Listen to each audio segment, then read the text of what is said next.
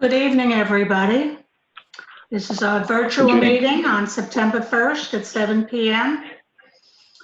Roseanne, would you like to call the roll? Yes, Mayor. Mayor Hopping, Present. Vice Mayor Kennedy, I'm here. Commissioner Ross, Commissioner Samaria, Present. Commissioner Tudor. He's here, but he's muted. Let me unmute him. Here, Commissioner can you hear me? Okay, yes. Yeah. Okay, Commissioner Samaria, would you like to lead us in the Pledge of Allegiance, please? Yes, ma'am. I pledge allegiance to the flag Pledge of the allegiance United to the States of America and to the republic for which it stands, one nation, under God, indivisible, with liberty and justice for all. Hooah. Thank you. Any additions or deletions to the agenda? I would like to take 5C, the Arbor Day proclamation, and put it with 12B, which is on the tree grant program. Any other additions or? I have a couple of things, Jane. Go ahead, Vice Mayor Kennedy. I'd like to ask if we could move under presentations, if we can move 5E as in Edward to the top position.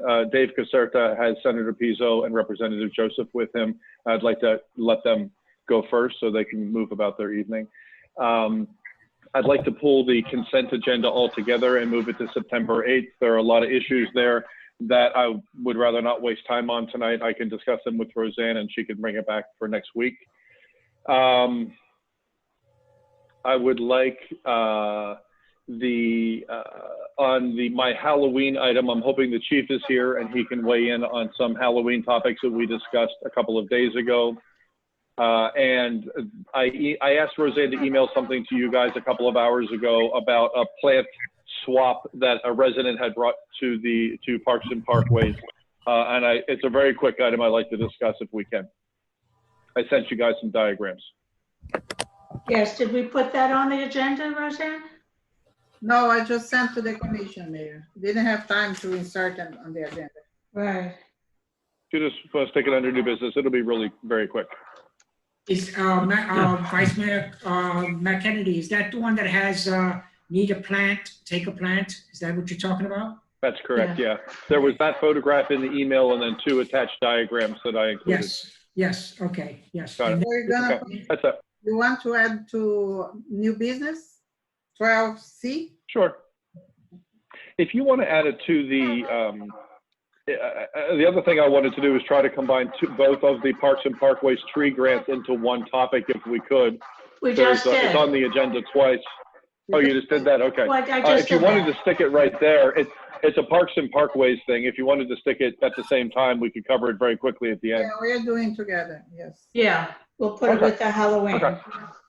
Okay. Now, what about ordinance 2020-04, your construction and pool fence? Do you want to, I read that and it's a little bit really choppy. Is there any way we could just put that off to be rewritten? Because it's an important ordinance. Are you asking me? Yes. I think yours. That was Rox's item. Oh, okay. Yeah. If I may, I Yeah. think that we should give some guidance on that first. It's not going to go anywhere if we don't give it some direction, so I'd like to discuss it. Perhaps Okay. first reading, but as a draft ordinance. Okay. Yeah, I agree with that. I have a couple of things as well, if I may, Mayor. Go ahead. I'm going to suggest that we move item 10E, which is Waste Pro, the extension, that we move it up and discuss it with right behind the solid waste assessment, since it's a related topic, which is right behind 10A. So it's gonna be 10E, it's gonna be 10B. So make 10E, bring that up to 10B and just move everybody down? Right. Yeah. Okay. And then there are a couple of things that we might just touch on organically, they'll come up for discussion, but I want to make sure that we we saw an update this afternoon on CITT. I want to know what the next steps are. Also, if the manager could give us an update on FEMA, the manager recruitment process, and the solid waste RFP that's out there.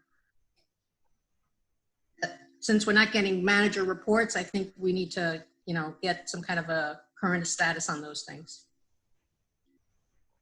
I agree with that as well. Be in the manager's report, but I just don't want it to fall off our radar. Mm-hmm. So you want information on the FEMA, CITT, and the village manager. You can see that on the manager's report. RFP. Okay, And the solid waste RFP. okay.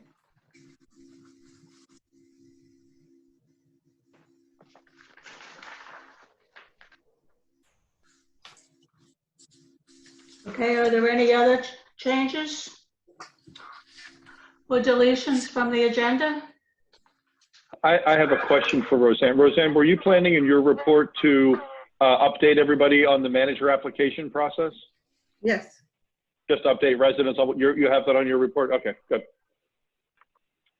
If there are no other changes, I'll make a motion to accept all the changes, additions, and deletions that we just discussed. All in favor? Second. Is there a second? we have a second. A second. All in favor? Aye. Aye. Aye. Okay. The next one will be the proclamation. Next one will be the presentation with Senator Pizzo and David Caserta that was brought from A. Right. Okay, Senator Pizzo? You find him? Is he here? David Caserta, let me unmute you. Senator Pizzo's here. Senator Pizza had to go. Yes. He had to go make a delivery. A pizza delivery. We need one over here. All right, I'm on my way. How's I have Little everybody? League practice. I How's think everybody Representative doing? Joseph is also here. Yeah, let me unmute her. Yeah, she There is. you Can go. everybody hear me? Yes. Okay. Go ahead, Dave. Well, first I want to welcome everybody, and it's been an honor. I've served the community for over 18 years now, and have had just a wonderful opportunity to work with several that have come in and out of the city, and it's been a pleasure. And tonight we have two special guests with us as we do our quick update. We have Senator Pizzo with us, and we have Representative Joseph. And I wanted to thank both of them for joining us. They're going to probably make some comments as we go through our quick update tonight. But before I did that, I just wanted to share something first, and that is a big congratulations to our Representative Joseph for her election recently. She has a clear victory in the recent primary elections, and that's put her back in line to represent us over the next couple of years now, and we're very excited to have you. So I don't know if Representative, you want to say just a quick couple of words to the council. Well, I wanted to say thank you, first, Mr. Casada. Thank you to the mayor and council. Some of you I haven't gotten a chance to connect with since your more recent election, but some of you I have. So if we have not touched base now, I have a little bit more of a life. So please, let's connect. We can't do the traditional non-coronavirus thing, but I look forward to and just seeing what I can do to help out for the city. Thank you, or for the village, I should say. Wonderful. Thank you so much, Representative. Just real quick, as you all know, part of what I do every once in a while, I provide update reports on all the issues that I'm working on. They get provided to the village manager, and as you know, many of you get those, and a lot of you call me on them and talk to me. I want you to know that my door is open on any issues that I am working on, and I'd be happy to answer questions and work with you and give you updates as I can, but most of my work goes through the manager. And to start off, just want to, congratulate the council, and I'm going to ask the representative and senator, as I discuss these different issues, if you have comments that you want to make, we love to hear from you, some updates or anything that you might be able to add to the conversation as well. First is our recent success with the FEMA requests. congratulations to the mayor and the council and residents. That was a big one because we did secure a majority of the funds that we had requested. And if you all remember, we were declined originally. And the team worked very hard to secure and secure that position. And I know special thanks to Senator Pizzo, who assisted greatly on that issue. And I don't know if Senator wanted to make a few comments on that before we go to our next, but definitely wanted to give you some cheers. No, I don't want to give away my secrets of how I intimidate Jared Moskowitz into giving you guys what you need. But go ahead, keep going. I think it's an Italian thing, so you know. But so second, as you know, this year was a rough year, and we, along with most other folks across the state, got a lot of our projects vetoed for obvious reasons. And but those of you who know me, they know that I always have Plan B and C up the sleeve. And in regards to our generator and some of the things that requested this year, we had a chance to set up a great meeting with our village manager and our Chief Cabrera with the state EOC. We met with Jared Rosenstein, Legislative Affairs, and Allison McCleary, Interim Bureau Chief. And we really had a good meeting. They understood our issues and our needs, and they are working diligently to try to identify some additional dollars to make up for the loss that we had this year on the generator. So we are currently working to try to secure some of those funds. And in addition, I know that Chief Cabrera had received a possible grant opportunity that could assist us as well. And I have forwarded that to EOC as well for them to take a look at and seeing if that's a possible solution for us as well. So I feel confident that some things will come out of those meetings. And I want to thank the manager and Chief Cabrera, because they, in a very difficult time, always make room and make the opportunity open when we need to have these meetings and provide all the information that we need to. Senator or Representative, is there anything that you want to talk? I know it was difficult because both of you fought amazingly to get us those dollars in a budget that a lot of people didn't get in this year. So, yeah. So if Representative doesn't mind, real quick, I'm just going to jump in. So I proudly serve 15 cities, and Biscayne Park was the last, with the exception of 2 that have a completely separate circumstance, that being El Portal and Miami Shores, for different reasons of not having reimbursement and not having FEMA funds. And I expect that to be resolved. But I wanted to make sure all 15 cities at least were made whole, and realizing that everybody was going to suffer the red veto pen, either on bills or on funding especially. I just flat out asked Moskowitz at the Department of Management Services if you could just, find it. I mean, there's a lot of resources floating around, obviously, for COVID response, but that was number one. The one thing I don't want to lose sight of is I still want the village to be mindful to make application.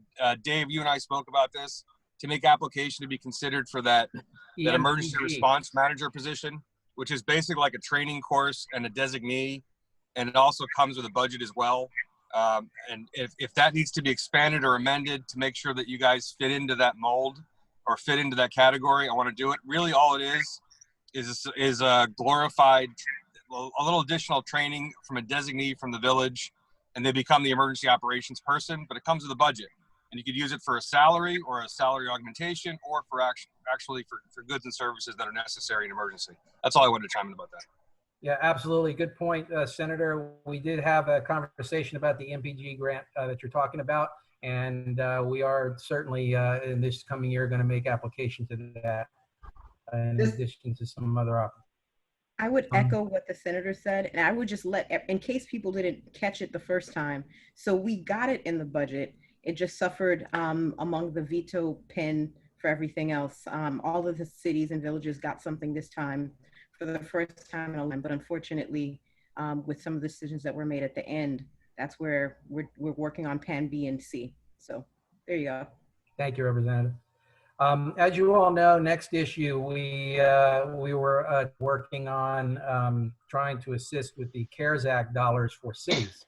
And I've been working closely with the Florida League of Cities as we try to move forward and get those dollars that were assigned to us originally from a small city standpoint.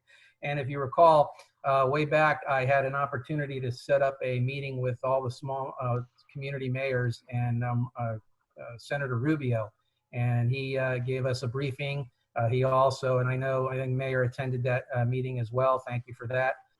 And we also spoke about what the future lies ahead. And it was very difficult because the funds came to the state, but none of it went to the smaller cities. And so we worked hard on it, and the county finally got a batch of money, and they allocated about $100 million to that. They had a call last week, which the village manager and the chief and myself and others attended, which talked about the process to get those dollars and apply for those. And I know that Roseanne has done a great job in applying and has put in some dollars, some of our expenses for COVID. And now we're trying to maneuver through the system, because even after that meeting, the system is still, confusing. But they hired Haggerty Consulting, and we have contact with them. I've talked with the manager as well on that, to send them any questions that we might have, and maybe even try to set up a meeting. But I believe that we're going to go into the system that's been populated. We're going to see our application there. One of the things they're requiring is that we go to the FEMA site and apply for the grant there, because some of what we have might come under FEMA, some might come under the general grant program, which the county has. So that's the only way they're going to be able to determine that, is we have to attach that to our application. So our manager knows that. We're working on it. She knows whatever she needs from me, she has. And the deadline for that is November 15th. And they also have a programs grant, but we haven't applied for those, because that's for cities that might have created some kind of mortgage abatement programs or any kind of training. So we are going to follow that very closely. November 15th is the due date. So that is the update on that. And finally, what we're here for, which is the most recent task that you'd set forth for me, and that is the FAA flight proposals. We have been doing, I think, an incredible job now that everybody is starting to focus on it. As you know, the neighborhood has formed a committee, and it's been spearheaded by Mike Eaton, who I've asked to be on the call today. And I know Senator as well, Representative, have been following this issue as well. And so, if I may, we have been working very closely with that group and with Mike Eaton. I think we've come a long way. So Mike, if you'd like, can you give us a spiel on what's been going on? Yeah, for sure. Thanks, Dave. Good evening, everyone. Since the last time I spoke, a lot's happened.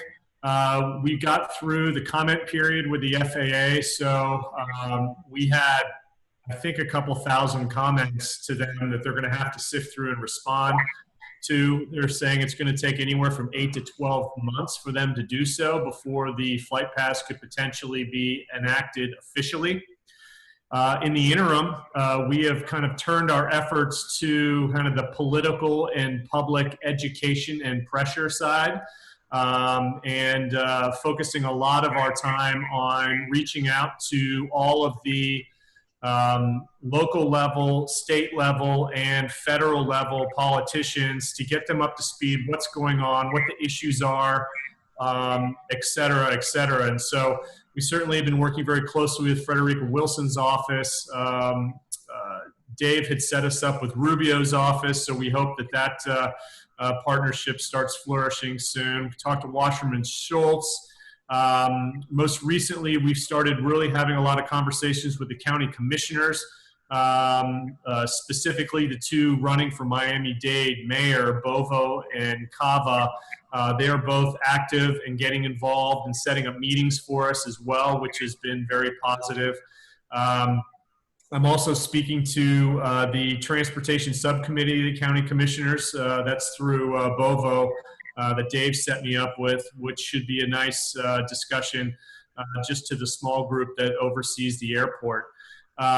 So I think the general message is that there's a lot going on. We have a growing coalition of municipalities, obviously Biscayne Park, Morningside, El Portal, North Miami, Miami Gardens, North Miami Beach, and most recently Indian Creek.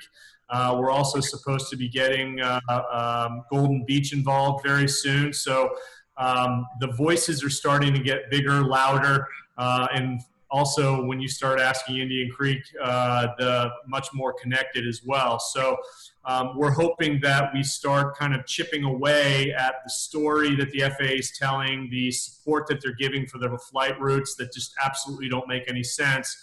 And via all the touch points that we have in Washington and locally, we might be able to get some traction to potentially get these routes pushed back to what we call the historical routes, so they're not flying 300 to 400 planes over us and up the bay. So I guess my message to everybody is a lot's going on, but also if anyone could just get involved. Our main push right now from a public standpoint is to get people to join Sky Justice Miami, the Facebook page. On there is information about supporting our change.org page, which is super simple to do, which would be great.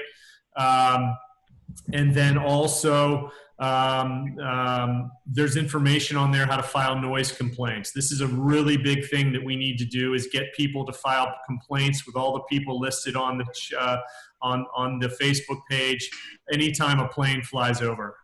We want to make as much noise as we possibly can to the elected officials that have been part of this, and also the FAA, because the more attention it's going to get. So certainly if anybody has any additional questions about the detail or any future plans, etc., I'm easy to find, but certainly there's a lot going on, and we appreciate your support throughout all of this.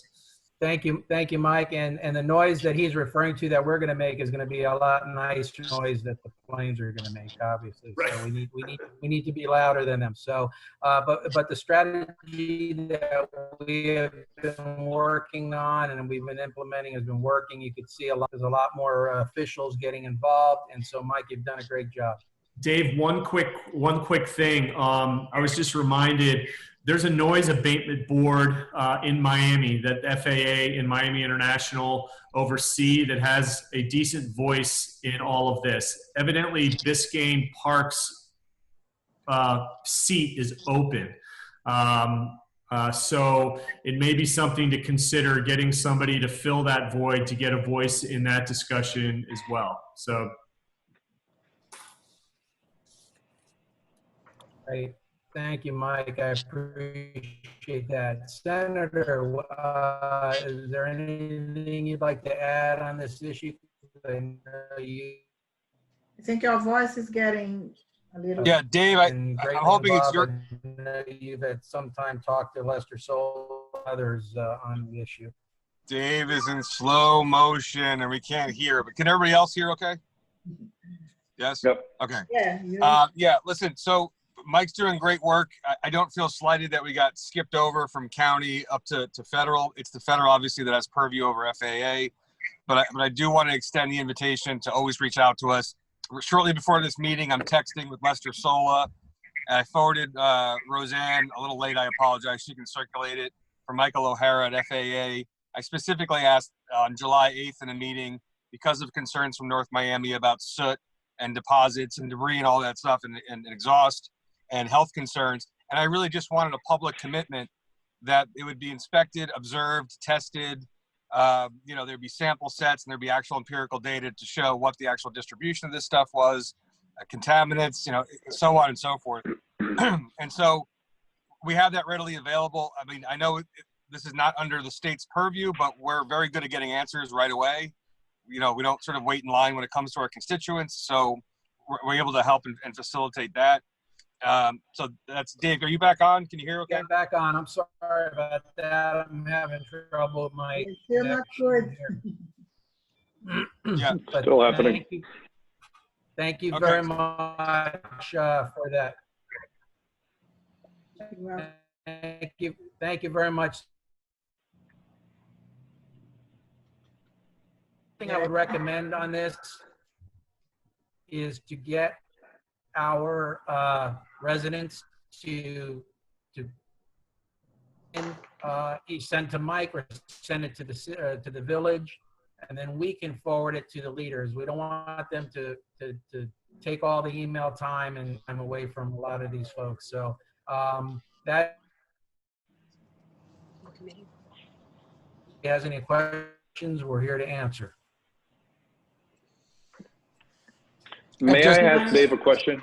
Go ahead. Dave, I think I was hearing you in slow motion there, and I think he may be gone now. We'll see if he's there. Would it help if Biscayne Park put together something a little more formal as a clearinghouse and a gathering point for all the community input? We have people emailing me quite a bit. People, a lot of chatter on Nextdoor. A couple of residents have started different conversations about this. There are a lot of people posting about this, complaining about this. People are posting videos and photographs and testimonials. Would it be helpful if the village formalized something to have all of that come to one place so we could then forward it along at the appropriate time? I think we lost Dave. I don't mind. Well, I don't mind giving a suggestion. I think it's a very good idea. This pandemic has taught us really about the importance of efficient culling and aggregating of data. So if you guys want to do a collection as it relates to village wide and collect that, I would say absolutely. Unless of course, the most ideal situation would be if Frederica Wilson or Debbie Wasserman Schultz or even Donna Shalala would designate one of their many staff members to just be able to aggregate this data on your behalf. So there's a central repository of this information, and it takes the least amount of steps. So the village can say, listen, this is the official United States congressional email that you want to use to send your complaints. They can even set one up that's like FAA Miami problems, at us.gov. So, well, but pre-COVID, I'm sorry, go ahead. No, that was it. That was my point. Okay, pre-COVID, I was in communication with Jessica Way. She's an attorney in Frederica Wilson's office, and she asked specifically that residents don't send everything directly. She wanted everything to come through one central place to her. That all fell by the wayside because COVID happened. So maybe maybe we should let these folks go, and we could have a conversation on the commission. We can have that, or with Roseanne about creating a central place. Right. Listen, I'm just going to be very candid. It's just the way I am. It's my personality. The FAA is the purview of the federal government. I worked as a prosecutor with Jessica. I'll call her tomorrow and remind her that the appropriate repository of information is the same level of government that handles that agency. And that's the bottom line. So if that office isn't willing to do it, we'll find one that is, and we'll find someone that's receptive. It will take your members' call, your residents' call, and heed their concerns and their problems, because it's a federal agency. It should be your federal congressional or Senate offices. Well, she was very open to it. She just asked that everyone not contact her directly, that the village somehow try to coordinate something to get it all at one time to her. So, which is what you're saying. So perhaps we should have a conversation about that and make it easy for everybody. We don't want to bombard these folks. Okay. Be happy to. Terrific. That pretty much ends my update for the evening. If anything, if our representative or senator has anything else they want to share, I think we are pretty good to go. I just want to add, as many of you are aware, I've spent 22 days in Miami and the rest in Tallahassee basically this year, just on unemployment issues, insurance issues, property tax issues, a number of things. Representative Joseph's office has been pushing hard, but she also concurrently had a campaign in fairness to her. But if you have friends, yourself, relatives, adversaries, people that need assistance with everything from driver's licenses to unemployment, insurance questions, all of these things, please reach out to us. We run at such an efficient capacity, so to speak, that we're even starting to service people and residents and constituents outside of our district, because we're very efficient at a number of different procedures as it relates to state stuff. So please reach out. We want to be selfish for our district, selfish for our village residents. And lastly, as I'm sure a lot of you know, you're not exactly on the water, but you're very close. And I made a commitment a year and a half ago that wasn't so sexy for people to hear and really wasn't so popular to talk about, especially for county officials. But my commitment and one of my campaign pledges was to get you guys off septic and to get the public sanitary sewer system ripped up and repaired and replaced pursuant to the consent decree, but from the EPA. And I think this past few weeks has really demonstrated and brought to the forefront, obviously, about fish kill and algal blooms and dead seagrass, that it's finally at the forefront of conversation. It's a little bit of a late I told you so to the people that were naysaying, but I extend my commitment, and we finally have the DEP and the state on board supporting any and all possible efforts and resources to bring you guys up like contemporary best practices and have the county do the things they're supposed to be doing. So I just want to extend that commitment still stands. So to echo Thank you. that, I just want to make sure. So Senator Pizzo has been really kind of leading the charge with the unemployment compensation discussion, if you've been paying attention. So I definitely want to shout him out for all of that. Even while my campaign has been going on, fortunately, I have staff that I segregate from my campaign, and they handle just those things. So if there's anything at all that you're getting complaints about, that you're not sure how to handle, you know, they're the generic state things, but there are other things too, like, you know, a family that's running out of office has been good at finding ways to connect people to resources, whether it's for mass or food or whatever you might need. So if you have any issues at all, please don't hesitate to reach out. I know we've been talking to the chief previously about all of that stuff. So if there's anything that comes up, do reach out to my office. And I think that's the only thing I wanted to add. Yeah. Yeah, and I also want to shout out, because both the senator and representative agree with me. In the representative's office, Liz is absolutely amazing. She's given us the information we need. She's gotten everything in on time that we needed. I want to thank her a lot, because she's been so helpful. And Maggie has been amazing and incredible in keeping things moving on the Senate for us. And I want to thank both of them as well. Thank you. Oh, Thank you very much, Representative Joseph and Senator Pizzo and Sorry. Mr. Caserta. Through the mayor, if I may make a comment, Madam Mayor, if I may. Ross here. I just wanted to follow up with Senator Pizzo and the representative on the issue of septic to sewer. It certainly is a comment, an area that is long overdue. I believe it is. And I believe that we need to have a conversation with our constituents about that, maybe with our city planners, to set us up to be on the right path and to be able to take advantage of funding opportunities that may be out there from state, I doubt, but federal money. Commissioner, absolutely. And we actually just recently, this past session, tried to squeeze you in, the village in, but you guys are about $30 over the AMI for the existing DEP program, which would have paid 80% of the project cost, 20% by the village, payable over 20 years at 50 basis points, which is free money, basically to the village.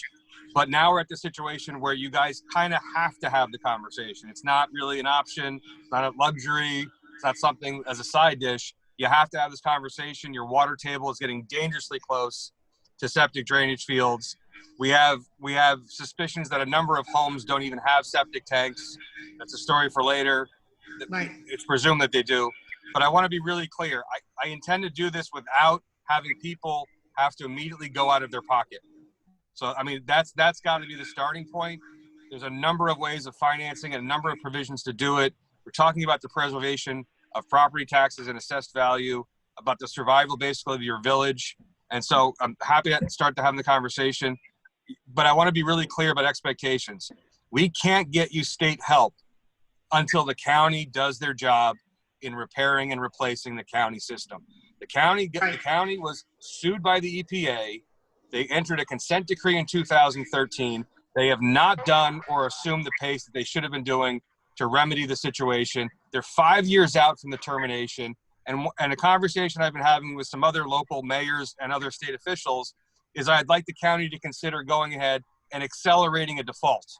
Basically, knowing they're not going to hit the mark in the next 5 years, why not just default now, basically, so the federal government can come in and do what they have to do? Because it's impossible for Representative Joseph and I to get you guys money for septic to sort, studies, conversions, any of that, when the Senate colleagues I have know that they read reports about how pump stations fail in the county, how 730,000 gallons of raw sewage leaks out from North Miami of outflow structures, how things rupture and explode in an aged 60-year-old clay substructure. I can't get you the dollars to connect to the system because the state doesn't trust the system that the county has been derelict in their duty in repairing and replacing. And I've been saying this ad nauseum for a couple of years. Nobody wants to talk about it, but now everybody has to talk about it because we're seeing the ill effects of neglect and deferred maintenance. where we are. Exactly. And that lack of capacity from the county has always been sort of the conversation stopper for us. Why are we going to pursue something if we don't have a place to hook up to? Right. It's like a multi-agency project. It also touches on South Florida water management and the C8 canal that runs right behind my house. We saw a lot of rain in May, and we saw a lot of flooding in some of our most problem areas. And although there is an outfall out to the C8 canal, it wasn't enough to relieve the flooding in some areas. And related to that, the way the South Florida water management manages that water is causing an erosion problem on many of our banks. And my neighbors up and down the canal have been really begging me to play a more active role in getting involved in that. So I intend to reach out to your office and Representative Joseph to your office. Please do. We like to bring Tallahassee to the district. Last year we had the director of emergency management come to Biscayne Park, and we housed all of my 15 other cities, and we invited everybody else in Biscayne Park. I brought the FDOT chair to FIU campus. I brought the Secretary of Department of Banking and Professional Regulation to Aventura.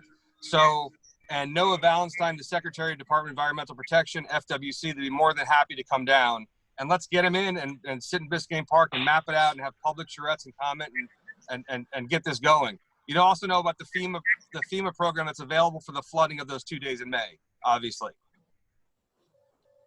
The only thing I would Anybody? add is that through the governor's office, they're looking at some options with the water management district, which might be more of a regional solution. I will echo what Senator Pizzo said, like it's really hard with the county's deficiencies.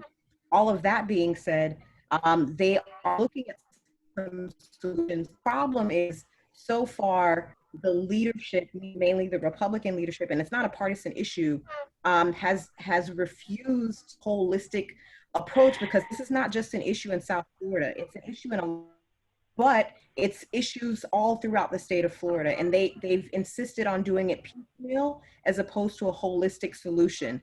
And we've been pushing, at least I've been pushing, to have them just address it, because this is going to be something for a lot of cities and villages that's coming to a head in the next couple of years, in some cases less than a year. So as you can see, for the representative and senator of all of their communities, Biscayne Park is one of their favorites. So I appreciate that. Any other questions? Is there any other questions for our guests? Thank you again for coming. Thank you, everybody. See you soon, Jason. Bye-bye. Thank you, guys. Thank you. Okay, Vice Mayor Kennedy, would you like to do your proclamation, please? Yeah, actually, I would like, with your permission, Ginny, to ask Roxana Ross to read the Hispanic Heritage Month proclamation. I wrote this for Roseanne. She asked me to help with the proclamations.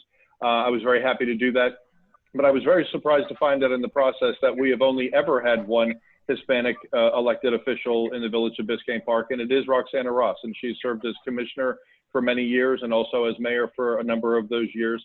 I think it would be appropriate if she read that for us today. Okay, Commissioner Ross. Thank you very much. I feel honored, and I believe this may be the first proclamation we have for Hispanic Heritage Month. It's been my pleasure to serve here, and I'm happy to be able to read it. Thank you, Mac and Mayor, and the rest of my council. So we're celebrating National Hispanic Heritage Month, celebrando el Mes Nacional de la Herencia Hispana. Whereas each year the United States observes National Hispanic Heritage Month by celebrating the culture, traditions, and countless contributions of citizens and residents where ancestors from Spain, Cuba, Mexico, the Caribbean, Central America, and South America. And whereas what began in 1968 as Hispanic Heritage Week under President Johnson was expanded by President Reagan in 1988 to a month-long celebration, whereas Hispanics and Latinos serve as civil rights leaders and community organizers, politicians, soldiers, educators, journalists, first responders, pioneers in the arts and science, healthcare professionals, athletes, inventors, entertainers, and more. And whereas locally, Hispanics and Latinos from diverse cultures contribute to the vitality of the village of Biscayne Park as residents, as community activists, board members, volunteers, staff, administration, police, and as one elected commissioner and former mayor, thank you for the opportunity to serve. And whereas people of Hispanic origin are the nation's largest ethnic or racial minority, constituting 19% of the nation's total population, and Hispanics are 24% of Florida's total population, and more than 40% of the population in the village of Biscayne Park is Hispanic. Now, therefore, be it resolved by our mayor and the village commission that we do hereby proclaim September 15th to October 15th, 2020 as Hispanic Heritage Month, el mes de la herencia hispana, and we encourage observation of this special annual tribute by celebrating the generations of Hispanics and Latinos Americans who have positively influenced and enriched our American society and our community here in the village of Biscayne Park, dated September 1st, 2020. Thank you very much, my colleagues. Thank you, Commissioner Ross. Do you want to take a drink of water? I guess you're doing the next amendment.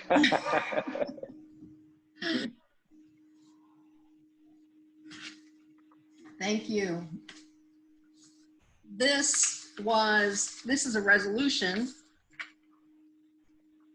celebrating the 100th anniversary of the passage and ratification of the 19th Amendment to the Constitution of the United States, providing for women's suffrage. Whereas the year 2020 marks the 100th anniversary and the ratification of the 19th Amendment to the United States Constitution, guaranteeing and protecting women's rights to vote. And women first organized and collectively fought for suffrage at the national level in July of 1848. Suffragists such as Elizabeth Cady Stanton and Lucretia Mott convened a meeting of over 300 people in Seneca Falls, New York, culminating in the now famous 1848 Declaration of Sentiments, which mimicked Thomas Jefferson's Declaration of Independence by proclaiming that all men and women are created equal. And whereas in the following decades, women marched, protested, lobbied, and even went to jail, by the late 1800s, regional suffrage organizations began to form in states across the United States, advocating for women's rights to vote. And by the 1870s, women pressured Congress to vote on an amendment that would recognize their suffrage rights. This amendment, sometimes known as the Susan B. Anthony Amendment, finally became the 19th Amendment to the Constitution. In 1893, Ella C. Chamberlain founded the Florida Women's Suffrage Association and started a state campaign, but it took 20 years for the Equal Franchise League of Jacksonville to petition the Florida legislature to consider a bill recognizing women's suffrage rights. Citizens spoke at a packed hearing in the old Florida Capitol building, and that petition was rejected in April of 1913. Whereas women and allies of the movement continued to organize on a national level, and after decades of arguments for and against women's suffrage, on May 21st, 1919, the United States House of Representatives approved a proposed amendment followed by the Senate a few weeks later on June 4th, 1919. Upon the U.S. Congress's approval, states across the country held special sessions on ratification, and on August 18, 1920, Tennessee became the 36th state to ratify the 19th Amendment, meeting the required 3/4 of the then 48 states to be added to the Constitution. And 8 days later, on August 26, 1920, the 19th Amendment was certified into the United States Constitution, protecting women's rights to vote. Florida showed support for the women's right to vote by becoming the 43rd state to ratify the amendment on May 13th, 1969. Whereas this centennial offers an unparalleled opportunity to elevate women's history and to commemorate milestones of democracy, that the right of citizens of the United States to vote shall not be denied or abridged by the federal or state governments on account of gender. Most women and asking for the rights to vote never lived to see the enfranchisement of women, but today more than 68 million women vote in elections because of the courageous suffragists who never gave up the fight for equality. And whereas women are running for office in unprecedented numbers and are encouraged, we're encouraged current politicians, both male and female, to remember that they follow in the footsteps of those great suffragists. Now, therefore, be it resolved by the Village Commission that the foregoing recitals are true and correct and incorporated herein. The Village Commission hereby resolves to A, celebrate the 100th anniversary of the passage and ratification of the 19th Amendment. B, honor the role of the ratification of the 19th Amendment in further promoting the core values of our democracy as promised by the Constitution. We reaffirm the opportunity for people of the United States to learn about and commemorate the efforts of women's suffrage movement and the role of women in our democracy.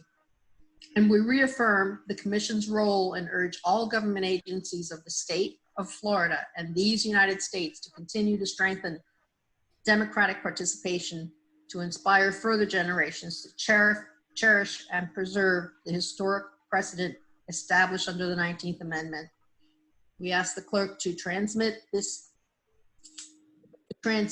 we ask the clerk to furnish copies of this resolution to the appropriate officials listed out on the proclamation, on the resolution.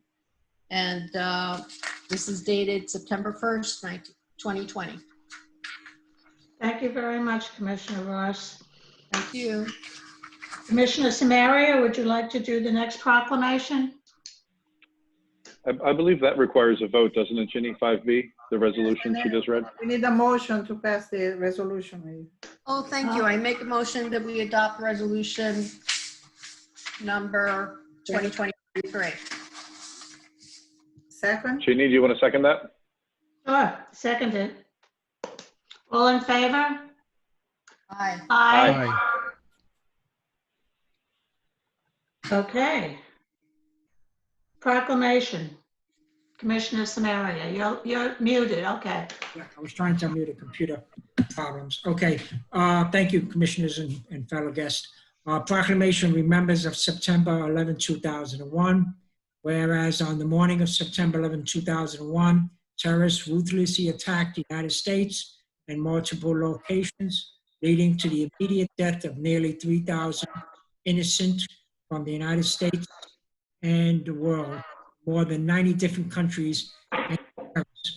Whereas his response to the attacks, good people from private and public sectors, police officers, firefighters, emergency medical technicians, physicians, nurses, military personnel, and other first responders immediately, without concern for their own well-being, historically rose to the service, attempting to protect the tens of thousands who nearly escaped with their lives, and others still at risk from the attacks. And whereas in the aftermath of the attacks, thousands of people volunteer to help in their search, rescue, and recovery of the victims lost in these terrorist attacks. And whereas many witnesses of these horrible events, first responders, rescue, and recovering workers and volunteers, as well as survivors, continue to suffer from serious medical illness and emotional distress related to the physical and mental traumas of September 11 attacks. And whereas hundreds of thousands of brave men and women continue to serve every day, having answered the call of duty as members of the United States Armed Forces, while thousands have given their lives and have suffered injured to defend our security and prevent future terrorist attacks. And whereas the entire nation witnessed and shared the tragedy of September 11, 2001, and whereas 2020 marks the 19th anniversary of these horrendous terrorist attacks and provides occasional to reflect on those events and continue sacrifices related to them. Therefore,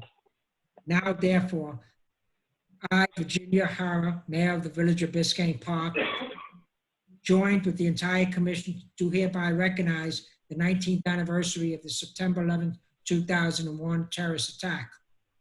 We offer our most sincere condolences to the families, friends, and loved ones of the innocents who lost their lives that day, and we honor the heroic service actions and sacrifices for the first responders and public officials, volunteers, and others who came to all aid in innocent victims. Furthermore, we take the opportunity to recognize the valiant service actions and sacrifices of our United States Armed Forces, intelligence agencies, diplomatic service, Homeland Security, and our law enforcement personnel, and the families who support them. For they gave us so much, including life and well-being, to support the causes of freedom and to defend the security of our country. Dated this first day of September 2020, the Village of Biscayne Park, Florida, Virginia will have a mayor. And I'd like to say this is going to be the first time since I've been in this village. Because of the virus, we're not going to have the collection at the rec center, which we usually have. I'm kind of disappointed in that. Thank you. Thank you very much, Commissioner Samaria. Okay, I'd like to open up public comments. No, Mayor, we need a vote for the proclamation of Arbor Day. No, that was moved to 12B. And on the contrary, Move we that. asked to move 12B to 5A, to 5E. Thought it was the other way around. It was the We're other way around. moving 5C over to 12B. Is that what you're talking about? No, no. Yes. We asked to move 12B to 5, it was 5C, now it's 5E. No? No, you got that The other wrong. way around. You got it. The way, and Commissioner Vice Mayor Kennedy can express it, I think he said to move 5C to 12B. Am I correct? Because Mayor Halpin who asked to move 5C and make. And we moved it over to 12B. Yes, 12B. Yeah. So can we go now with that item? Oh, we moved it down to 12B. We moved it to 12B. We'll bring it up later on 12B. Okay. My intention was to bring to the front because it's an easy item, and Barbara King from Parks and Parkway is here, so we could go over this very easily. Okay, so you want to bring 12B, the Commission- 2021 tree grant? If the commission approved, we can go. Yeah, I have no problem with that. Okay, go ahead, Rosanna.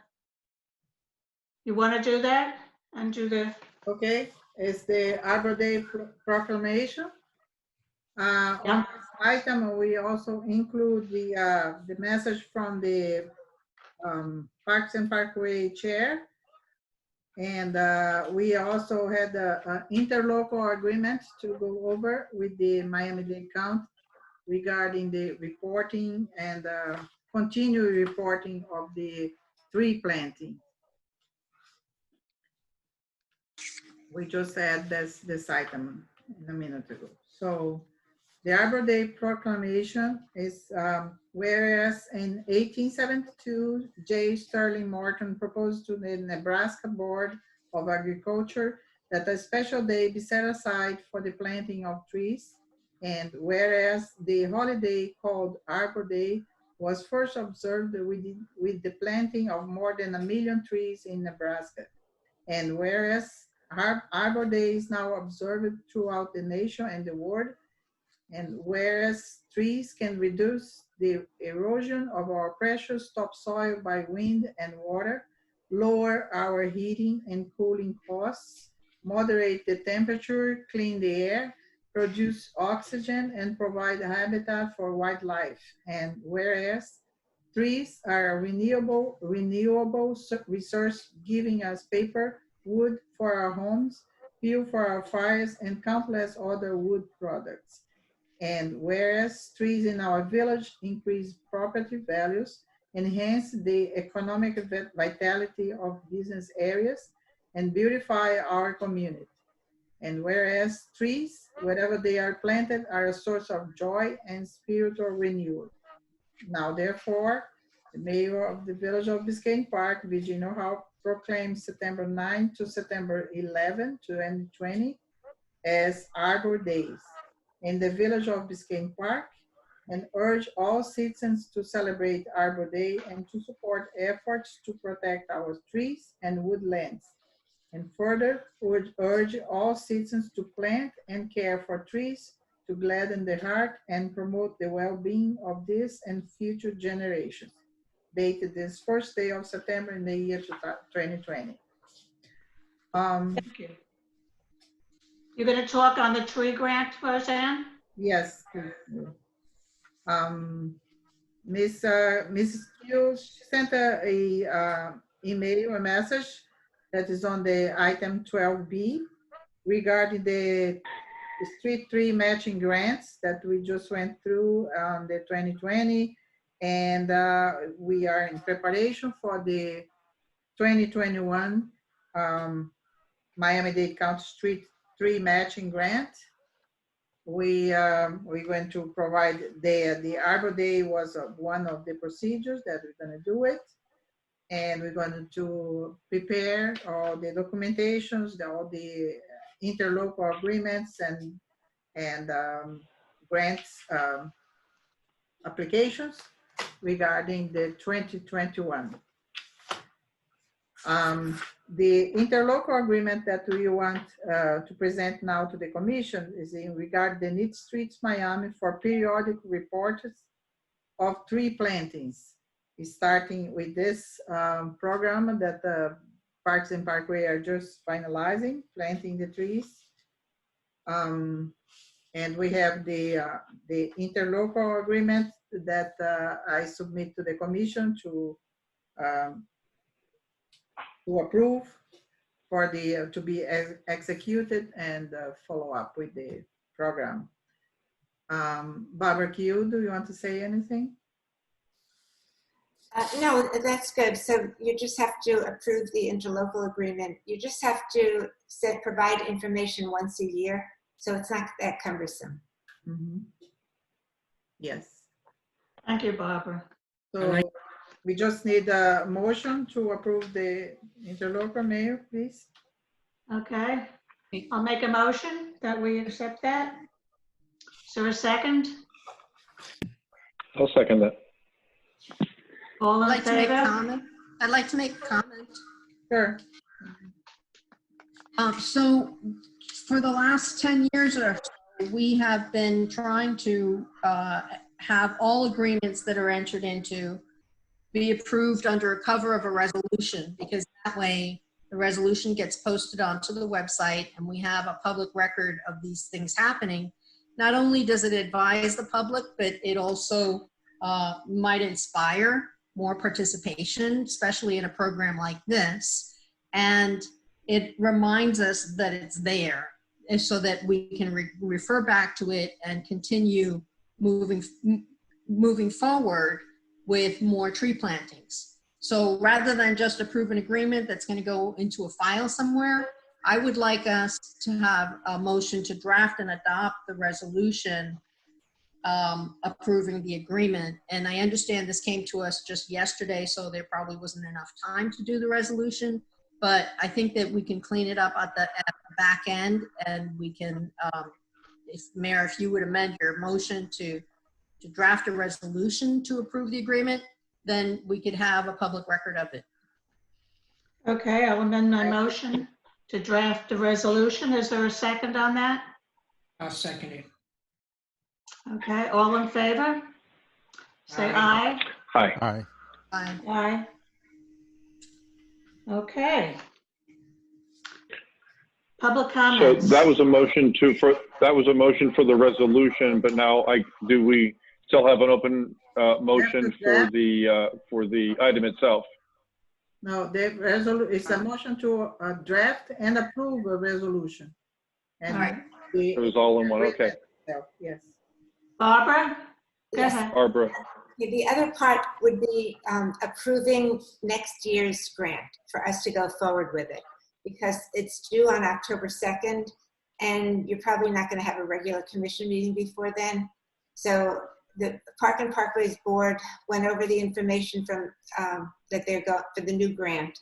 It's basically the same guidelines. They've expanded it a little so we can even do more. But we were thinking about the top price of $15,000 for the village. We have $20,000 in tree planting in the budget, and would like to go ahead and try to get about $30,000 in trees, which would give us around 50 to 60 trees. Okay. Do So we make a motion I'd like on to that, Roseanne?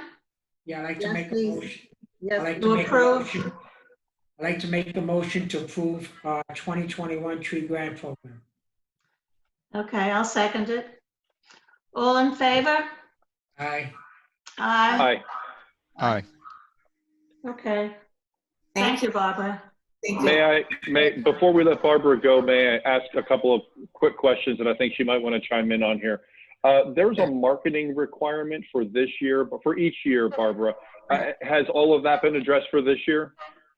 Yes, and they've expanded the marketing because of COVID. And this morning, David Raymond and I were on a webinar, and they were explaining in detail about the marketing. They have things we can use, and we just have to handle certain things before the end of the grant, but we know about it.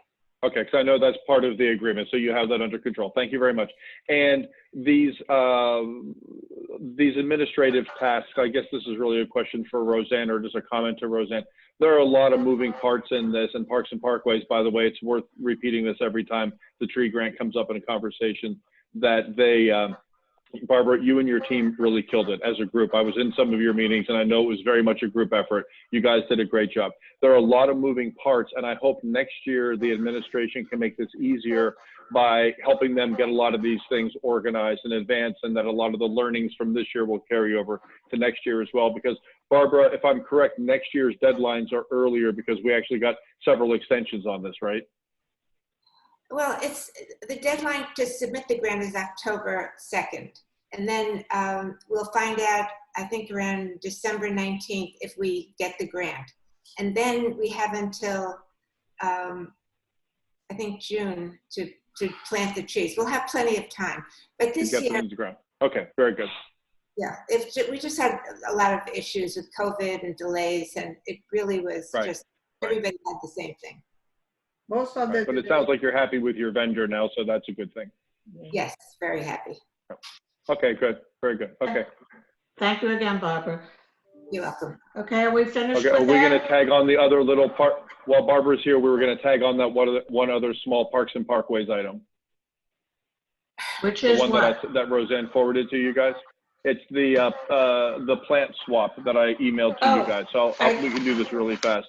I thought you were going to do that on your Halloween. No. No. That's part of, no, we're adding it to Parks and Parkways. It's a Parks and Parkways item. Okay, go ahead. It's very short. Okay. So a resident, Dan Keys, came across a really cute thing online. It's a stand that he saw somewhere in a community where people take a little baby plants and plant cuttings, and it's for gardeners.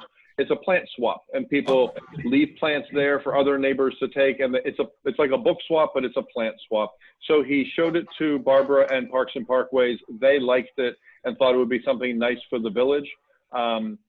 And I believe Dan Keys may have sent this to all of the commission. I can't remember. It's been a while, but at any rate, I showed it to my husband, and he does work like this sometimes. And he said, I could make that. And I said, great, I'll tell Barbara you volunteered. So one thing came to another very quickly, and Barbara happily took my Dan up on the offer, and he designed something, and that's what was sent to you guys. So the photograph that was sent to you is what Dan Keys showed to us, and the diagrams are what my husband sketched out and said he would make for Barbara, that apparently she liked today, and suggested that maybe we should have a quick conversation and give a thumbs up so he can get this thing built. Okay. You want to make a motion on that? Commissioner Kennedy? Barbara, do you have anything you want to say about location or anything?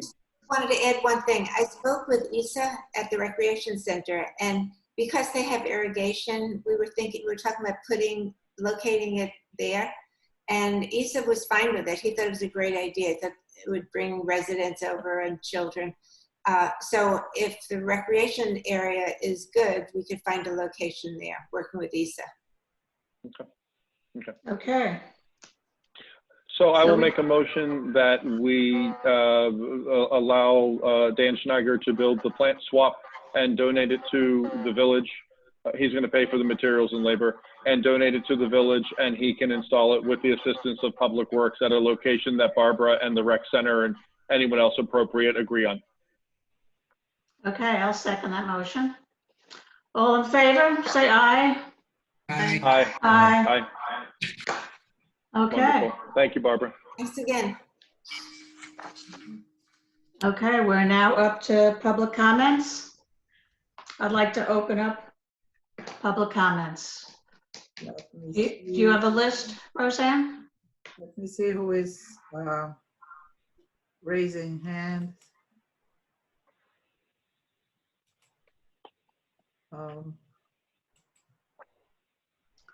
I know Gage was here before and he had said he wanted to talk, Yes. but I don't have him on my screen. Bob Anderson has his hand up. Okay. I see a phone here ending on 486. Yes. I'm unmuting. Okay. Who is telephone ending on 486? Yes, that's me. Can you hear me? Who is it? Yes. Can you hear me? Yes. This is Alexander Bernhard. Oh, okay. Great. All right. Thanks. Yes. This is Alexander Bernhard. I'm on 120 Street here. The items that I would like to address will require the legal opinion of the village attorney, and I'd kindly ask if they comment on them if possible during this meeting, if not afterwards. First is currently Florida state law grants homeowners extensive rights in installing solar panels on their Sir, homes. The Florida Solar Rights the sound is really bad. Can you speak a little louder? Yeah, can you hear me a little bit better? A little better. That's better. Yeah. Okay.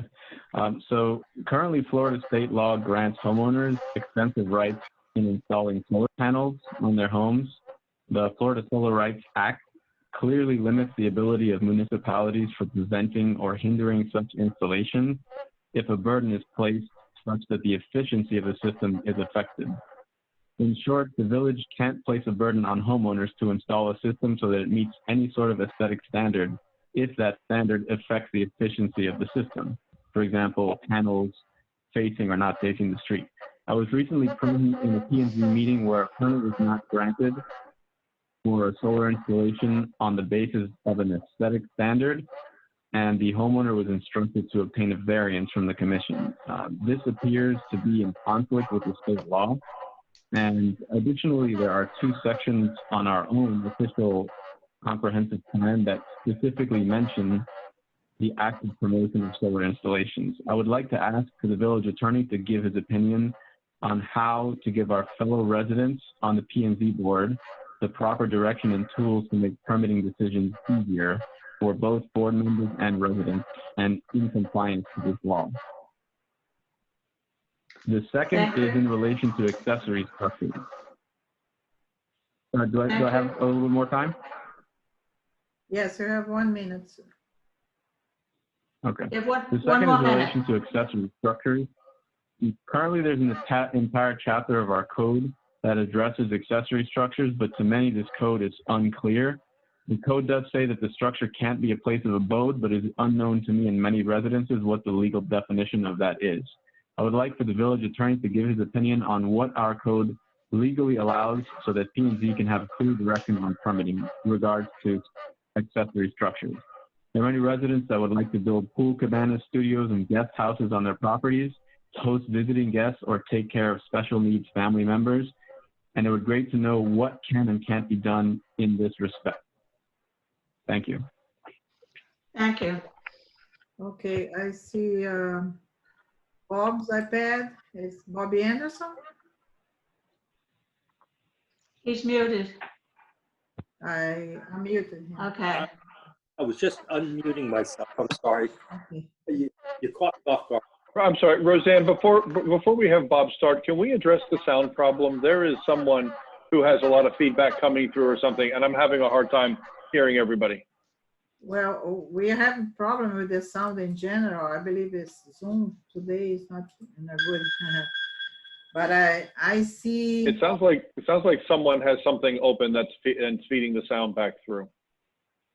Yeah, I don't see any sound comes from another person because usually highlights the frame, like right now. Okay, let's keep an eye on that. I'm just having a hard time hearing. Okay. Thank you. So, Mr. Anderson, Okay. go ahead. Bob Anderson, 119th Street, 11th Place. I just want to go ahead and commend our lobbyist, David Caserta, of really getting out and helping us and bringing everybody in play the problem with the aircraft over us. And I have been, I've lived here over 40 years.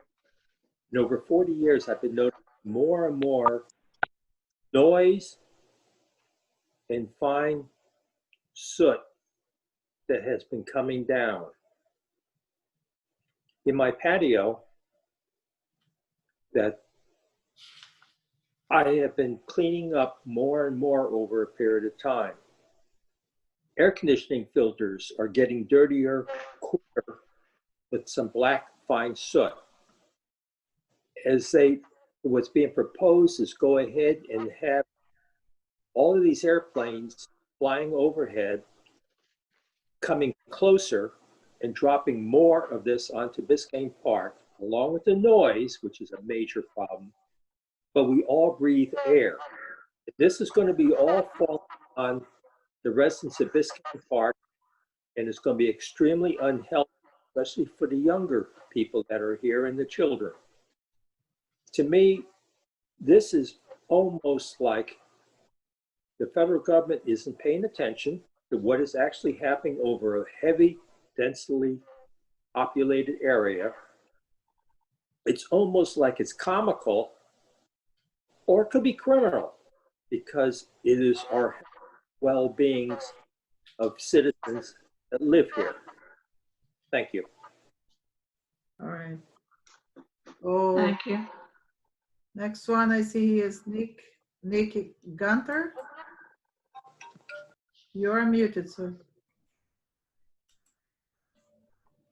Yeah, hi. Good evening, everyone. I'd just like to thank the commissioners for the dedication it takes to do this on a monthly basis and try to, drive the the town in the right direction. I'm calling just to express my support for the work that's being done on the construction and pool ordinance. Both are applicable to my property. I'm next door to, I'm 926 Northeast 109th Street. The property next door has been under construction for over 2 years. It started on Father's Day, digging a pool with a bobcat on a Sunday morning, and it still continues today. I've had to call the Miami-Dade County multiple times because the swimming pool has been completely full and green and infested with mosquitoes. My wife has seen the workers urinating outside of the property, and they've parked multiple trucks here overnight for close to a year at a time. So I don't want the town to impose any rules that would prevent an honest homeowner from doing work to his home at a controlled pace, or even prohibit an honest general contractor from doing work. But I would like there to be something that protects residents from having to deal with what I've dealt with for the past 2 years. And part of that is the the town's inability to enforce their own code, but that's a completely separate issue. You know, the contractor that's been doing the work next door has numerous jobs throughout the park that have been underway for over a year or two. So I think, you know, it would be beneficial if there could be some type of guidance that, you know, we don't give approval for additional permits when a contractor has, you know, multiple permits that have been out for years, expired, with jobs that are incomplete. I think that should be taken into consideration when we grant these permits to contractors in the park. So you know, like I said, I don't have the language. I'm not a lawyer. And I don't know how it should be written, but I think it's common sense, really, need in terms of this ordinance. So thank you for your support, and I look forward to hearing more about it. Thank you. Who's next, Roseanne? Chuck Ross. I'm unmuting you, sir. Good evening, Chuck Ross, 11166 Griffin Boulevard. Everybody can hear me okay? Yeah. I want to make some comments about the village attorney, which is still on the agenda tonight, I hope. I'm concerned that Suarez Rivas provided additional information after the deadline that confirms he doesn't have support staff. If the village were to hire him, he would need to modify the retainer agreement to reflect an increased cost for same staff.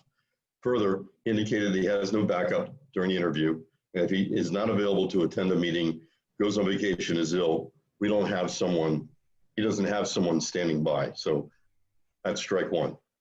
The fact that he never watched a meeting, at times he said he watched parts of meetings, that he didn't know, that the fact that he didn't know he had support staff because he didn't study us, and that to me is another strike against him because I feel like he did not get to know Biscayne Park. The last thing is when our mayor of Virginia tried to compare him to John Hearn, that was not correct. John Hearn had a complete office. He had a paralegal. He had attorneys that worked for him. They were there if he could not show up to be there. And in fact, that happened on many occasions over the years. So that wasn't a fair statement to say.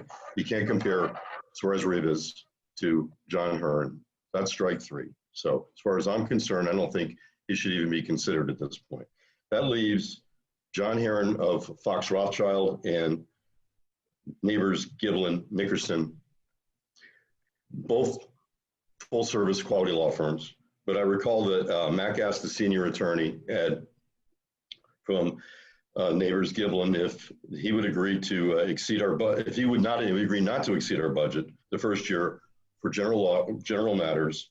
And he said it was negotiable, but qualified the answer with, but there comes a time when we need to get paid for the work we do. And there are other clients that need to be attended to. And then he agreed to have a conversation about it. So he never agreed to stick to our budget for the first year, like it sounded. So it sounds like a no to me, not a yes. And before you move forward with Neighbors Giblin, if that's your intention, remember Gray Robinson, after John Heron left, the out of control legal fees, cost of transition, not familiar with Biscayne Park. So that leaves John Heron, our current interim village attorney. The attorney that was there or here when we needed him. He knows us and we know him. So I suggest you think long and take very serious thought to switching out attorneys from someone we know to those that we don't. And the time it takes to transition to a new law firm, and then figure out we made a big mistake like we did with Gray Robinson when we stuck with them and didn't move with John to his new firm, Fox Rothschild. So John Heron needs to remain as the VP village attorney. But I think I have more time. I want to talk about FDOT briefly. I take exception to some of the info in the background that FDOT provided to MAC. This is why we should engage Calvin Giordano to be our planners and let them work with FDOT. So Biscayne Park is fairly represented to sort out the details of exactly what we can and cannot do. And it begins with a lane elimination study. I'd like to see, for example, the authority that ties lane elimination and sidewalks for one. They also stated that sidewalks and drainage are tied together. I'd like to see where that, we don't know enough and our staff doesn't know enough. We need a professional planner to work with FDOT to figure this out. And I hope they will proceed forward with the lane elimination study, and we should determine whether or not we can use CITT funds possibly to pay for that, so we don't have to pay for it out of the general fund. Am I done? I'm out of time. I don't want to take up too much time. 8 seconds. 8 seconds. I'm done. Thank you. Thank you. Janie Anderson. Thank you. Janie Anderson, 11th Place and 119th Street. Referring to the attorney, if anybody gave any member of this commission the impression that John Hearn had no backup and had no support staff and no backup, they gave you the wrong impression. He had one primary backup who knew us very well, and 2 others he could call on. We were never in a lurch. And he had support staff that never fell to our employees in any way, shape, or form. On to David Caserta. David, if you're still here, thank you so much for 18 years of advocating on our behalf. For any of you on this commission or in the community who had doubts as to what we're little, what do we need a lobbyist for? I think David did a really good job clarifying everything tonight. The advocacy that he has for us on every level. And as I said before, his ability to keep our name in front of legislators and staff, many of whom couldn't find us on a map if you spotted them North Miami. And right now with this FAA situation, we have enough noise and air pollution from the trains. We don't need adding planes to that mix. As far as accessory buildings, I would caution this commission to tread very lightly. We already have approximately 20% of our living units are rental. We can't afford to do anything that has even the slightest potential to increase that rental. Yes, I know people say, well, it's for grandma and grandpa and the relatives that come down from New York, whatever. They won't all be used that way, and they won't stay that way. And if any of you have any doubts as to the negative impact of rental, then you clearly have never driven 12th Avenue, 12th Court, and the south end of 11th Place, 9th Ave, and 9th Court, with a predominance of properties that far more resemble third world countries than they do Biscayne Park. Thank you. Thank you. David Raymond. Hi, good evening. David Raymond, 11520 Northeast 9th Avenue. First, let me thank Roseanne for all of her help with all of the things going on with the tree grant. I realize there's a lot of moving parts, so thank you for being responsive to all of those. And thank the commission. Thank you all for your support. Barbara, for your leadership to get all that done. One thing I did want to throw in is that Mac had asked about PR activities. One other thing that we're going to be putting out in the next week will be to go along with the Arbor Day dates of the 9th through the 11th. That's the actual dates that Country Bills, the landscaper, is going to be out planting the trees. So we're going to put something out to the community through an e-blast. We're going to ask the village to do that and let people know to look out for the trees and kind of make them aware and make it kind of a virtual holiday, if you will, for Arbor Day. So again, thanks on that. On a few things, on Waste Pro, you know, we're back to having broken glass all over the place. And as I've been told over the years, that comes from trucks that have holes in them or something, you know, where the recycling stuff goes in and it just falls out all over. I've taken to riding my bike again since the pandemic. And I'm now ordering bike tubes by the half dozen because they're just constantly, you know, flats, my dog's getting stuff in her paws. I mean, it's awful. So I don't know if anybody could speak to them about fixing the holes in their truck or cleaning off some of the streets. But the streets, if you walk a lot, you'll see there's just glass all over the place. So if there's any way to address that with them before, you know, or while you're signing that second agreement, maybe they have equipment that could come clean some of this stuff. But if they could plug up their trucks that are leaking, that have holes, whatever it is, that would be really appreciated. I realize that the construction site item is an ordinance. There'll probably be public comment, but just in case, please move that or some version of that through, because some of the construction sites that are just sitting around have been sitting around for years are awful. And there's just, dumpsters full of stuff and things all over the place. And it's like the broken window theory. It just gets worse and worse. So thank you for bringing that up, and please do something with that tonight. And finally, on the reimbursement of expenditures for the commissioners, and I'm sorry, I know this is all your salaries that we're talking about, but that's been brought up, I don't know how many times over the years. To me, it seems to make perfect sense that would be the case, because there's some conflict in how the code is, the charter's written in the language there.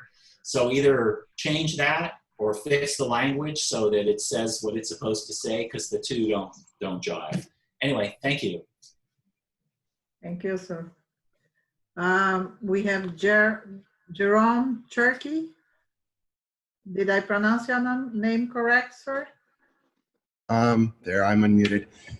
Actually, I'm on Jerome's computer. My name is Peter Magnoli. He's my husband. 741 Northeast 111. In light of all what was spoken about tonight, this seems rather trivial. But I wanted to ask if there was the possibility of entertaining the idea that we could open the grassy space for, single pairs of people at the center there. I was taking my son, I put something out on the neighborhood site, and it got too much drama, in my opinion. But long story short, the policeman said I had to leave. Fully respect his, he's doing his job. I am a masker. I wear my mask religiously when I'm outside. But it seems that other parks allow people, specifically Morningside, to be on the grass now. So I was trying to teach my kid, my 5-year-old, how to ride his bike, and we had to be stopped and told to leave. I could do it on the pavement, that's true. There's a higher risk of injury to my kid. I don't think that we in Biscayne Park need more oversight than our neighbors. If our neighbors are trusted not to have big get-togethers, so can we. I don't think at this point that, should two people be playing Frisbee on the grass or a dad teaching his kid to ride a bike, creates any sort of danger to the population as a whole. Of course, I don't think we should be opening the playground. I don't think we should be having group activities or sports there. We're not ready, obviously. But I don't know if there's a way to allow for the possibility of grass to be used for grassy purposes in our village. I guess that's it. That's all I really just wanted to ask, if it was a possibility that we could alter the forbidden "do not come near the park" sign with something that says, no groups, don't use the playground, but you are free to walk across the grass or play Frisbee on it or lay on it, as the case may be. All right, that's it. Thank you. I'm done. Thank you, sir.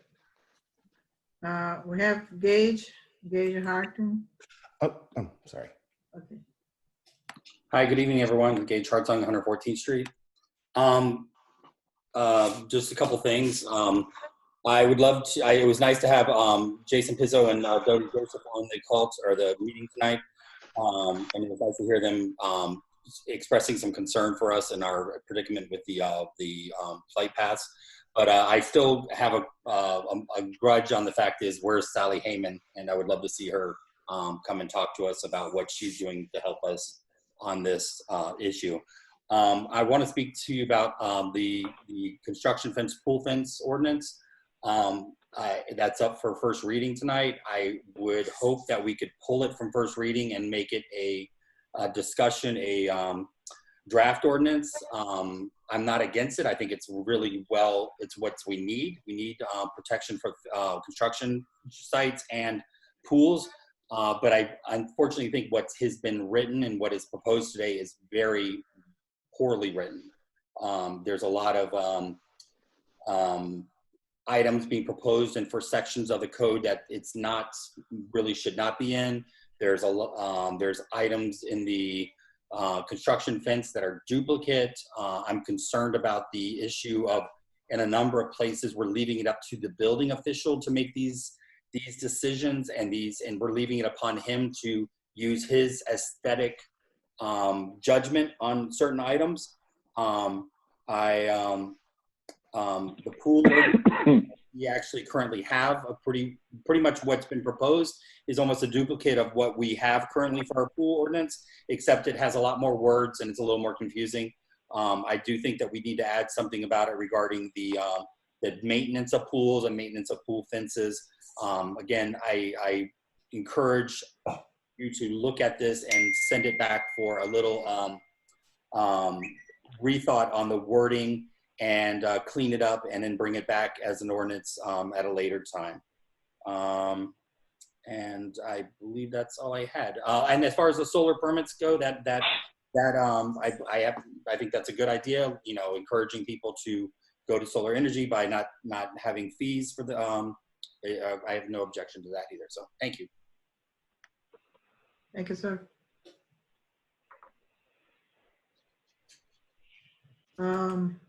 I don't see anybody else raising hands, Mayor. Let me see. Nope. I don't see anybody, Roseanne. No, I don't see anybody.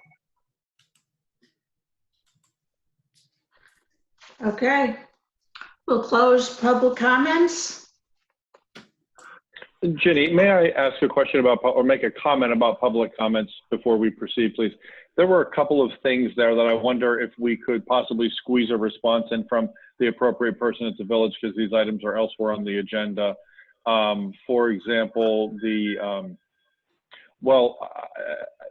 I believe the police chief is here. I haven't seen or heard him yet speak tonight, but maybe he could respond to Peter Magnolia about the rec center field. Quite a few people have asked me the same thing, and I'm not proposing that we should open the field, but maybe the chief could address that for us at some point in his comments later in the meeting. And we have an item on here tonight about waiving the solar panel fee, so maybe that would be an appropriate time to for the attorney to weigh in on Alexander Bernhard's comments about the placement of solar panels, if there's some confliction there. Actually, I thought Can we do that that? Can we stick those? Yeah, I had thought that Mr. Herron had done a whole thing on the solar energy. It's Commissioner. Solar panels. Commissioner Ross. I'm sorry? It's Commissioner Ross item, right? Yes. Mayor, if I may, I can answer the question now, or we can wait to the item when it comes up as part of the resolution. Right, I think we should wait till it comes up. Okay. Just Okay. add it on there. Is there any more information and updates? The consent agenda has been moved to the next meeting. And the next thing will be ordinance 2020-04, construction and pool fence. First hearing.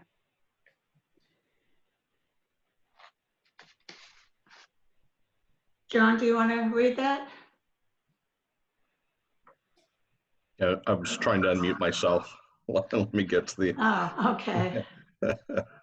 The ordinance number 2020-04, an ordinance of the Village Commission of the Village of Biscayne Park, Florida, amending Chapter 11 of the Biscayne Land Development Code entitled Accessory Structures, establishing requirements for mandatory fencing of construction sites, mandatory maintenance requirements for pools, and amending Chapter 16 entitled Permits and Certificates, authorizing the building official to require the posting of a maintenance bond for construction sites, providing for inclusion in the code and scrivener's errors, providing for conflicts, providing for severability, and providing for an effective date. Mr. Herron, can you announce that you have to open the public comments for this? Please, Mayor. Yes, I think the Point chief of went order. away. Point of order, Madam Mayor. Mr. Gage, could you say what you were saying, the suggestion that you were saying that you wanted this item moved? Because I plan on making a motion about that to move it, and I just wanted to find out. I was asking the attorney to open. Oh, okay, sorry, okay. Other comments? Okay. Well, if I may, if it's the consensus of the or the ultimate decision of the commission to continue this item or move it to a different date, then rather than open up the item for public discussion or public comment, I would suggest that you have that discussion first in order to do away with the need for a public hearing. If I may, since this item originated with my introduction, I'd like to make such a motion that we treat the item today as a draft ordinance and talk about the direction we want it to take before it comes up for a first. I'll second that. Okay, then we're going to hear comments. No. We're not going to do comments on that one then? Yes, no, then do comments. Well, if it's not a hearing any longer. We're going to have commission discussion, I hope. Yes. Okay. Right. Comments. Okay. We'll open it up for discussion. No, first the public comments and then you So- can discuss. No public. I have a couple of No comments to longer a make. hearing. Shall I go All first? right, Commissioner Ross. Okay, thank you. So this ordinance came about because a previous interim manager told us that administration would no longer require fencing of a construction site or posting of a bond for related damage to protect the way of neighbors from the spill-out effects of construction sites. And we heard one public comment tell us his sad story of living next to a construction site for over a year and the disruption that it's caused him and his family. I myself live next to a construction site that's been going on, it's into year of development. And so I felt very strongly that we needed to have something in place to protect not only our right-of-ways, but our neighbors. When we met in June, I think it was, we said, let's start with 5 or 6 things, ask the attorney to craft something that addresses 5 or 6 major issues that we had concerns with. And what's come back to us pretty much does address some of those 5 or 6 things. They were, one of them had to do with signs and the number of signs at a construction site. There are several, sometimes the ones that have fences up have like 3 or 4 large signs covering the entire fence. And we actually do have something in place that says you are allowed 1 sign at a construction site.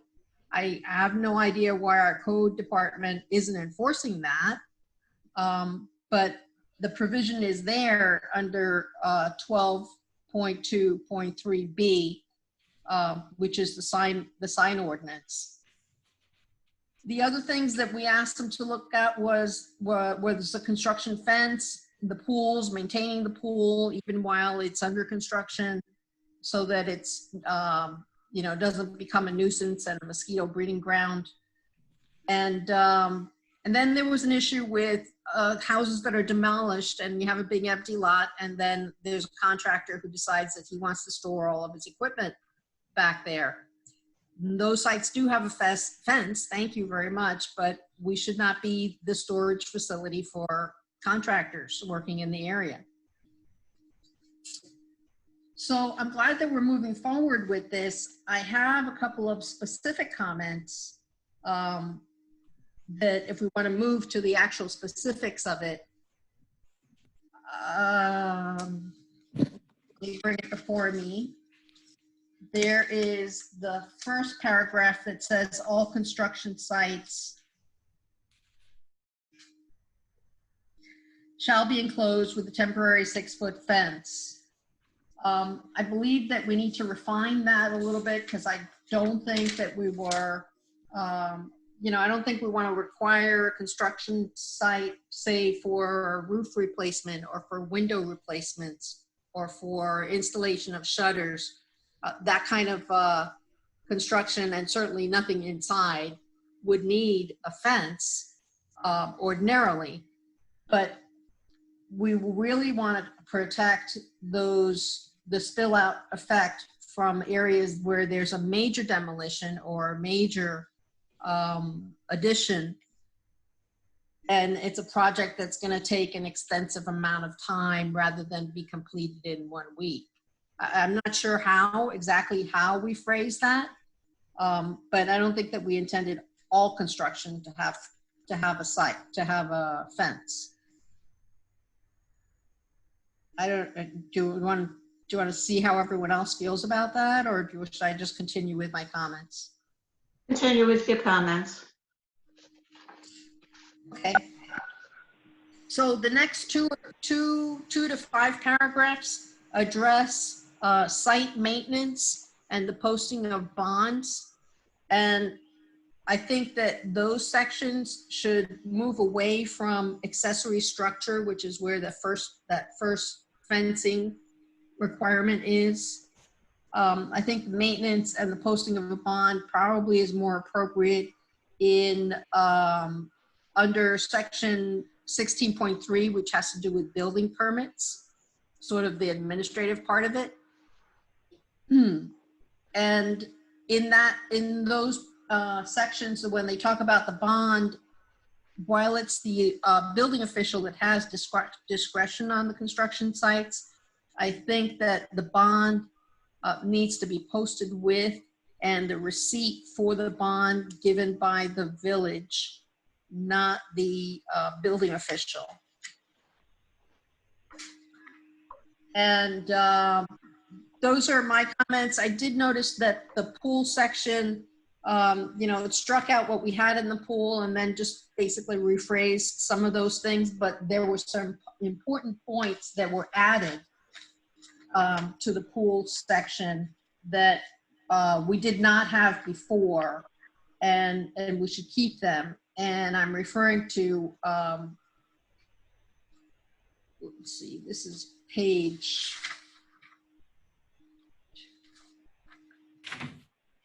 4, maybe page 4 of what is the draft ordinance. In the bottom paragraph where it says it's the responsibility of the owner or occupant of the premise upon which a swimming pool is being built to maintain and keep in proper safe condition with a safety barrier erected. I don't think we had that before, and it's important to have it in there. And then it goes on to say, free of algae, debris, mosquitoes, and health and hazards. I think we need to have that. I'm just not certain how we're going to, if we're not enforce that. If we're not able to go onto a property to inspect it, how are we going to enforce that? Or are we going to maybe get the building official maybe we need the building official to have a more active role in policing these properties, like doing a site visit every week or so to make sure that things are kept in order. Those are my comments. But you're talking about, Commissioner Ross, you're talking about when the pool is built, not after a year or two later? No, even during construction. Even during, you dig a hole in the ground and that's going to gather water, and it's not technically a pool, I guess, but it becomes a nuisance and a hazard. But do you want to put something where they can come onto people's property to inspect the pool is being kept clean? Free of algae, debris, mosquitoes, and other health and safety hazards? You mean after it's already, after it's already signed off and has permission and the permit is closed? I don't know. I mean, this was really only to address sort of construction situations. I don't know that we would have the authority to just knock on someone's door and say, we want to inspect your pool. Okay, so this is only for during construction. Okay. Is there any other comments on this, Commissioner Samaria? No, I'd like to hear from the rest of the commissioners first on it and see if they answer my questions. Commissioner Tudor? Yeah, my comments are going to be brief. It's been touched on by some of the residents. Actually, I think all the commission is aware that we've had a couple residents who didn't speak today who actually emailed the commission with some concerns regarding the ordinance. For me, with the construction site fencing, I know the commission has always talked about we need to have a construction ordinance that probably should be in a different section. I don't think I agree with Commissioner Ross. I don't think this is necessarily the right section for a large portion of what's written here. A lot of this goes to what I would argue would be general construction sites. So I think that needs to be fleshed out in language specific to a construction ordinance. I do have the same concerns about generality of things like all construction sites. We want to make sure that what do we mean by that? We want to ensure that we're not imposing something on a resident on minor projects that would not require in any logical sense the use of a construction fence. Just looking through here, I'm not going to repeat a lot of the other stuff that Commissioner Ross was saying that I agree with.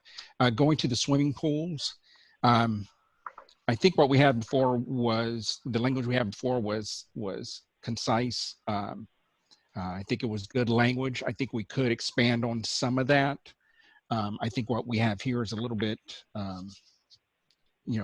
maybe a little bit, it goes into a little bit too much detail, a little bit too wordy. I mean, we already have the Florida statutes regarding swimming pools, the barriers and such.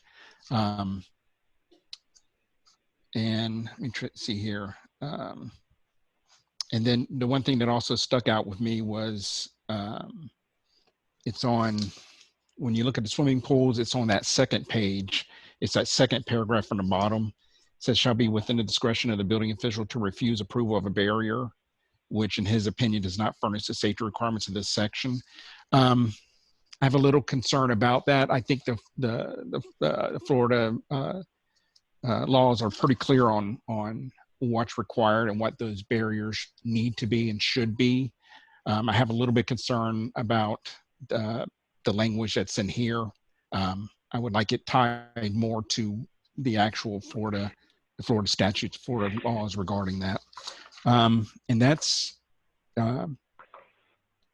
really about it for me here. I definitely think this is something that we probably should have some additional discussions, maybe discussions with residents in workshop settings as well, to get some additional feedback.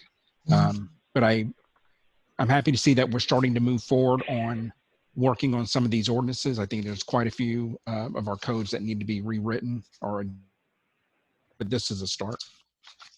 Thank you. Okay, Vice Mayor Kennedy. Is my sound on? Yeah. Okay.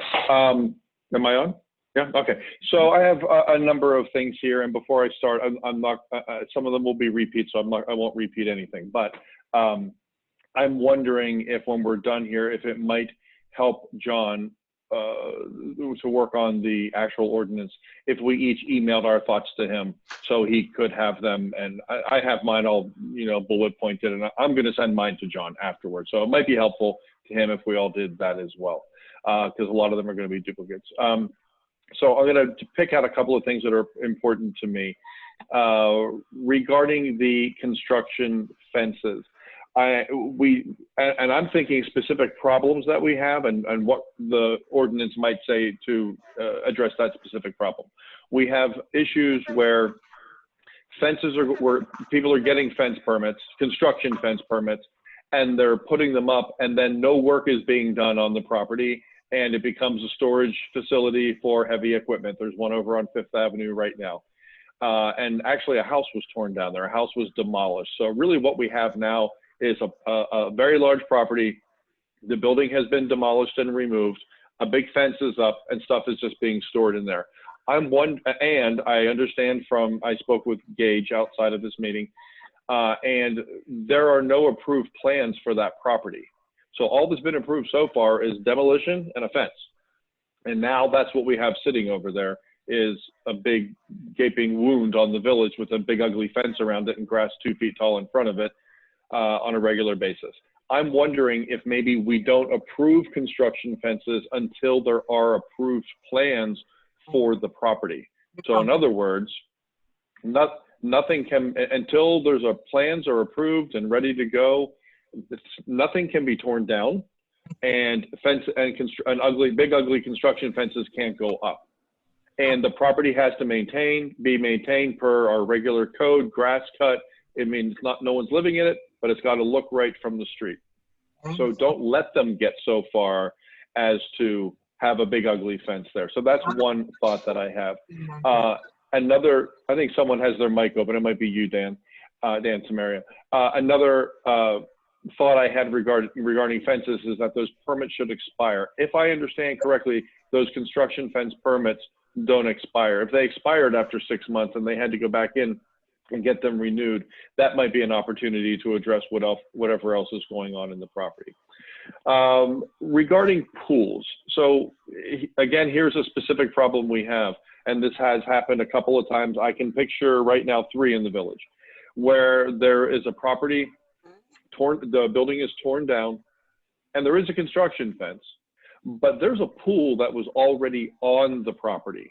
And now that pool has no electricity, no equipment, and it really is just a gigantic mucky pond full of mosquito larvae and tadpoles, and I'm gonna guess those giant blue crabs that are so cool. But it seems to me that we need to address those pools because those are a safety hazard when they don't have fences in front of them. I've seen that too, but they're certainly a health hazard with the mosquitoes. So I'm wondering if it would be possible, and I don't know if this is possible, this is just a thought, if we could require them to drain and cover those pools. So those pools are empty of water and they have to have them professionally covered so no more rain gets in them, and those pools are secured and dry until the house is done, and when that house is done, then they can get the pool back up and running. Because what we need is treated water. We need chlorinated, treated water to make sure mosquito larvae isn't growing in those pools and God knows what else. So that's my one big thought about pools, are the pools that exist now and what happens to them during construction, when the property is being worked on. And I'm wondering if, I'm gonna guess in the code somewhere else there is language about pools have to be maintained all the time. So a pool that's running in a house that is inhabited while some major construction is going on, people are living in the house, but construction is going on, the pool has to be kept up and running as well. I would like to see more specific tight language in here about the maintenance of the properties on an ongoing basis. Because the property's under construction, doesn't mean it should look like hell from the street. It doesn't mean the grass should be 2 feet tall and there should be garbage all over the place. I'd like to see a nice clean section in there that, you know, specifies all the things that have to be done. Someone has their mic open and I'm hearing people talk quite a bit here. Regarding dumpsters, I consider dumpsters to not only be ugly, but you know, necessary. I've been under construction and had dumpsters several times. They're awful, but they're a safety hazard. And they also collect water. So we have dumpsters all around the village that look terrible from the street, and they're full of things like, one of them right now has a refrigerator lying on its back with the doors off, and you know, it's collecting water. And those are breeding mosquitoes as well. So it seems to me that dumpsters might be covered every day. At the end of the day, dumpsters come with covers, so require the dumpsters to be covered.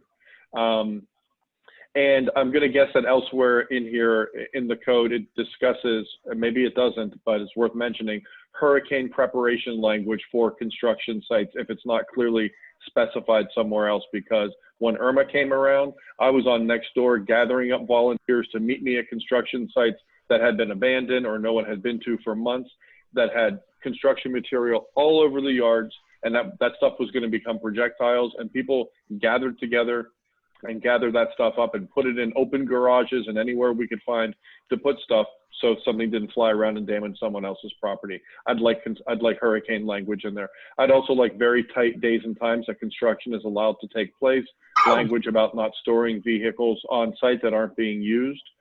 The median language I find to be very confusing. I would rather than say you have to post a bond in case you damage the medians. I'd also like it to say the medians are off limits. You can't even drive a tire across one of our medians. The medians, you can't touch our medians. I'd like the porta potties to be tightened up as much as they can. We have porta potties again sitting way out by the street, and I know that's not allowed. So I don't know if that's a code enforcement problem or if it's both. If you're going to require a bond, I think it'd just be easier to say if you live on a median, you have to put if we're going to put a bond up for medians. Just say if you live on a median, you have to put a bond up, or maybe you just put a bond up for everybody that covers all the cleanup as well.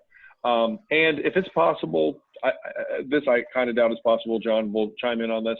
If it's possible to somehow limit what contractors can do when when we have other issues with those contractors, like abandoned construction sites, permits that are expired at sites, no work being done, citations.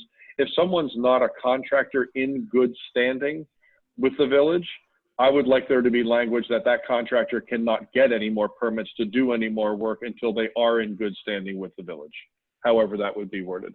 So I will be happy to email that and some other things on here that I didn't list. I'll email everything to John Herron and he can take a look at it and decide what to do with it. Thank you.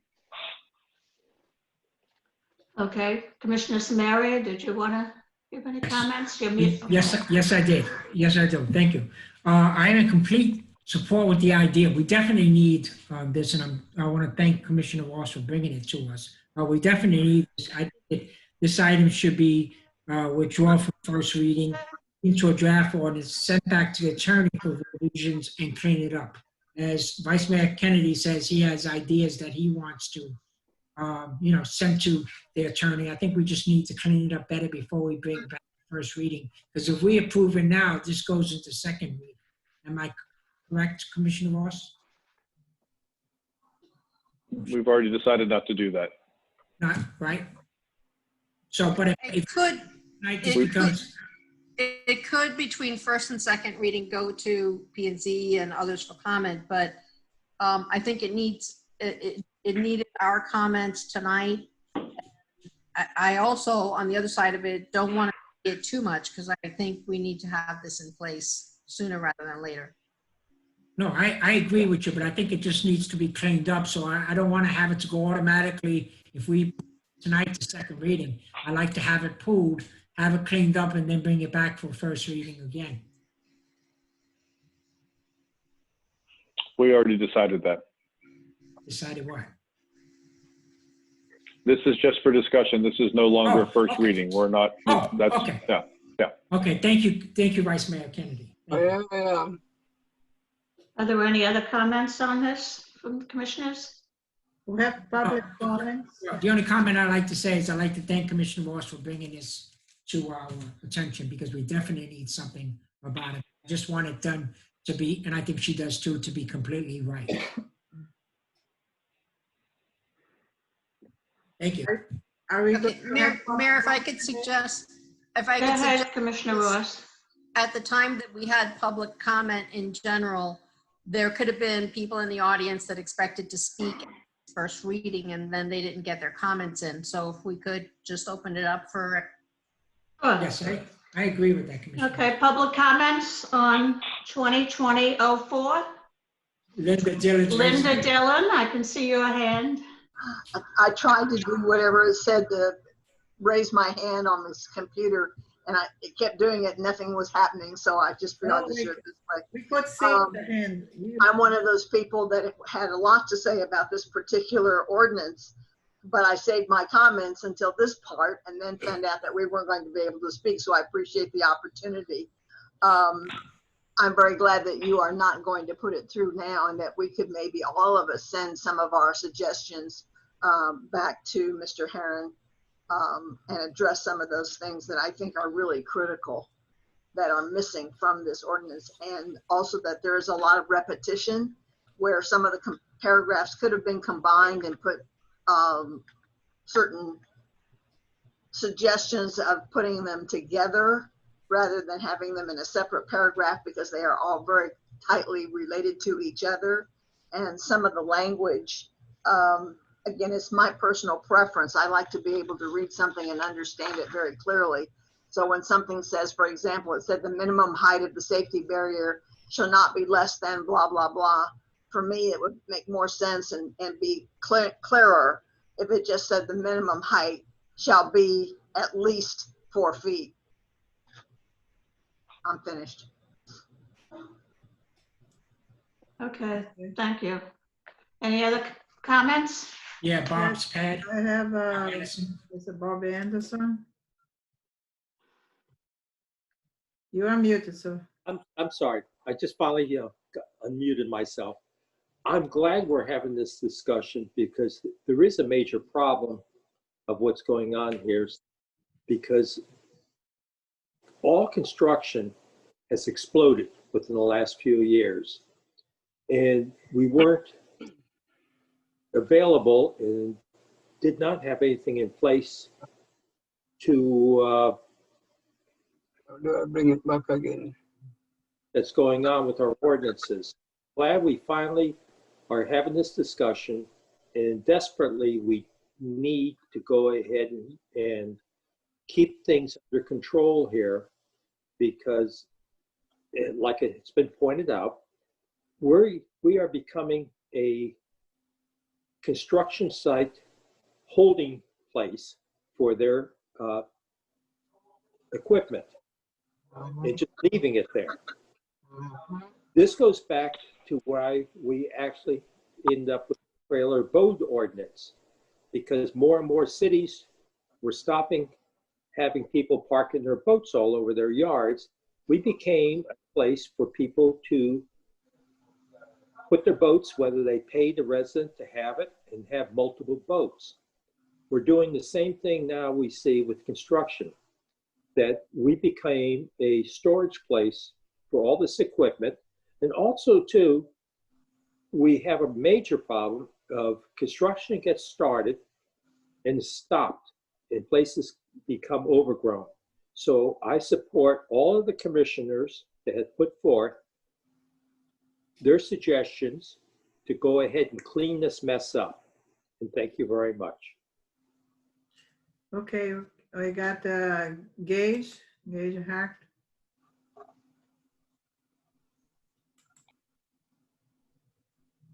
Age, you're muted. Oh, am I muted? Okay, sorry. Okay. Okay, you're off. Okay. Just reiterate my comments from before. I think putting it as a draft has been great, and I look forward to seeing the new writing or new verbiage that's going to come up of it. My only concern is, and Vice Mayor Kennedy was, that the title of this is establishing construction, fencing, and maintenance and pools. And it seemed like you were suggesting we go to a full-on construction ordinance as far as, shielding portalets and covering dumpsters and all that, which I'm not against. I think it's a good idea, but it's kind of expanding on what was actually initially proposed here in this ordinance. So I guess I'm questioning the direction of the commission. Are we going to take this ordinance, which I think was designed just to handle a couple of small issues, and now expand it into a comprehensive construction ordinance? Thank you. Art Gonzalez. Good evening, everybody. How's everybody? So I just wanted to say that I completely agree with all of these things that we're talking about. Obviously, cleaning it up and making it more specific. To Linda's point, the clearer and the easier it is to understand, the easier it'll be to enforce. Having said that, it's great to have rules, but if we have zero enforcement of those rules, this is a lovely thing to talk about, and it sounds wonderful on television and on my computer, but it's really not really going to be relevant to our community. So one thing has to tie in with the other, and we have to make sure that not only do we place these rules, but that they're actually enforced. We already have rules in place, right? And we're currently not enforcing those. So we're just going to add more rules that will also not be enforced. We need to really make sure that we enforce these rules. That's it. That's all I have to say.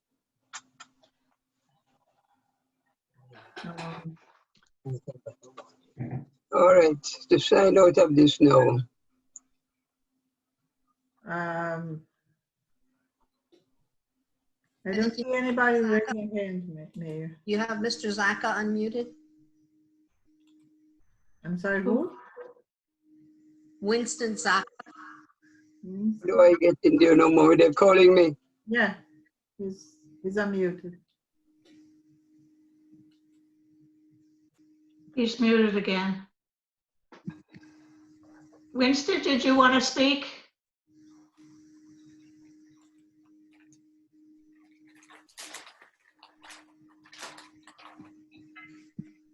Winston, did you want to speak?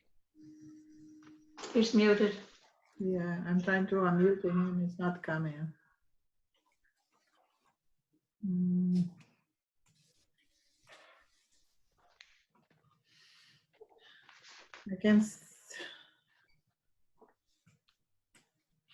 I cannot.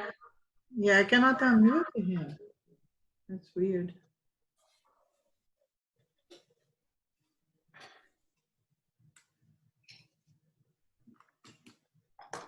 So if we need a motion, I can do that, or does the commission just by consensus want to refer this back to the attorney to incorporate some of the comments that were made today?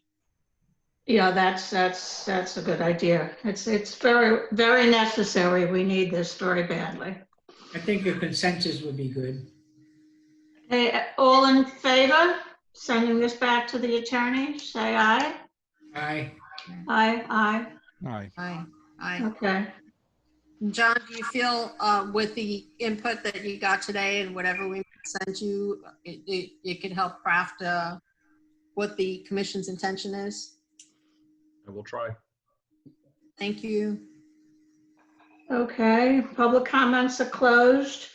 Resolution 2020-42 plus 2020-46. The resolution imposing a sign. Resolution 2020-41 first, me. Okay. John? Resolution 2020-41, a resolution of the Village Commission of the Village of Biscayne Park, Florida, adopting the annual solid waste assessment for fiscal year 2020-21, establishing the assessment rate for solid waste service against assessed property located within the Village of Biscayne Park for the fiscal year beginning October 1st, 2020 through September 30th, 2021, providing for severability and providing for an effective date. Madam Mayor, under state law, there has to be a public hearing before this resolution can be adopted. Okay. Comments from the public?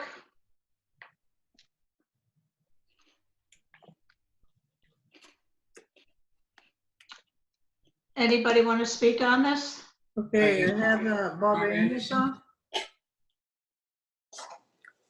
Yes. Mr. Anderson.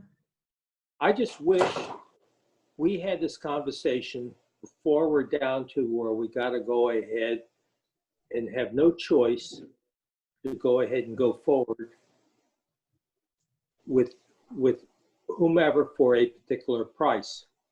I wish we had this conversation like 5 or 6 months ago. So at least we had some idea when we were doing the budget of what things cost, not guess at them. But it's water under the bridge. I just want to let the commission know, look forward. When the next time we come up with this, you need to go ahead and put out the RFPs and find out what things cost before you make a budget. Thank you. Let me see. Any other comments?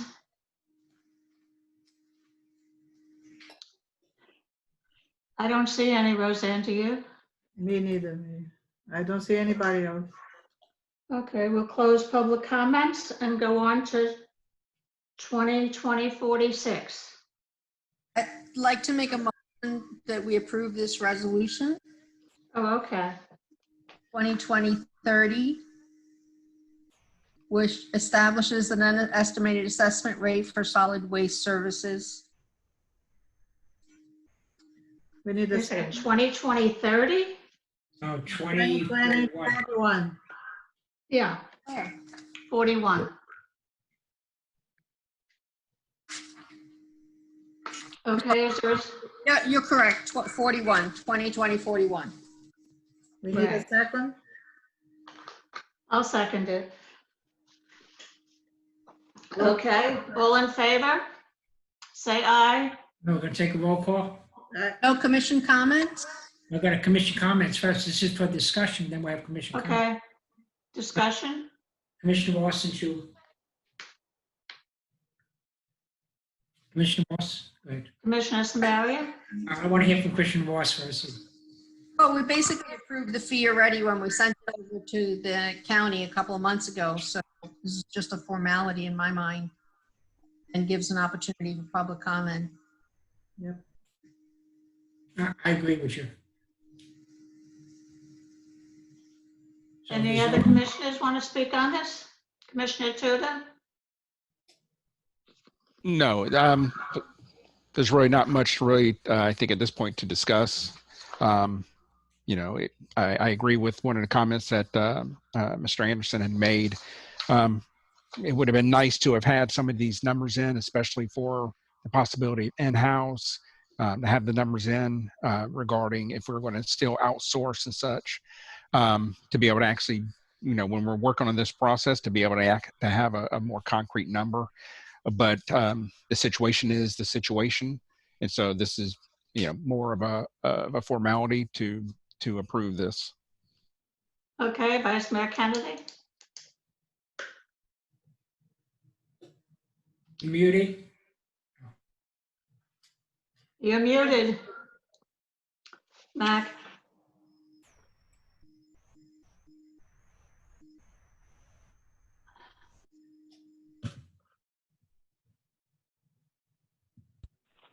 There you go. Okay, I'm sorry, I'm back. Yeah, I just want to say, look, regarding Bob Anderson's comment that this is water under the bridge, and, you know, he's being very generous by saying that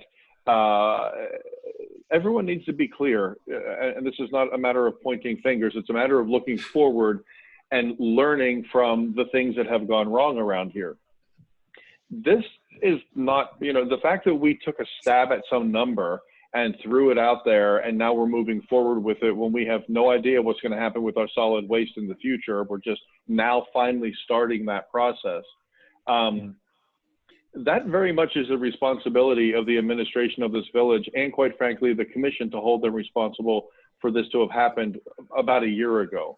So I'm not bringing it up to point fingers and say he should have done it and she should have been making sure it happened, but that is the truth. And the reason we need to be reminded of that is we need a better system in this village to make sure things like this don't happen. So we don't find ourselves without a solid waste contract. So we don't find ourselves without building a Calvin Giordano's contract expiring, and so many other examples I could give. We've got to get this organized. A new credentialed village manager will help us make that happen. But I just want to remind everybody that at the October meeting, Roseanne has been tasked with putting together the calendar that we all approved for her to put together with all of these dates, because the dates are stacking up. And we're going to be tripping over something else next month and something the month after that. And we've got to stop operating like that. We simply must. And a calendar is an easy fix for this. So this is a reminder to all of us, those of us who will continue to serve ongoing, that you've got to stop doing this. You've got to stop shooting this village in its own foot. Okay, can we take a vote on this? Did you want a voice vote, Commissioner Samaria? Yeah, no, just, yeah, voice. A roll call or a vote? Roll call, I want a roll call. Okay, Mayor Hoffman, yes. Vice Mayor Kennedy, Yes. Commissioner Tudor, Yes. Commissioner Ross, I think was my motion. I have to vote yes. yes, and Commissioner Samaria. Yes. Motion passed. Okay. 2020-46. 42. Yeah, 46. Right.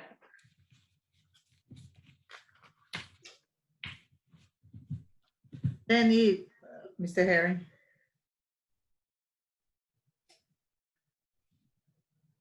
I need to unmute myself. I'm sorry. Resolution 2020-46, a resolution of the Village Commission of the Village of Biscayne Park, Florida, authorizing the interim village manager to approve the amendment to the agreement between the Village of Biscayne Park and Waste Pro Florida, Inc. for solid waste and recycling collection services to allow extension of the Waste Pro services for trash and garbage disposal, providing for an effective date. I'm going to make a motion to approve 2020-46 to start the discussion. Okay, I'll second it. Discussion? I'm happy to go first. Go ahead, Commissioner Royce. So we've got to go without a solid waste collection service. I believe we're going to have to approve this one. But what's interesting about this item is that in May of 2014, when we first contracted with Waste Pro at the price of $24.97 per unit, that included 2,700 tons of solid waste removal. And we were supposed to be getting quarterly reports to help us monitor the tonnage over the 5-year contract. And unfortunately, Waste Pro did not regularly provide those reports. And I guess things were going fairly well, working out well until, with some service issues that were reported on Easy Track. But it was until October 2019, we just had moderate rate increases. So for the 5-year period, the increases were less than a total of $3. When the contract ended, we were at a unit price of $27.70. Then Waste Pro agreed to give us a short 6-month extension, May through September 2020. And at that time, they took the opportunity to raise us $2 to $29.70 per unit. And now with this similar extension, another $2 increase. So the new rate's going to be $31.70 per unit.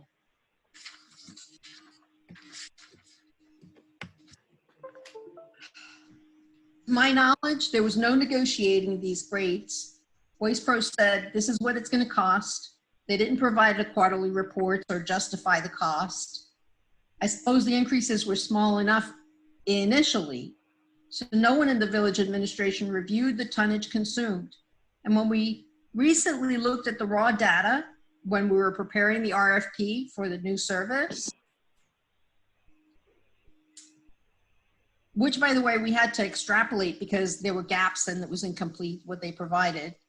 We learned that the projected 2,700 tons of solid waste that was part of what formed the basis of the original contract rate in 2014, we never reached that amount. We never reached that capacity. And according to the numbers they gave us, we're more at the range of about 2,200 ton. So that means the pricing, we never took full advantage of what we were paying for. I appreciate that Waste Pro is working with us on these extensions, but the tonnage collected makes me wonder increases, which for this 8-month period is going to be around $20,000, a little more than that. If these increases are justified, we're kind of over a barrel. We got to do it. But in fairness, I'd like to see a full report as required by the contract from Waste Pro. That's my comment. Okay, any other comments, commissioners? Commissioner Kennedy? Yeah, I'm just going to repeat some of what I said. First of all, Rox, thank you for gathering that information. It sounds like you were gathering that for the RFP, correct? So now it's handy information to have. So in other words, we got what we paid for. We just were overpaying, it sounds like, from the start based on whatever the original estimates were. The bottom line is we have to approve this so we have waste collection. You know, so they do basically have a gun against our heads, and we don't really have much of a choice here. So I just want everyone in the village to understand that we've been getting not very good service in my estimation and in the estimation of many residents.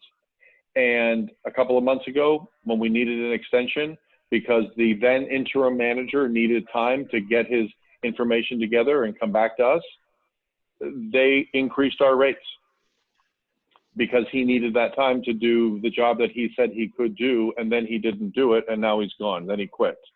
And now to get another extension, they're going to increase our rates again. So everyone needs to understand that this is the result of poor administration and very little oversight from the commission to the administration. And as a result, our rates are going up again. The service is not going to get any better. And we are just now at the very beginning stages of looking for another vendor and looking at other opportunities. We also made it very clear from the start of this search that not only did we want to get other people to bid on this contract, but we wanted to look into piggybacking onto other communities. And we also wanted to look at the costs and the feasibility of bringing that service back in-house. Whether any of us agree that all of those options are viable, doesn't matter. We agreed that we would consider all of it so we could make the best choice for this village. That's not going to happen. We're really lucky to even get this RFP out at this point, and I guess it's out now. I don't know what the deadline is. It's been pushed and pushed and pushed so many times, but I'm just going to end this by saying, again, lack of organization and lack of oversight puts us in a really bad situation where residents are going to be paying out the nose for something that, quite frankly, isn't very good to begin with. Thank you. Any other comments? Commissioner Samaria? Yes, ma'am. Since we don't have any other company, I am sorry to say that we're going to have to approve this extension. But I hope that the other way we go, if we decide to go in-house or outsourcing, that we hold them accountable. I am not happy with Waste Pro at all. And I also think that if we do, whoever we choose, we need to have monthly statements, and we need to enforce that if there's penalties to be passed. I don't think that we should be just blaming the last administration or last city manager. This has gone on before the city manager, before him, who didn't enforce whatever was in the contract. So there is a lot of people to go around to blame. But I think Okay, we don't need to blame anybody. We all know about our garbage problems. Right, that's what I'm saying. So I'm saying that we have to prove this extension tonight. Commissioner Tudor, do you have anything to say on garbage? No, there's not really much to say. We don't really have an option. We don't really have a choice. We'll discuss a little bit later to find out when the actual closing date of the RFP is, so that we'll know when we'll have those numbers in. I know I sent an email to staff regarding that in-house feasibility. I know the commission had requested that we look into. So until we can get these numbers and actually find a long-term solution for the village, we have no option. We're stuck. No options. You're right. You want to do a roll call on that, Roseanne? Okay. Mayor Hoffman? Yes. Vice Mayor Kennedy? Yes. Commissioner Ross? Yes. Commissioner Samaria? Unfortunately, yes. Commissioner Trudeau? Yes. Okay, motion passed 5-0. So as long as we have already talked some about the RFP, I wonder if we can take that business up next. Is it Please. Do we have that on the agenda? It was one of the items I asked to have added on, and I believe that the attorney has something to report on an inquiry from one of the bidders. Yes, Madam Mayor. Okay. Through staff, we have been advised that at least one, if not several, of the prospective companies have asked questions regarding the scope of services. We are scheduled, the interim village manager and I and Mr. Hernandez are scheduled to have a conference call tomorrow to discuss those. We'll really seek some input from the commissioners individually on the level of service questions, and if necessary, issue what's called an addendum to give additional direction to the companies that are interested in submitting a response. Okay. So related to that RFP process, I just wanted to preview with the commission. What is set out in the process is for there to be, and now I understand there might be an extension of the September 10th closing of the bid deadline. The next thing would be an opening of the bids, of the sealed bids at a public meeting, and evaluation of those bids. And I just want to suggest to the commission and to the village interim manager that we tap into some of the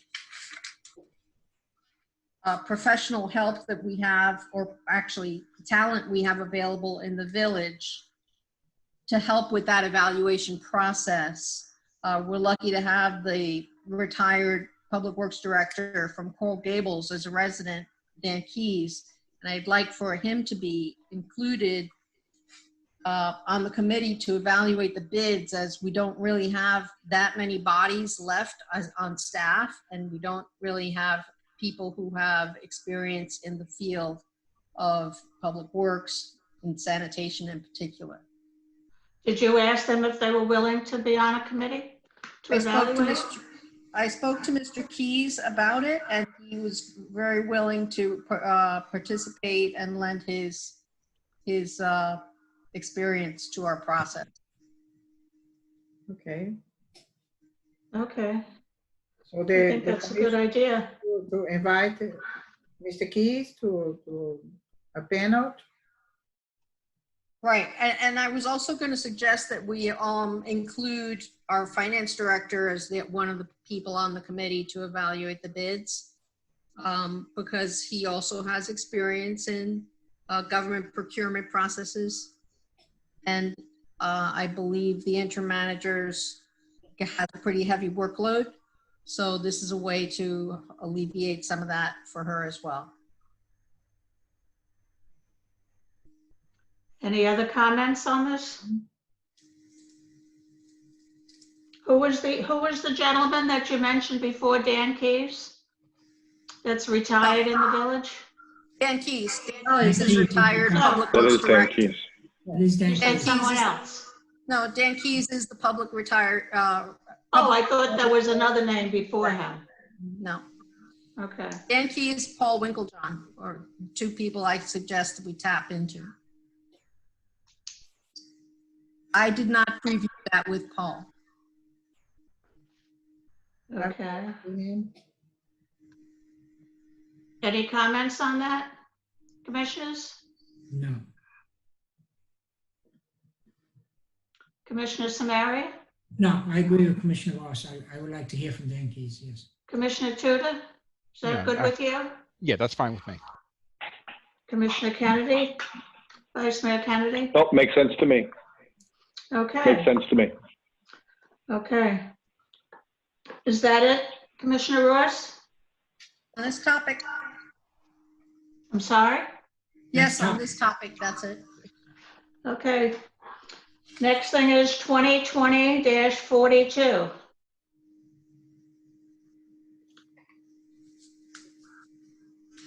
Let me get to it, Mayor.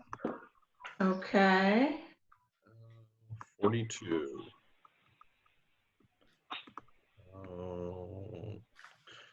Resolution 2020-42, a resolution of the Village Commission of the Village of Biscayne Park, Florida, authorizing the village manager to execute an agreement between Synovus Bank and TSYS Merchant Solutions LLC and the Village of Biscayne Park to become the village's credit card merchant provider, providing for an effective date. Okay, do you have anything to say on that, Roseanne? You've been dealing with them. No, basically it's everything on the cover memo and the resolution. If any commission has a question, I'm trying to answer. I'm looking for the representative from TSYS, but she's not in. I'd like to make a motion to approve this resolution 2042-42. Okay, do we have a second? I'll second. Any discussion? The only comment I have, I think this is a good idea. It's about time that we get into the 21st century of accepting credit cards at the village. I think it's a good item to be brought up. Thank you. Do you want to call the roll on that, Roseanne? I have one question. I have a couple of questions, please. Go ahead, Rox. Thank you. Roseanne, in the application for merchant credit card processing, at the bottom it says page 5. It's page 1 of 5. In the middle of the page, there's a section called W-9 information, and it shows the taxpayer ID of the village, but to the right of that, it says business name Biscayne Park Foundation. Yes, there is a typo on this, because it came pre-filled up the form, and for some reason they put the Biscayne Park Foundation, and but the account number is for the Village of Biscayne Park, the general fund. So I try to clean up as much as I see it, but still, apparently there are some that we need to move to change. So that that's going to be Has changed. nothing to do with the Biscayne Park Foundation. So that's going to be changed to the Village of Biscayne Park. Okay. Okay, that's it. That's it. One more. Vice Mayor Kennedy. One more. I'm sorry. One more thing. So right underneath that, that error that's going to be corrected, there's a check mark that says, checking this box acknowledges that you read and agree and consent to a paperless delivery. And what I read it to be is not only paperless as to the merchant credit card information, but also paperless as to any IRS notices. And I wondered if anybody's talked to our auditor about that, because it may make it harder to trace when we do our audit. You know, if anyone's cleared that with Alberni Caballero. Not with the auditor, no, but I sent to the finance, and I didn't get the directly response that everything was in place, but the IRS or any other finance transaction can be traced, because they have plenty of reports, automatic reports that are generated without even we need to request, but there are plenty of reports. If you see on the lines on the cover memo, the quarterly PCI fee is related to the reports. The monthly fee is related to reports. So everything is pretty much traceable. I didn't see anything on the cover memo that referred to a report, so that's what sort of raised my concern. Yeah, if you go to the last document from TSYS, the last page it explains about the transactions assessment, the reports, the programs that follow up. Okay, if you say so. Okay.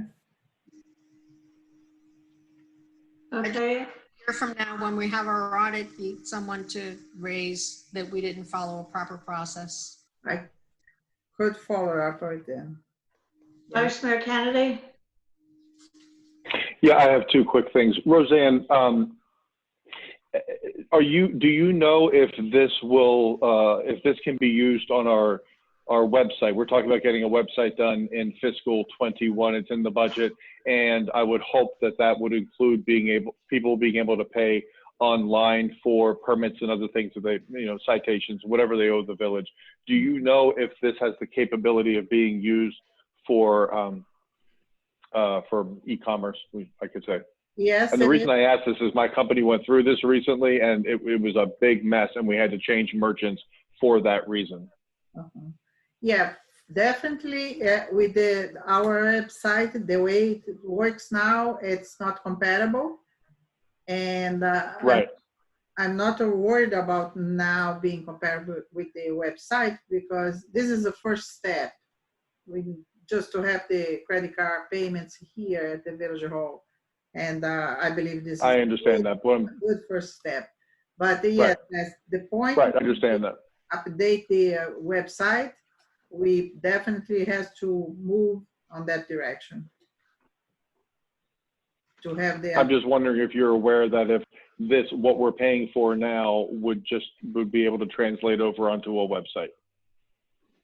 Yeah, the problem is not with the system for the credit card. The problem is with our website. That's the website. No, I know that, but when you accept credit cards on a website, it has impacts on the other side as well, including where you swipe. It all has to tie in together. I guess we'll find out in the future. Okay. So the other quick question is, are we planning to pass these fees along to people?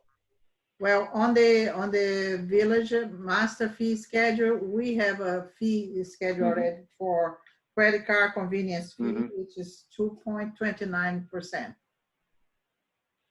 So it's already, so we will automatically be charging people that extra fee. Okay, we're gonna have to make sure that's made very clear to everybody.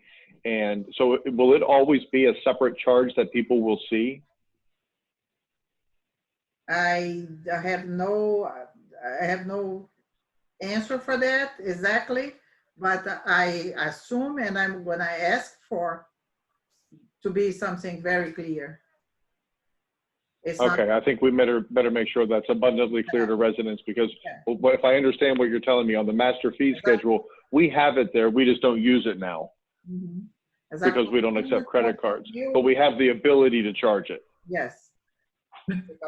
Okay, well, we need to make sure that we let residents know when they come in to pay $100 fee, I'm just gonna pick a round number, it will now be what, $102.50. So we need to make sure that that's made clear to everybody. Exactly. The other way to do it is just kind of just work it into fees if you take it, and I know that Calvin Giordano is looking at some of the fees, so this might be an opportunity to provide this information to them and have them see how they could address it on the backside as well. Okay. Madam Mayor, is that, clerk or Madam Clerk, is that the fee that the bank is charging us, just the 2.5? Is that going to be charged? If that, because that's what I like. No. The fee that the bank charge us is the 0.50% per transaction and $0.07 on the authorization fee. Those are the fees that the bank charge us. So we're actually charging the residents more than what the bank's charging us, right?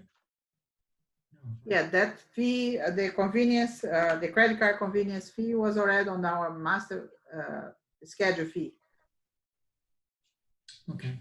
I agree with Vice Mayor Kennedy. We need to be sure that the residents understand that.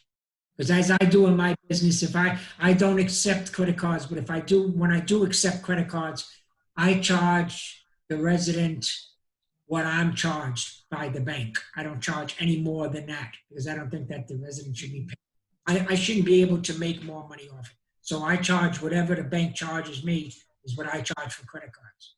So I just would like to see the same thing being done. Is there any other comments on this?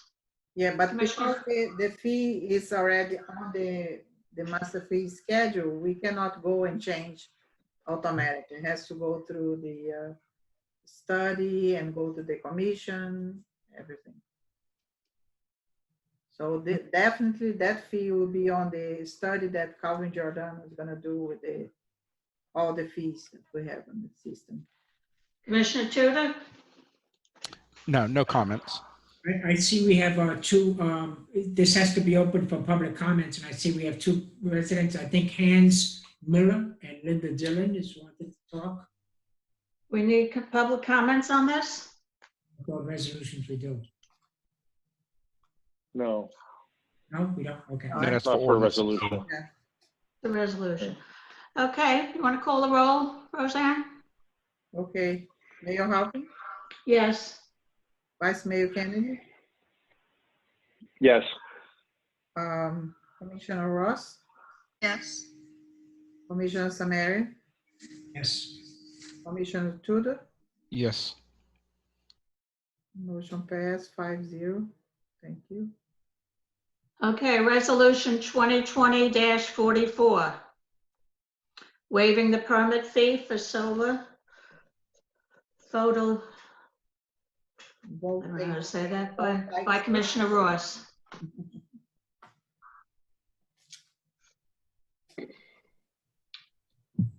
Okay, you'd like me to read it? No, I was just waiting for John. Oh, I had already started to read it and just realized I'd muted myself. Yeah, no voice and no. Okay. Resolution 2020-44, a resolution of the Village Commission of the Village of Biscayne Park, Florida, supporting renewable energy installations and waiving village permit fees for such installations for a period of 1 year, providing for severability and providing for an effective date. Okay. Commissioner Ross, you want to make a motion on that for discussion? Sure, I make a motion that we approve of resolution 2020-44, waiving permit fees for solar photovoltaic systems. I second it. Yeah. Okay, is there a second on that? Yeah, I second it. Okay, any discussion? I guess Rock should go first, but I have a couple of things I want to ask her. Okay, so back in 2013, we joined the Clean Energy Coastal Corridor, which is a property assessed clean energy program according to Florida statutes. And one of the things that they fund all sorts of things like roofs and HVAC systems and windows and doors, storm windows and doors. One of the things they fund is renewable energy installation like a solar photovoltaic system. And through their records, I was able to learn that in that time, in all those years, we've only had 4 renewable energy installations through PACE. There probably were another 4 installations that were just owner financed or otherwise financed, which is great. But I'd like us to encourage more and more the frequency of this type of renewable energy installation. So I proposed it once before. The commission, maybe 3 years ago, wasn't too crazy about the idea. Knowing that there are so few going up, and that the permit fee for a $15,000 installation is about $420. Was time in my short time left here on the commission to come back and ask for it again, because I think it'll be a valuable way to inspire people maybe to go forward with these types of improvements. Yeah. That would be only the permitting fees that the village charges. It would not include the inspection fees. So we would still, have that pass-through cost to pay the inspectors. So that's my motion.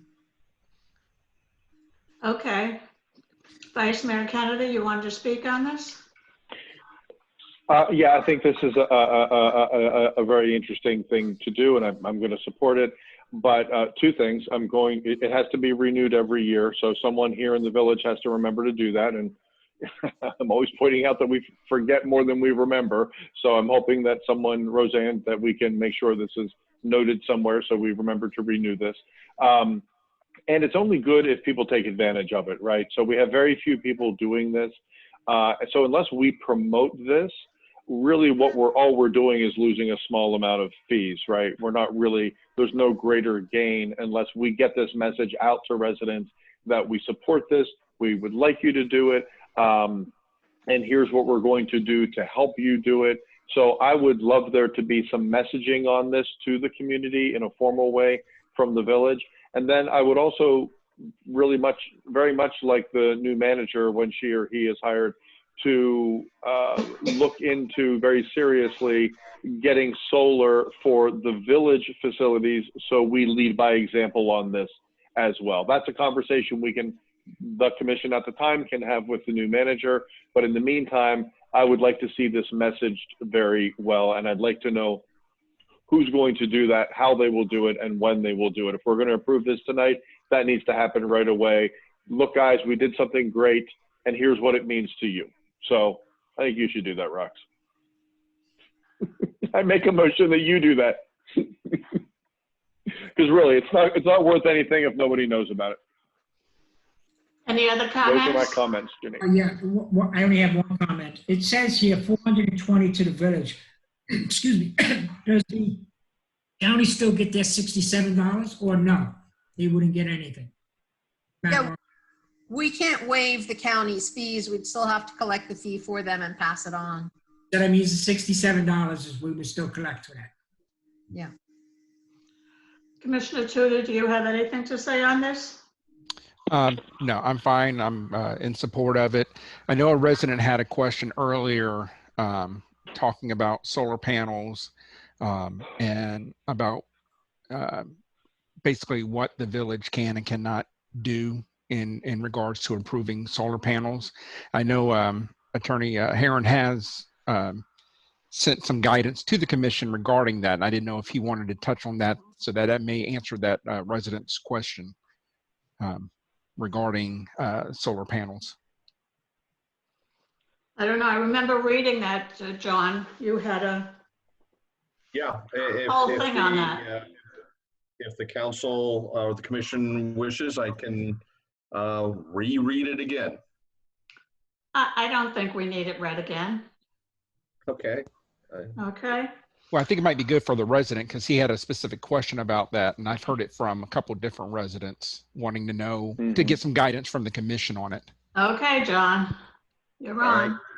Chapter 16304, adopted in 2008 by the Florida legislature, states, notwithstanding any provision of this chapter or other provision of general special law, the adoption of an ordinance by a governing body, as those terms are defined in this chapter, which certainly includes the village, which prohibits or has the effect of prohibiting the installation of solar collectors, clotheslines, or other energy devices based on renewable resources is expressly prohibited.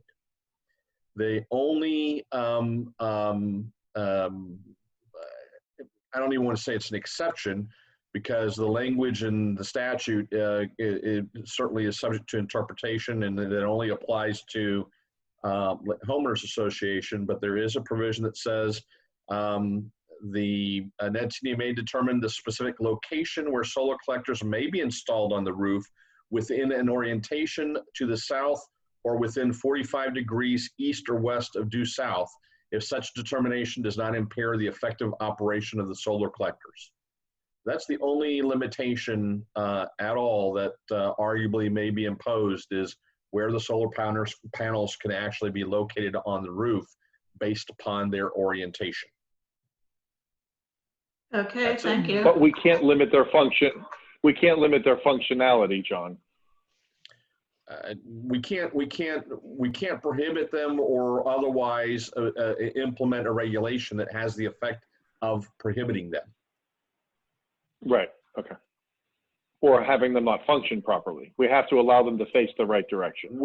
Correct. We have to allow them, and two, we have to allow them so that their functionality is not impaired. Got it. Okay. Okay, is there public comments? Linda Dillon would like to speak, but you're muted, Linda. Why is there comment on this? I'm sorry? Why is there comment on a resolution?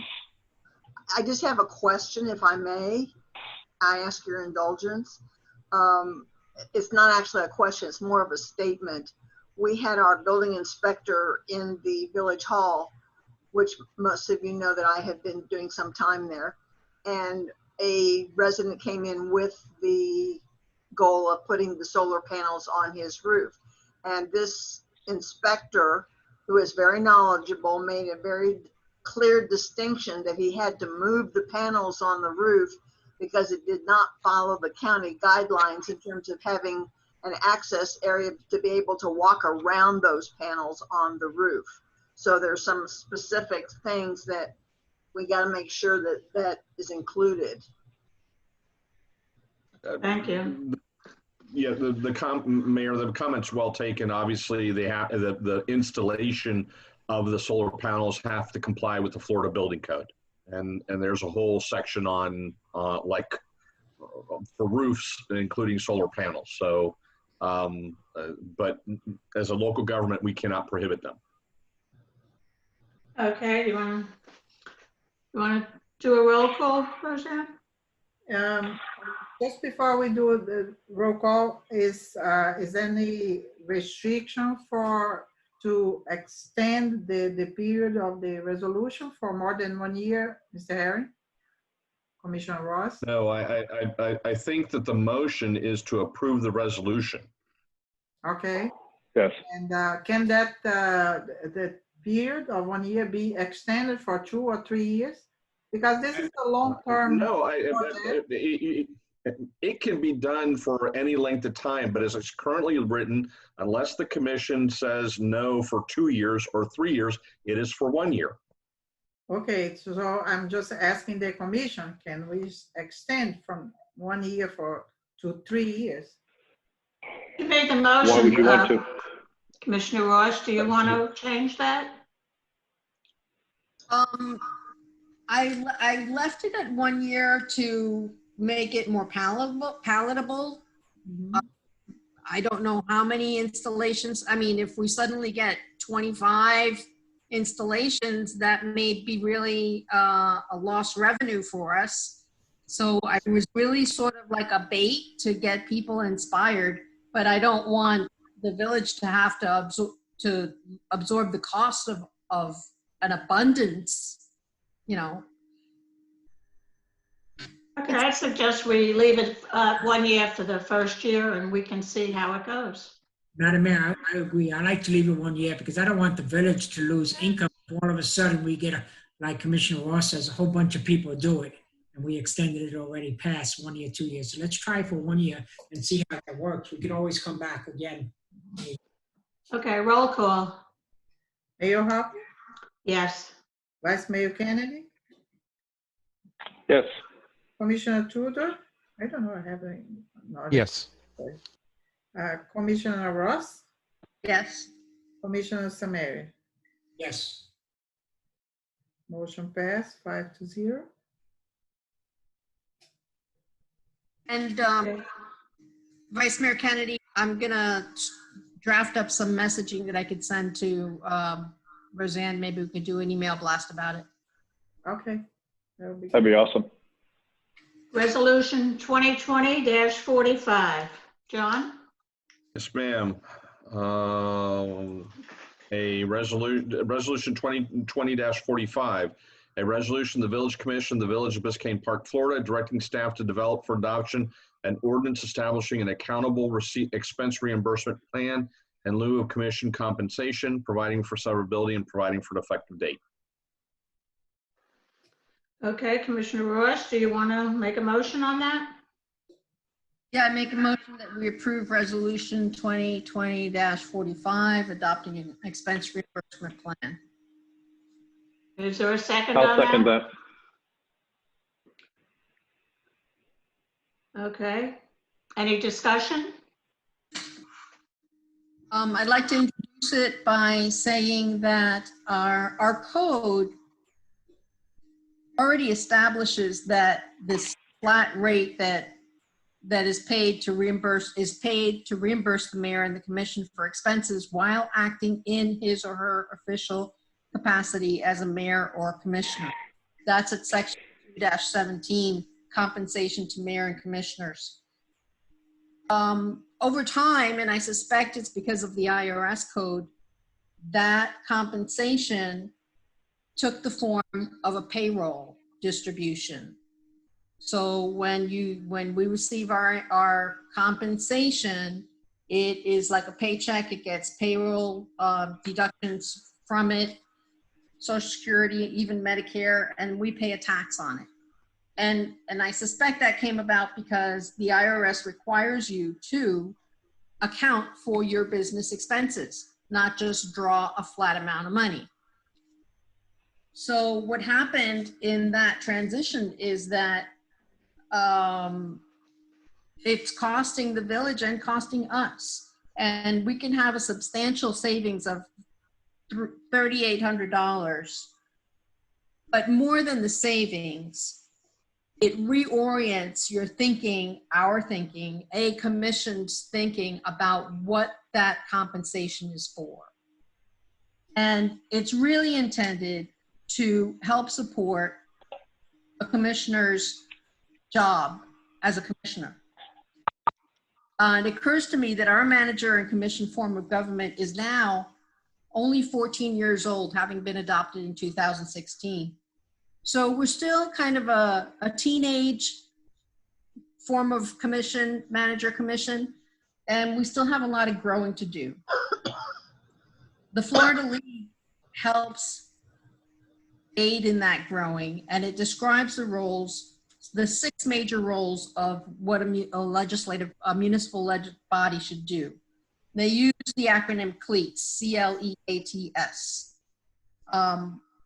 The areas include we are a constituent representative. We are legislators who create ordinances. We are also enforcers of those municipal ordinances. And we have a major role as advocate here locally and in the state and federal levels. We're also teachers. One of our key roles is to clearly explain the complexity of municipal government and service to our constituents. And we're stewards and supervisors, stewards of our natural resources and supervisors providing oversight for our administration. We're not born naturally knowing these things, and most of us come from different walks of life that don't actually have these experiences. So it's become really important for commissioners, particularly new ones, to gain the tools and become adept at these practice areas. And the only way that you're going to do it is by getting involved in educational opportunities to help you grow, to help commissioners grow and mature into the roles that they are required to meet, and to develop the tools to be proactive at a higher level. With that focus in mind, I'm recommending that we, rather than collect a paycheck every quarter, that we implement this expense reimbursement plan. The first step of which is to direct staff to draft an ordinance that will take us, that will allow for such compensation to be distributed that way. And then the next step would be to actually implement the reimbursement plan. And I was recommending that we follow Surfside has something in place that's fairly simple and straightforward. We don't want anything too complicated because we're only talking really about $12,000 that goes to the commission. So that's the resolution that we brought. John helped me my first draft was like jumping the gun to the end game. And John pointed out to me that we have to do it in steps. So this is the first baby step towards that end. Any other comments? Yes, Madam. Yes, Mayor. Yeah, I'm not muted. Thank you. Okay. I consider being a commissioner job, and I believe that as a commissioner, if you want to donate your money, you can donate it to charity, like former Commissioner Jonas did. I have no problem with raising money in the budget for education, because I do agree with Commissioner Ross. Commissioners should be able to give more education to learn their job. Our charter says that, if I'm correct, and Mr. Herring can correct me, is that the charter says that this has to be passed as an ordinance with a maximum of 4 commissioners. Because it has 2 different areas that it covers. It covers salaries, and then it covers expenses. Well, and you are absolutely correct, and that is part of the misconception here, is that everyone consistently refers to this as commissioner salary. There is no commission salary. The charter says that if you want to have a salary, you do it a certain way. As you point out, what the village has adopted is the section in the code that Commissioner Ross mentioned, 2-17, that says that each commissioner shall receive compensation for your expenses of being a commissioner. And rather than what essentially, as I understand, the proposal is to go from a just blanket, we will give you X dollars per month to cover those expenses, but then it gets treated for tax purposes as salary, and it's taxable. Then that's what is being suggested, is that you go to a reimbursement method, or ultimately go to a reimbursement method where you wouldn't be taxed and you would have those savings, because you would only, the village would only put out money that is directly related to a valid expenditure. And the IRS recognizes both methods of compensating expenditures. As I said, and one, if it's a lump sum payment, gets taxed.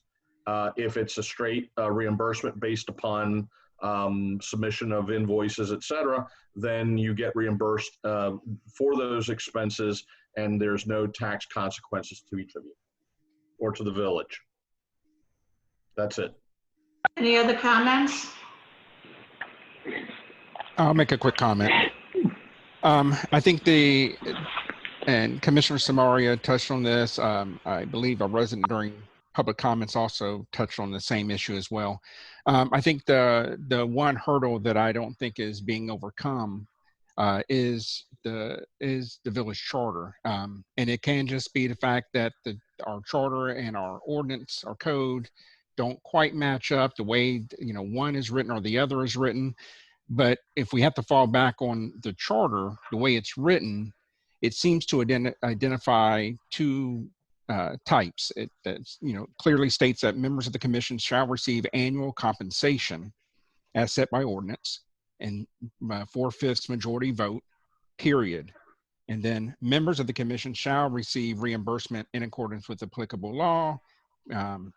So it looks like the charter is looking at both a annual compensation and also the ability to get expense reimbursement, which we have in our budget, which have for traveling and situations like that, for training, for travel. So I don't think, my personal opinion, I don't think we can go this route until we really address the language that's in the charter. And that's where I stand on it. Any other comments?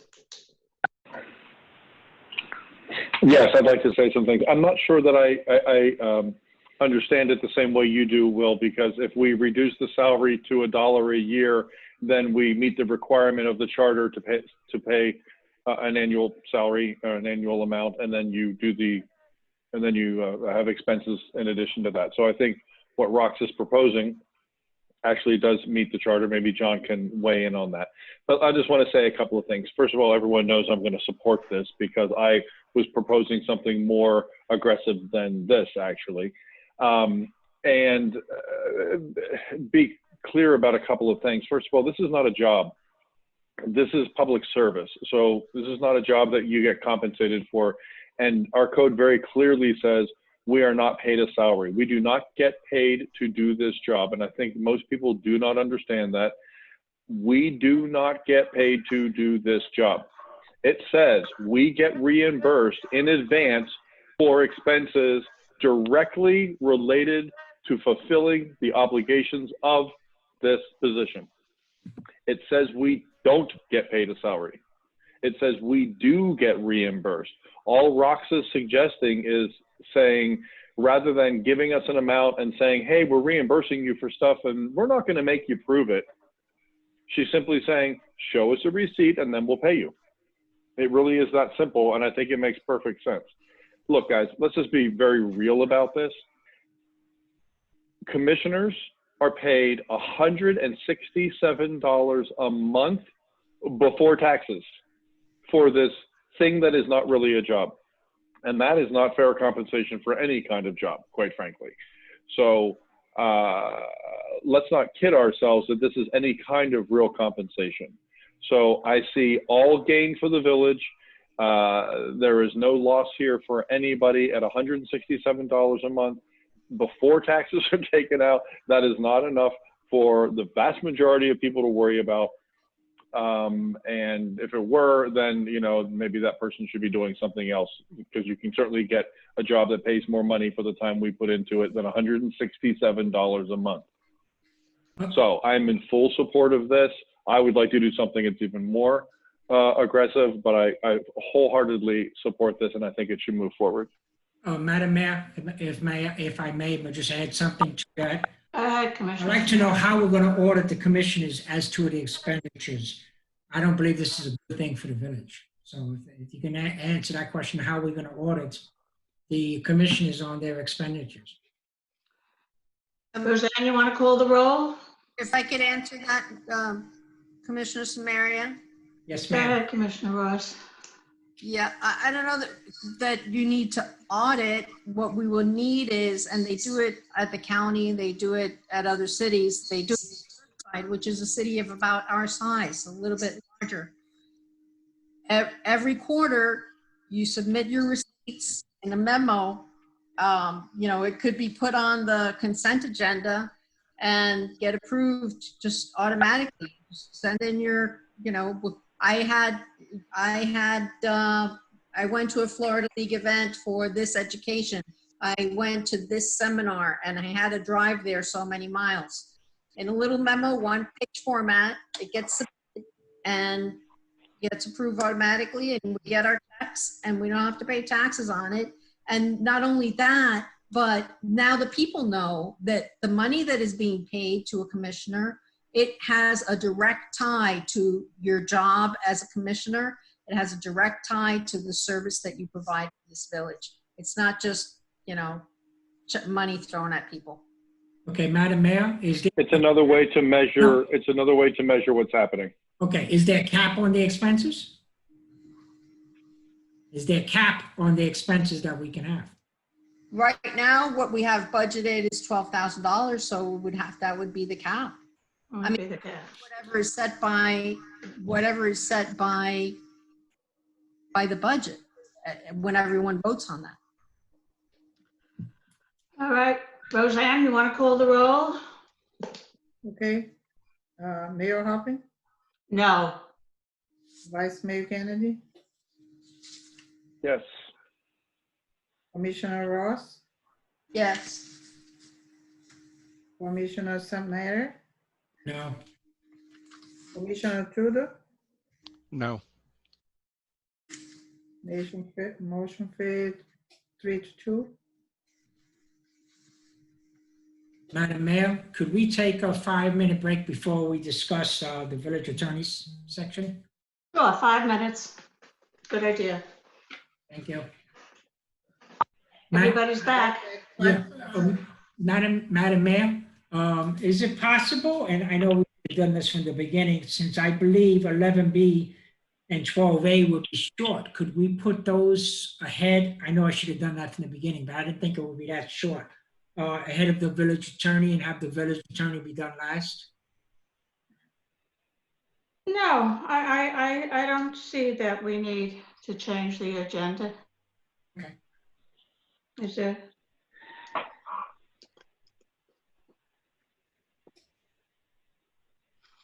Okay.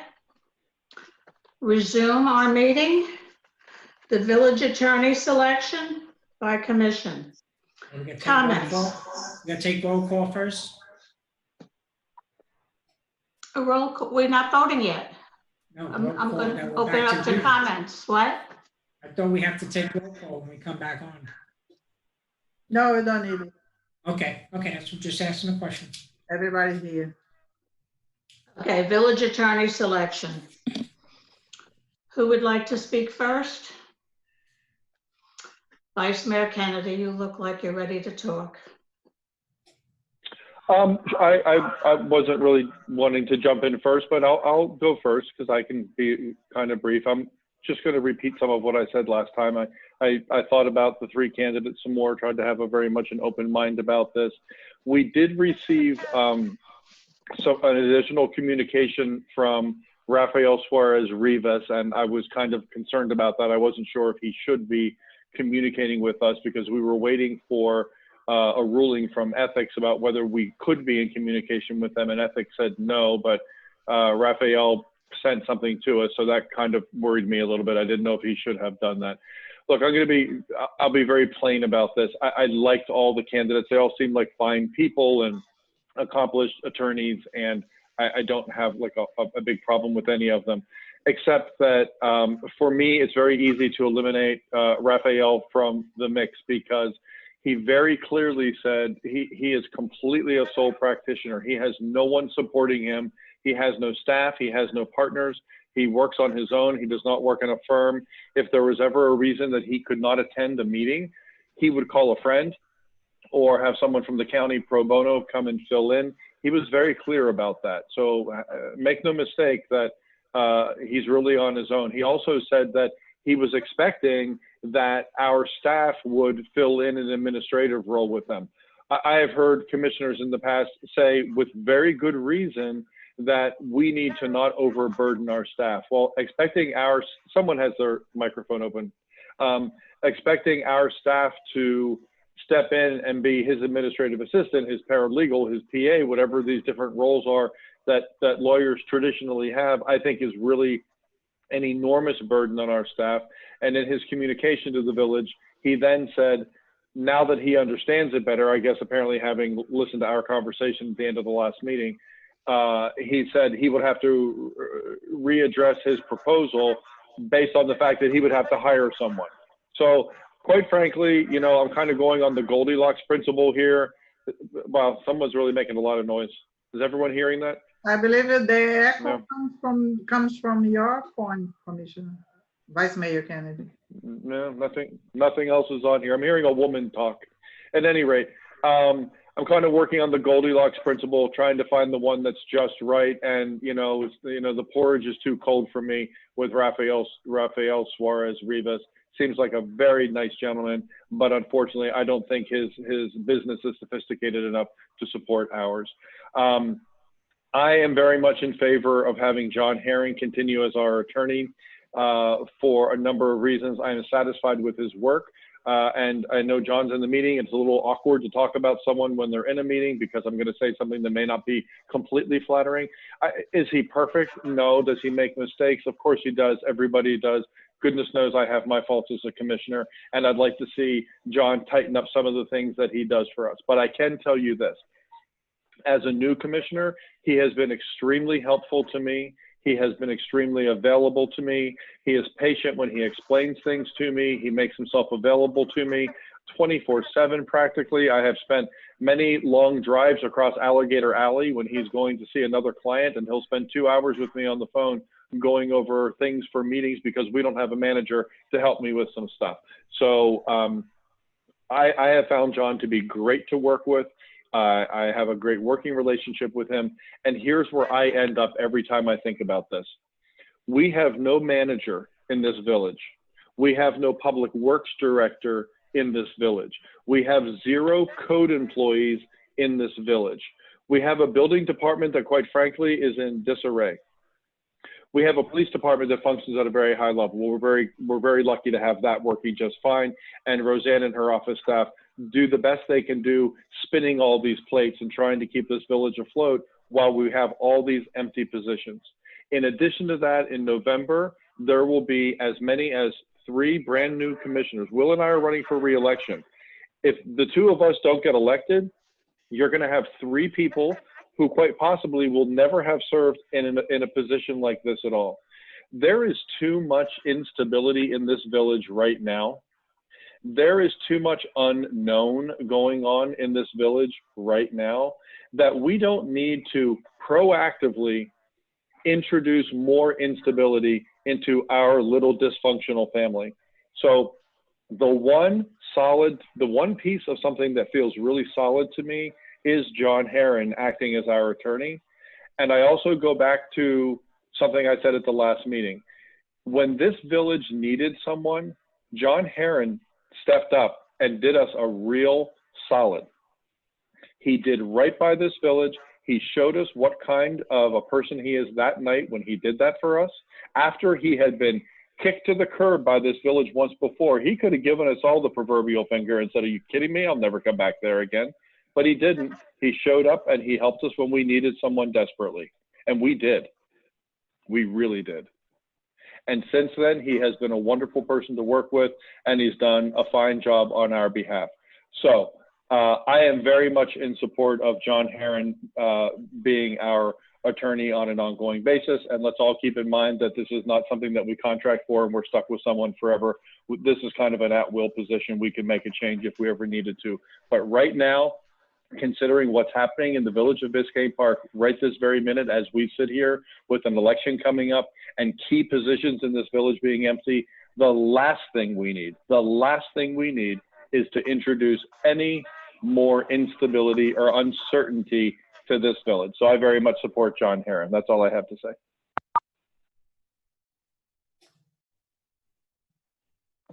Okay, any other Commissioner Ross? I'm sure you want to say something. You're muted. You're muted. I'd like to say something. I would like to go last. I'd like to hear from the rest of the commission. Well, I don't think we have to do comments. I'm not doing comments. I will do my vote.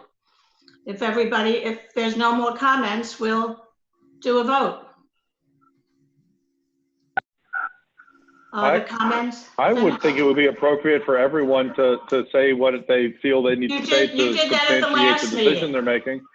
Okay, Madam Mayor, I have a comment, and I'd like to have my comment heard. Oh.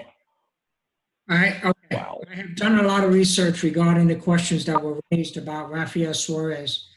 First, the use of a clerk in our staff to assist him. Second, the availability of him to be at our meetings. I have been in contact with Victoria Mendez, who is an attorney with the city of Miami and has worked with him for many years. Okay, in reference to the first question is the lack of assistance. It is a non-issue. He will be able to hire a part-time assistant if needed within our current budget allotment. And most attorneys in practice now, they are pretty self-sufficient and need minimal clerical assistance. Second, availability of him to be at the meetings. I have spoken to some people that he has worked with for many years who have told me he does not miss meetings. They even have a hard time making him go on vacation. And if the occasion does come up that he cannot attend, he has a surrogate attorneys knowledgeable in local government who would make a special appearance on pro bono. It is our responsibility to be sure he has a calendar of the commission meeting dates that he can plan for. I am looking for someone that can live within our budget, knows local government, who is going to respond in a timely manner. I believe that Rafael Suarez fits my main concerns. Is there any other comments, or should we go to a vote? No, I'm not Oh, I'm finishing. sorry. I'm sorry. Those are, he has a lot of experience in local government. He knows how to do many things like zoning, grant, public works, code. He also knows how to do magistrate. He has no corporate overhead. Quick responses when needed. He has special magistrate work. Village would be his principal client, and any scheduled conflict would be resolved in favor of the village. We would be dealing with one person, and he would be held accountable. If he doesn't do it right, we can get rid of him without big firms blame everybody else. Thank you. Are there any other That's a comments? very good script writer. Commissioner Tudor? You're muted. You're muted. There, can you hear me Okay. now? Okay. Yes. I was actually hearing from all three candidates. They all had very strong presentations. They all had their pros and cons. I did have some concerns regarding Mr. Suarez. I know he did respond back trying to alleviate, but I still have those same concerns. But the firm that really stuck out for me, I like the fact that they truly specialize in municipal local government. Also, I like the presentation by Mr. Dion. I got the impression that this was a gentleman who definitely could assist this commission in helping us become a little bit more better with time management. He was willing to work with the commission regarding budgeting purposes. The comment that he made that at some point in time you've got to pay somebody for the work being done. I can't ding him for that. That's real life. So the firm that I think is in the lead for me would be Neighbors, Giblin, and Nickerson. Okay. Roseanne, do you want to do a roll call? I'd like to make a comment before we do a roll call vote. Go ahead, Commissioner Ross. Thank you. John Herron, he's been practicing for nearly 30 years. He's board certified in city, county, and local government law. He served as a full charge city attorney in other municipalities. That means that he didn't just work with cities on particular issues the way that the other firm that you were referring to does.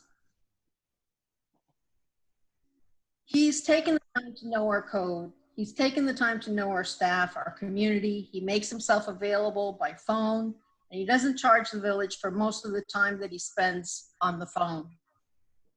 He's a member of the Cuban American Bar Association. Interesting, today we were celebrating Hispanic Heritage Month. Also a member of the Florida Municipal Attorneys. He belongs to the Florida Bar sections that specialize in government law, environmental, and land use law. Attorney Herron is conservative in his recommendations, as was our longtime village attorney, John Hearn, whose name seems to be fondly invoked lately. I haven't always agreed with either of John's conservative approach, but I know that the opinion that they render is that the opinions are well-founded and that they're in the best interest of the village. John's firm, Fox Rothschild, offers a broad spectrum of practice areas to respond to any need the village may encounter. And he proposes a flat fee so that we can control our attorney's costs. He's even agreed to reduce that rate to $75,000 in the first year.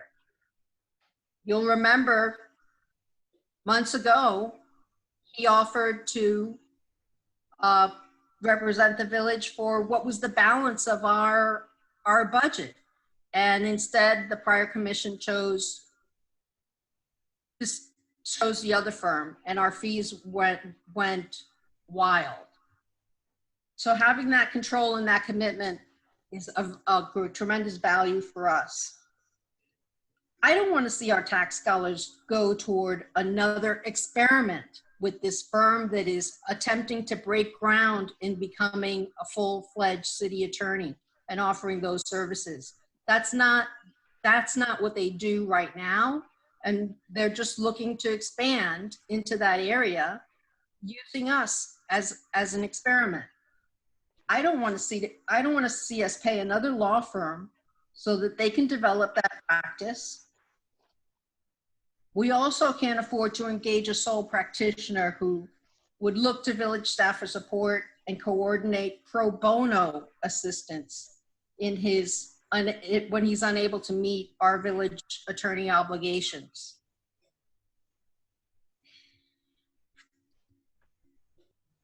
By the way, John Hearn, that was the only name on his letterhead, but he had a full support staff, including a paralegal. And he had formal relationships with several attorneys who, from time to time, filled in. But those attorneys knew us because they were here on repeat appearances. They weren't just someone picked up as a pro bono favor to fill in. So I'm at a loss to understand. An email I received last week. And I hope the mayor, well, she said she won't comment, I hope that she will clarify on her meaning. Writing to a constituent, the mayor accidentally wrote to me instead. And she said, I quote, "As I said, Barbara, my choice for attorney is anyone but Heron. The reasons are the same as when they got rid of him last time. He represents rocks. I believe Betsy, in her letter to Kristen, said the same thing. Mayor O'Halpin, you were elected to do better than to emulate the previous failed commission. Please explain." Nothing to explain. Any other comments? I'd like to hear an explanation, Ginny. I said there's nothing to explain. I don't Well, understand. there is something to explain. You may refuse to explain it. I think that's what she's doing, and she has every right to not say anything. But what makes you think that John represents me? What have I personally gained in this supposed? I really don't want to go back to the prior commission and the things that were said. I really don't think that's necessary. There's no more comments. So you're agreeing with the prior commission. You're agreeing with the commission that you actually ran kind of against. No, I'm reasonably aware of what's going on. Any more comments, or shall Roseanne do? I'm not aware of what's going on. I'd like to understand it. I'd like to. Can we move forward the vote? I think this is getting a little bit out of hand here. Roseanne, you want to do a roll call? I think this is an important thing for everyone to understand, Will. She's implying something about one of your fellow commissioners that I would like to understand. I'm hearing this for the first time. I'd like to know too. She's making an implication about the relationship between a vendor and a hired commissioner. She's already stated she's not going to address it. Now, you can try to browbeat her into telling you something, or bully her into telling you something, but she's not going to do it. So we should move on so that we can. Careful how you use the word bully, Will. There's no bullying going on here by anyone. Or shall we do a roll call? I know each other. Commissioner Kennedy, I understand the definition of bullying, and I don't throw that word around casually. So when I say that there's no need to try to bully her into doing something, I mean just that. Roseanne, are you ready to do a roll call? So Yes, Mayor. I thought we had kind of moved on in this village to something better. I really did. I had hope. Apparently not. I had hope we had. Yeah, and I was hoping the same thing, but we were all told we were getting something better. And here we sit with the same drama, strange things going on. Oh boy. Mayor Hopping? Oh boy is right, Will. You sat here for how many years in that kind of a commission, and here you go again. Excuse me, you know, it's shocking how much you ridiculed and gave grief to the former mayor about her behaviors at commission meeting, and you're no better. Mm-hmm. Mayor Hopping? Neighbors, Giblin and Nickerson. And neither is our current mayor, Will. Vice Mayor Kennedy,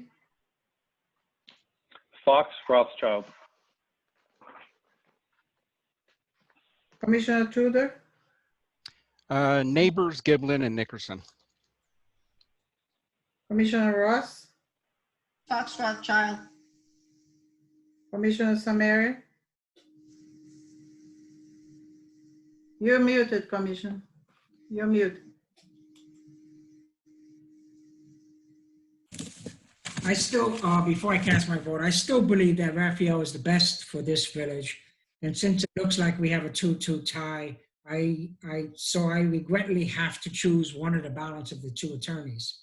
And I choose Natives, Gilberts, and Natives.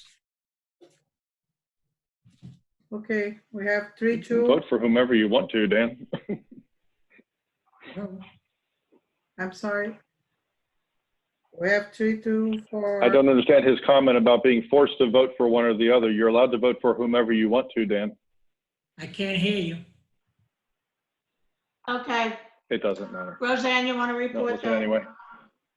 Yes, 3 votes for Neighbors and Giblin and 2 votes for Fox Rothschild. Mayor, if I may. Yes. Yeah, it's clear that that I don't enjoy the support, obviously, of 3 of the commissioners, and you all have made the decision to move away from my firm and myself as the village attorney. And while I've appreciated and enjoyed the time as your interim village attorney, you know, it's clear that you want to make a change, and so in order to facilitate that change, I tender my resignation immediately. Accepted. All right. Thank you very much for the opportunity to serve the village of Biscayne Park. Thank you very much for your service, John. Thank you, John. Okay, our attorney has resigned. Can you blame him? That's not necessary. What was necessary was Well, an we're all explanation. adults. We can have. Yeah, 11B. you're right. We're all adults here, Jenny. We can handle a tough conversation when it comes down to it. You really didn't treat that person very well as mayor, I have to say. Just putting that on record. Making strange accusations about him in public meetings, very strange. What public meetings? I'd really like to know what this personal thing was. Oh, the night you tried to play gotcha with him and rocks and whatever that strange conversation was about. Really? Oh, yes, you Excuse me, did. can we move forward, Oh, yes, please? you did. Yeah. FDOT lane elimination process. Vice Mayor Kennedy? Let me pull it up here. Okay. Okay, so here is the long and short of it. This is a lengthy item that I put together, and I am not proposing any specific thing other than we have a discussion. And everything that I wanted to say is in there. I'm assuming you all read this and have chewed on it a little bit. And so I'm not going to re-present this, except to hit a couple of main points. And that is just to remind everybody that the FDOT project is on hold at our request. We requested they stop. They agreed to stop. We also requested that they provide certain information to us in the form of studies, and they did all of that, except for one missing study, which is called a lane elimination study, and that would have to take place if we were to consider requesting. We can't make this happen. We can only request that they reduce the number of lanes on 6th Avenue in one or both directions. The onus falls on us to not only request that study, but to also conduct that study and pay for that study. And that was made very clear to me. And I apologize that this item came to you guys, that you got 2 versions of this item. But after I submitted it originally, FDOT did provide the updated, most current lane repurposing guidebook 2020, which was attached to the second version that I sent to you. There's a lot of information in there. So I'm not going to read through the rest of this. It's all very clear what's happening. We just need to keep the FDOT ball moving forward. We have a responsibility to the village to get it right. We have a responsibility to FDOT. They've already spent about $600,000 on this project. That is now on hold, and they're waiting for us. So we've got to take steps forward And the first step that we need to look at is this lane elimination study. Do we want to do the study? Are we willing to pay for the study?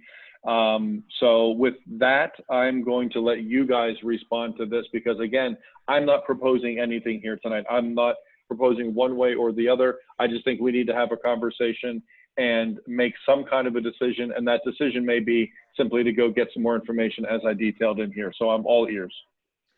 Well, that was what I was going to ask Vice Mayor Kennedy. Do we have any idea how much a study would cost? I mean, no, because it's something that is outside of our ability to do. It's not something that we would do internally. It's not something our staff would do. It's something that we would have to contract with someone to do. No, we do not know how much this would cost. But it takes a long time to pull together.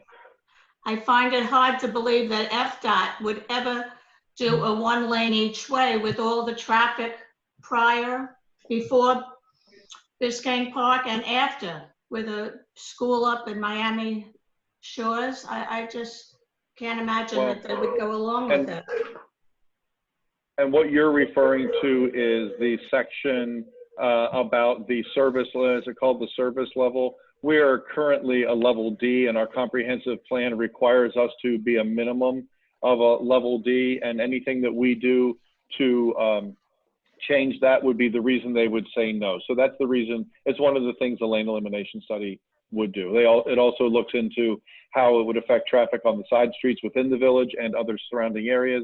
It looks at how it would impact the other communities north and south of us, because they would be impacted by this as well. Mm-hmm. Any other comments on this? I'd like to comment on.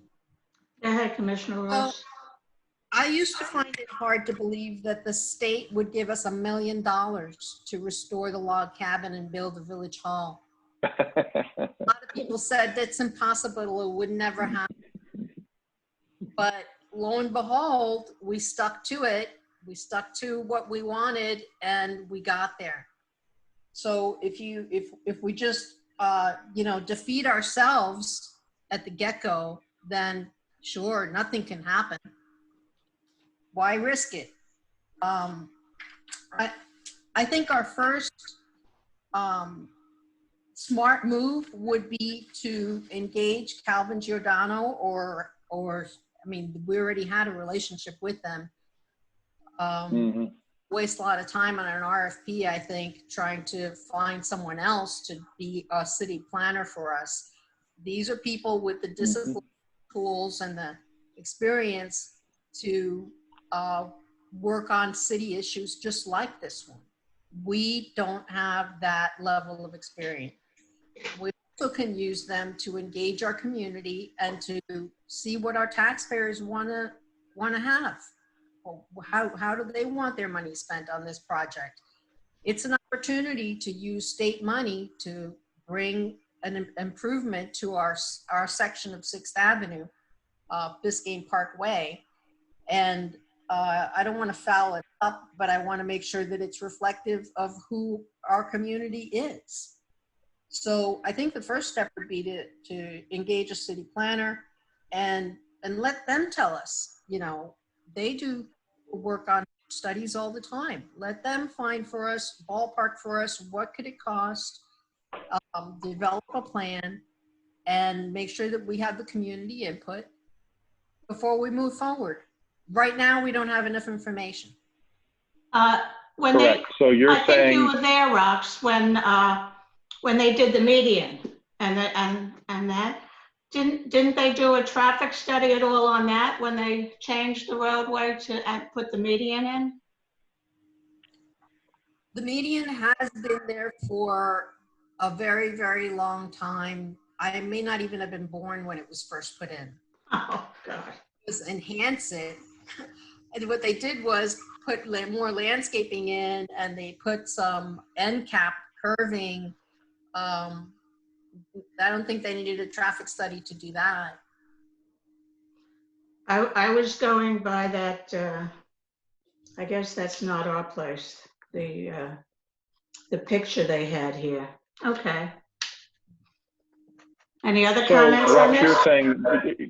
you're suggesting just get Calvin Giordano to give us a price to do it, because there's the initial stage is there's actually an application process that will cost some money just to do that, because you first have to go to FDOT and ask them for permission to do the study. So Right. that has to be put together by Calvin Giordano. And then if they say, yes, you can do the study, then it would be an additional cost. The other thing I put in here that you'll see is the last sentence of the second to last paragraph on page 2 is that we need to find out if CITT money can be used even for these studies. That may be an acceptable That use might of be. that money. So it's possible. And so we may decide, and that's why I didn't want to propose anything here. We may decide, let's go find out what it costs to even apply, because there's an application process and then there's the study. And then simultaneously, Roseanne can find out with Paul if the CITT money could be used to do that. Okay. That's it. That's, Or we can just decide we don't even want to consider a lane elimination study altogether. So kind of we're wide open here. I just wonder about a bottleneck, for our small area that would make it Well, that's worse. what the study would show us. Madam Mayor, I'm wanting to go forward with this, but we need to have what the application cost is going to be and what the survey cost is going to be. And then once we get that figures, it can be brought back to the commission and we can go to the next step that we need to go. But I need to know what it's going to cost the residents and cost the village. Well, I'm sure the application fee can't be a lot of money. I mean, although you never It's know. not the fee. It's like we'll have to pay Calvin Giordano to do it. There's a process to apply, and they'll charge us for that. I think the first thing they're going to give us an estimate for is just to apply, to ask permission to do the study. And if they got a yes from FDOT, then they would have to do the study itself. But they have to prove some things in the study. They have to prove that there's a greater good here. It's not just that the guy was his name's Ken, I think. He was very clear to me. He's like, Mac, you can't just want it because you think it will look better. There has to be an actual purpose. You have to be saying something like, we need to add transit lanes for buses. We need to add bicycle lanes to connect to neighboring communities' bicycle lanes. And he also did say, if you request a lane elimination and we grant it to you, you will be required to put sidewalks in. That will then become a requirement of the scope of work. So not that us asking it will make that happen, but just be aware that that's part of the deal. Commissioner Tudor, what do you think? No, I think it's a good idea. We should find out what the cost is going to be, look into seeing if that's something that's even feasible. Also, I think we may not be a bad idea. We've heard from some residents regarding this. We may want to start considering when we want to start having some workshop with residents here in the village to get some feedback about beyond just the lane elimination, what they may be wanting to see, what they may be looking for. So I don't know if we could start that process while we're also having the discussions with Calvin Giordano to find out the cost to see about even doing the study for the lane elimination. Can I respond to that, Will? And I'm not being argumentative, but I have thought the same thing, because originally what I was going to come here tonight with was something very different. It was going to be an action plan, like, okay, let's get the train out of the station and let's go. I think this is my personal feeling. I think we need to get the lane. We need to decide if we're going to ask for a lane elimination study first.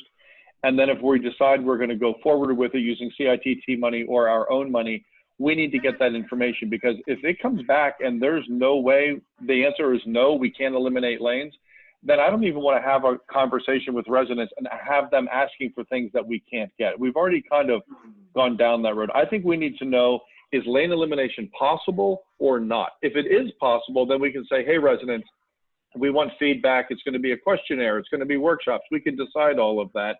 But they have to know whether that's a request we could actually entertain or not. And if it's not, we tell them that, so we don't waste their time or ours, quite frankly, because we need to streamline this process. What, do we make this into a motion? Or I could make a motion out of this if you want me to. I mean, is it if appropriate we're to going make to a motion? start, we need to do, we need to start. Yeah. Okay. Okay, let me take a crack at a motion and see let me take a crack at one and see what you guys think. So I make a motion that we instruct Roseanne to contact Calvin Giordano and ask them for a price to start the application process for a lane elimination study, just for the application process itself. And for Roseanne to simultaneously work with Paul and CITT to find out if any of the money in that fund could be used to pay for this application process and or the actual lane elimination study itself, because that will become a very important part of the decision that we make whether we move forward. If it costs a whole lot of money and we can't use CITT money, we may say no way, you know? So that's my motion. We instruct Roseanne to do those two things. Okay, I'll second that motion. Might we also ask CITT and Mr. Betancourt if we could use that money for the lighting improvement, because the other half of the other way the project was out, we would need to contribute for the lighting. Commissioner Ross? Yeah. I believe we can't because it's not our road, it's state road. I heard that before. I have to confirm, but I heard that. I mean, it doesn't cost us anything to ask. Absolutely, yes, yes. And just Also, I heard before. I didn't quite understand, do we have to have sidewalks if we have drainage improvements? No, it's the other way around. If we have, the only reason why drains were included in this, and this is, again, I mean, don't go by me, but this is what I was told by several people there, and I've had lengthy conversations with them, that because we're putting sidewalks in, we're losing a lot of square footage of right-of-way that can absorb water. So drains are required to be added to take up some of that water. Without sidewalks, we don't need the drains. Okay, Yeah, it's because there's no necessitate the percolation. drain. If it's a lot of cement, there's no Exactly. So- percolation, right? Okay. Right. So sidewalks necessitate drains, and lane elimination necessitates sidewalks.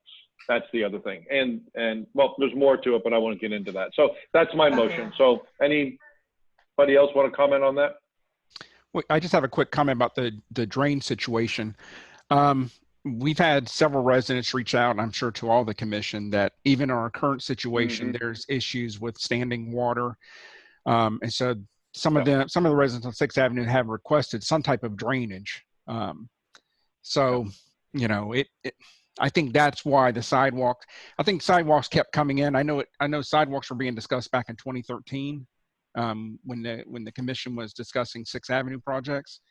And I think sidewalks keep coming up about the drainage, and also about the there was one time where they wanted to have that pedestrian crosswalks, but they wouldn't be allowed without sidewalks. I know you can't do crosswalks without you can't do pedestrian without sidewalks. Yeah, you have to have sidewalks. You have to have sidewalks to do pedestrian crosswalks to connect the two sections of the park. Well, if I'm correct, and I asked them a lot about the drain sidewalk connection, if you have sidewalks, that requires the drains. But we could also request drains independent of the sidewalks. So if sidewalks are part of the equation, drains come along for the ride. But we could say there are places where we have drainage problems, so can you put drains in the project? We can ask for anything. You know, they're going to come back and talk to us about and all this will get But I don't think. Oh, go ahead. I'm sorry. Exactly. Yeah. I was going to say, they're not tied together the same way. Sidewalks require drains, but drains do not require sidewalks. Yeah, and this would all be good discussions to have, you know, when we have these workshops with residents, to be able to lay out all this stuff and yeah. But first we have to see if we're going to do the study. We have to get that. So Okay. Do we need a voice vote or? Vice Mayor Kennedy, is there time Dan for wants to say something. Kennedy, Yes. is there time frame for all of this? For just getting a survey, getting all of this to get back to the FDOT? Is there a time frame? No, we don't. That's something Calvin Giordano I'm sure would make part of their, you know, when Roseanne talks to them, she'll find out how much it'll cost, how long it'll take, all that good stuff. And remember, I have no idea if they've done this kind of stuff before. According to Rox, it sounds like they have, but this new lane elimination format, literally the day I sent it to you guys, or the day I sent it to Roseanne and she forwarded it to you, that was the day it came out. He said, Mac, you're the first person to get this. It literally, the day before he said, I'm not sure when it's going to be done. The next day it showed up in my email and said, here it is. Congratulations. You got it in time for your meeting. and I forwarded it straight to you guys. So they'll be seeing, Calvin Giordano will be seeing this for the first time. Okay. So for now, shall we vote on the motion just to have Roseanne? Then what happens if Calvin can't do it? Do we go out and get somebody Then else? we'll have to find someone else. Yeah, we'll have to ask someone else to We'll do have it. somebody else. Yeah, but Okay, can we do a voice yeah. vote or do you want a roll call? Roll call. I think, First, we need the motion. And second, please. I made a motion. It you was made a seconded. motion, I I made it. seconded it, Roseanne. Okay, sorry. Oh, roll call. All in favor, say aye. Aye. Aye. Okay, I want to tag one thing onto that, and that is the last paragraph of my agenda item about communicating back to FDOT. So I can't obligate the village to anything, but in my many conversations with Bao Ying and other people, I did say, look, we owe you better communication from the village, and it will end up being in the form of a resolution. But I would also like to make a motion that we direct Roseanne to communicate with FDOT, probably Bao Ying, anytime that we decide anything regarding this FDOT project, that she zip off an email to them, and so they're constantly hearing directly from this village about what it is we're working on their behalf, because I want them to know, and I want residents to also know what it is we're working on, what steps we're taking forward, and just be completely transparent about this in every step along the way. So I'd like to make a motion that we instruct Roseanne to be free about communicating everything that we decide regarding this project. Okay, do we need that in a motion? I'll second it. Second it. Second. Or whatever you want it to be. I'll second your motion, Commissioner Kennedy. Okay. All in favor? Aye. We want them to know that we didn't abandon this. This is what we need, so we have to. We keep did in not, touch with yeah, them. exactly. And Yeah, that's. yeah, that's exactly. why. We owe that to them. We owe that to them. Yes. Absolutely. After all the work they did, I'm sure we do need Yep. that. So we got And a lot of money they spent, a lot. Going back to Calvin Giordano for a moment, do you think we can ask him to come to our meeting next Tuesday? Or at least have a proposal to us by next Tuesday? Okay, regarding the next meeting, we're gonna have a first budget hearing, and after that, the special commission meeting. What was the special commission meeting for? Well, we're gonna have a first budget hearing, and any other meeting has to be independent, separated. So I'm not sure about that, and I wish we had an attorney that we could ask, but. I know for sure that the budget hearing has to be separated. Right, but it doesn't. There is no special meeting. That was supposed to be the commission meeting for that. I don't know what the special meeting is supposed to be about. One of the things that we need to talk about is if we're gonna do this 1% bonus for the non-PBA employees, because that decision has to be made and the checks have to be written before the end of the fiscal year, September 30th. Yeah. We need a motion to extend Hey, I'm the gonna meeting. step in here. I'm gonna make a motion to extend the meeting to 11:30. Is that what you just Okay. said, Ginny? I'm sorry. Yes, that's. I'll make a motion to extend the meeting Okay, to I'll 11:30. second it. All in favor, say aye. Aye. Aye. Okay. I just looked up and saw 10:59 on the clock. That's what I saw, right. Commissioner Ross, can you finish what you were saying, please? You were explaining why we were having a special commission meeting. When we were in the budget workshop, we talked about, or no, not the budget workshop.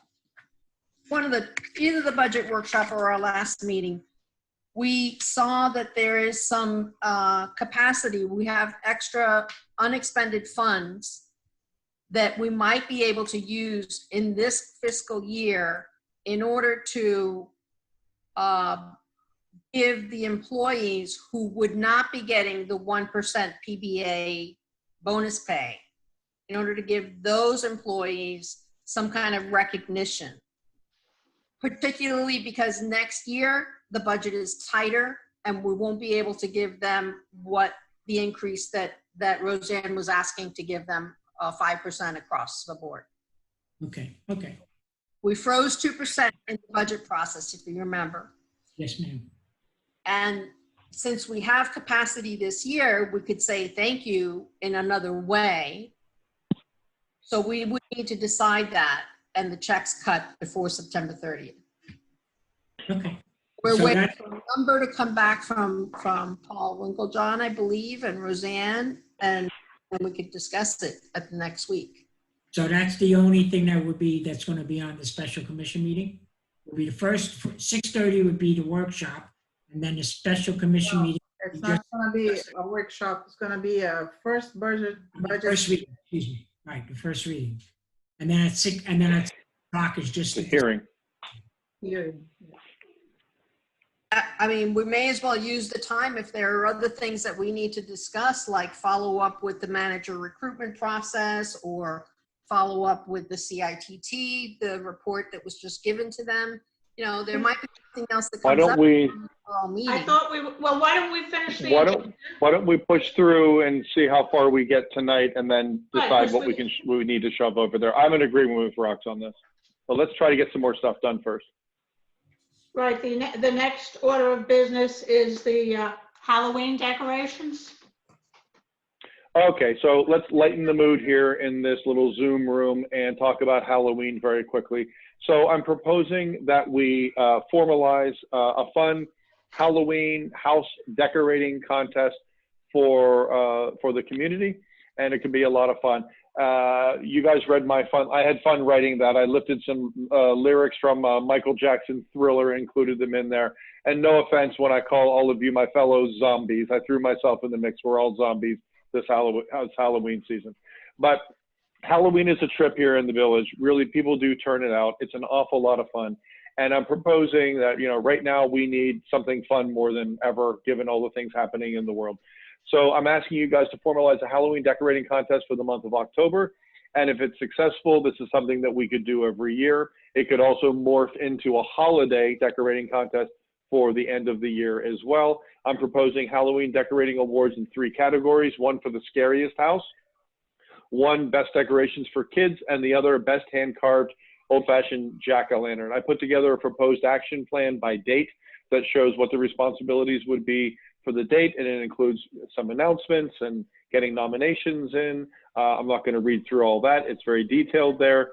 And then I wrote the devil's in the details. I offered to write the announcement where we let people know how this will work. Everybody can nominate people in any category, including staff members, all of us, residents. And then I'm proposing that Roseanne and her staff throw themselves a nice little Halloween party on Monday, October 26th. And she bring in some Halloween punch and some pizza or whatever she wants to do. And the staff gets to pick the winners in the 3 categories on Monday, the 26th. And then we have yard signs made, and Public Works goes out and puts the signs in yards. So for Halloween week, the 3 winners will have signs in their yard saying they won these 3 categories just in time for Halloween. What about, Mac, what about a haunted house with that empty house we have? Well, that could be the way. That one maybe just wins. That one just wins on its own. So that would be a fundraiser. Whew. But we can't do that. With COVID. Commissioner? Roseanne, you have a question? Yes. Yeah. I'm gonna ask Chief to come in and give his input in regards to the parties, gatherings, etc., as our emergency incident commander. Yeah, before the chief. Well, that's a different topic. This is just for the awards. This has nothing to do with any kind of an event. This is just giving awards to the houses. 2 separate topics. First is just This the is awards. just making the house decorations, not party. This is just giving awards for house decorations. But separately, Roseanne, I want to bring up the other topic separately. Yeah, no, because you mentioned about the party, I was excited, but I don't know what you about. No, I mean, the party is just for your staff. It's not for anybody but you and your staff in Village Hall if you want to pipe up Public Works, whatever. If you can't do it for that reason, I understand. But I thought that would be a fun way for you guys to get together and celebrate Halloween and pick the winners. Vice Mayor Kennedy, I think it's a good idea. One of the concerns that I'm having is, especially we have done with, when I've done with the Christmas decorating contest, it seems to be Yeah. a resident that wins it 3 years in a row or 4 years in a row. Are we going to stop that when they're not allowed to do that? Or what happens if that resident happens to win 5, 6, 7 years in a row? Well, let's worry about that when it happens. Right now, let's just worry about this year and approve a nice little fun contest and see if we even want to do it again. But that's also, Dan, why I put 3 categories in here, because jack-o'-lantern, best decorations for kids is very different from scary. So, you know, I kind of, let's worry about that when it happens. Yeah, this is good for 1 year. Let's yeah. Yeah, Excuse try it, me. see what happens. Okay, do we need Will, Rox, anything to say? Nope. I'm fine with it. I think it's a good idea. It's hard for me to switch gears, Rox, sir? but I do think it's a great idea. I like it a lot. It makes me think back to right after Hurricane Andrew. We were, you know, in really sad shape, and they did a special Halloween thing that brought everybody together. We can't bring everybody together now in these times, but this is something that we could do outdoors and bring a little happiness in. So I love it. Yeah. Yeah. Putting it And I don't want to burden the staff with anything. So Roseanne, if you want me to help write up the announcements and stuff, I'm very happy to do that for you. I don't want this to be a burden. You guys have a lot going on and you have empty positions. Madam Mayor, I would like to hear from the chief on this. well, we're going to let him talk in a few minutes as well as the manager. Let's finish this. Okay, so we need? I make a motion that we do that. Does it require a motion or we just agree to do it? Yeah. I think we agree to do it. Just as Everybody agree? Yes. Yes. Okay, fair enough. Roseanne, let Okay. me know if you want help with any of this and I'll be happy to step in. Absolutely. Thank you. Okay, Chief Cabrera, would you like to go first before Roseanne? Well, there was another Halloween topic. There was another, we tagged on another Halloween topic I added under new business, and that was, I asked the chief if he would come in and discuss Halloween possibilities given COVID and the event, and just kind of give us an update on that separate from the awards. You're on, Chief. I had a discussion with the commissioner relating to the Halloween event. We discussed a modified event with modified hours and restrictions. I mentioned to the commissioner that I wanted to do an analysis and overview of what's currently going on with the CDC and with the testing and with some of the information that's currently out. As you know, they discovered over 75,000 tests that were not reported by one of the labs, and hospitalization rates have also gone up, and there's additional concerns that I have. I had a discussion today with Isa from Parks, and we discussed, you know, the parks, opening the parks, and other matters relating to the park. And I strongly feel that, you know, we can look at a timeline.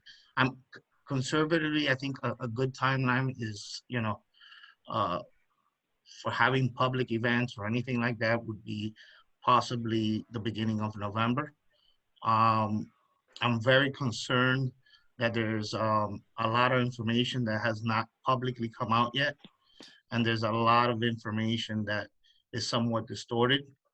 I did some additional research on COVID-19 on surfaces, how long they last, some of the procedures that are recommended, and I looked at, you know, what resources, both external and internal, would be needed, and there's numerous concerns. So I personally would not recommend right now any events, just like I wouldn't recommend we open the parks and we continue operating in the capacity that we currently have. I think we do an injustice.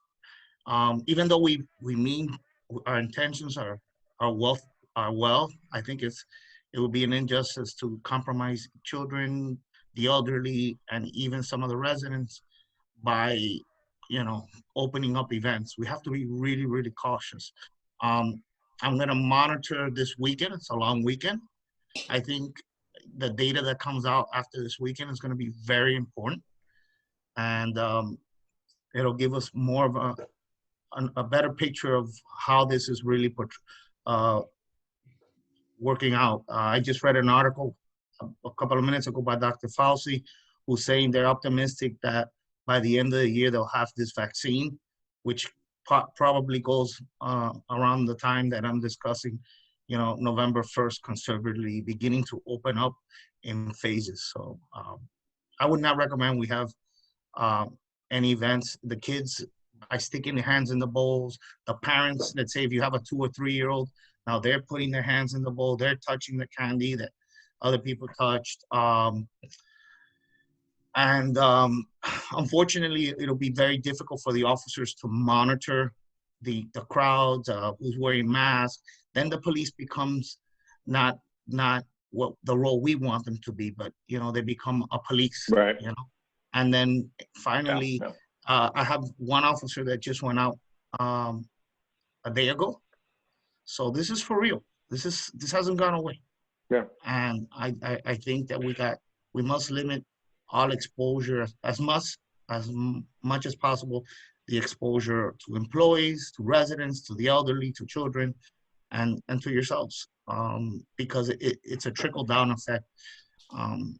So I would suggest. May I ask you a question, Louis? Yes, sir. Do you have any concern? So you're saying no to a Halloween event at the rec center, and you're saying no to opening the fields for now, yes, and you'll keep us apprised. Okay. Do you have any concerns that parents may take their kids trick or treating on their own on Halloween? And should that be? And if you don't want that to happen, should that be communicated? I have a concern that, and just so you guys know, I spoke with Louis. We had a long conversation about another, you know, suggestion I had of what could we do. And one of my concerns was, I'm afraid people will just take their kids out trick-or-treating on Halloween, and then we'll have people knocking on doors and people answering doors. If you don't want that to happen, Chief, how do you plan to control that? Oh, I was discussing a strategy with the command staff, and then I was going to present it to the interim manager of putting it on next door. You know, we did the communication plan and putting out the information. I've been contacted by many residents and was told that they really don't want people knocking, ringing their doorbells, touching surfaces, or having any, you know, any contact with parents or children at this current moment. I mean, there are residents that are extremely concerned. Even though I'm very sensitive and I understand there are residents that want to have kids and want to take them out and use the park, but it's a give and take. And at the end of the day, my role is public safety, public health, and the well-being of all. So I have to play. That's the role that I play. So I get it. Okay. Thank you, Chief. Roseanne, do you want to do your report, please? Yes, I was asking to give a report about the CITT, the village manager selection, the RFP for solid waste.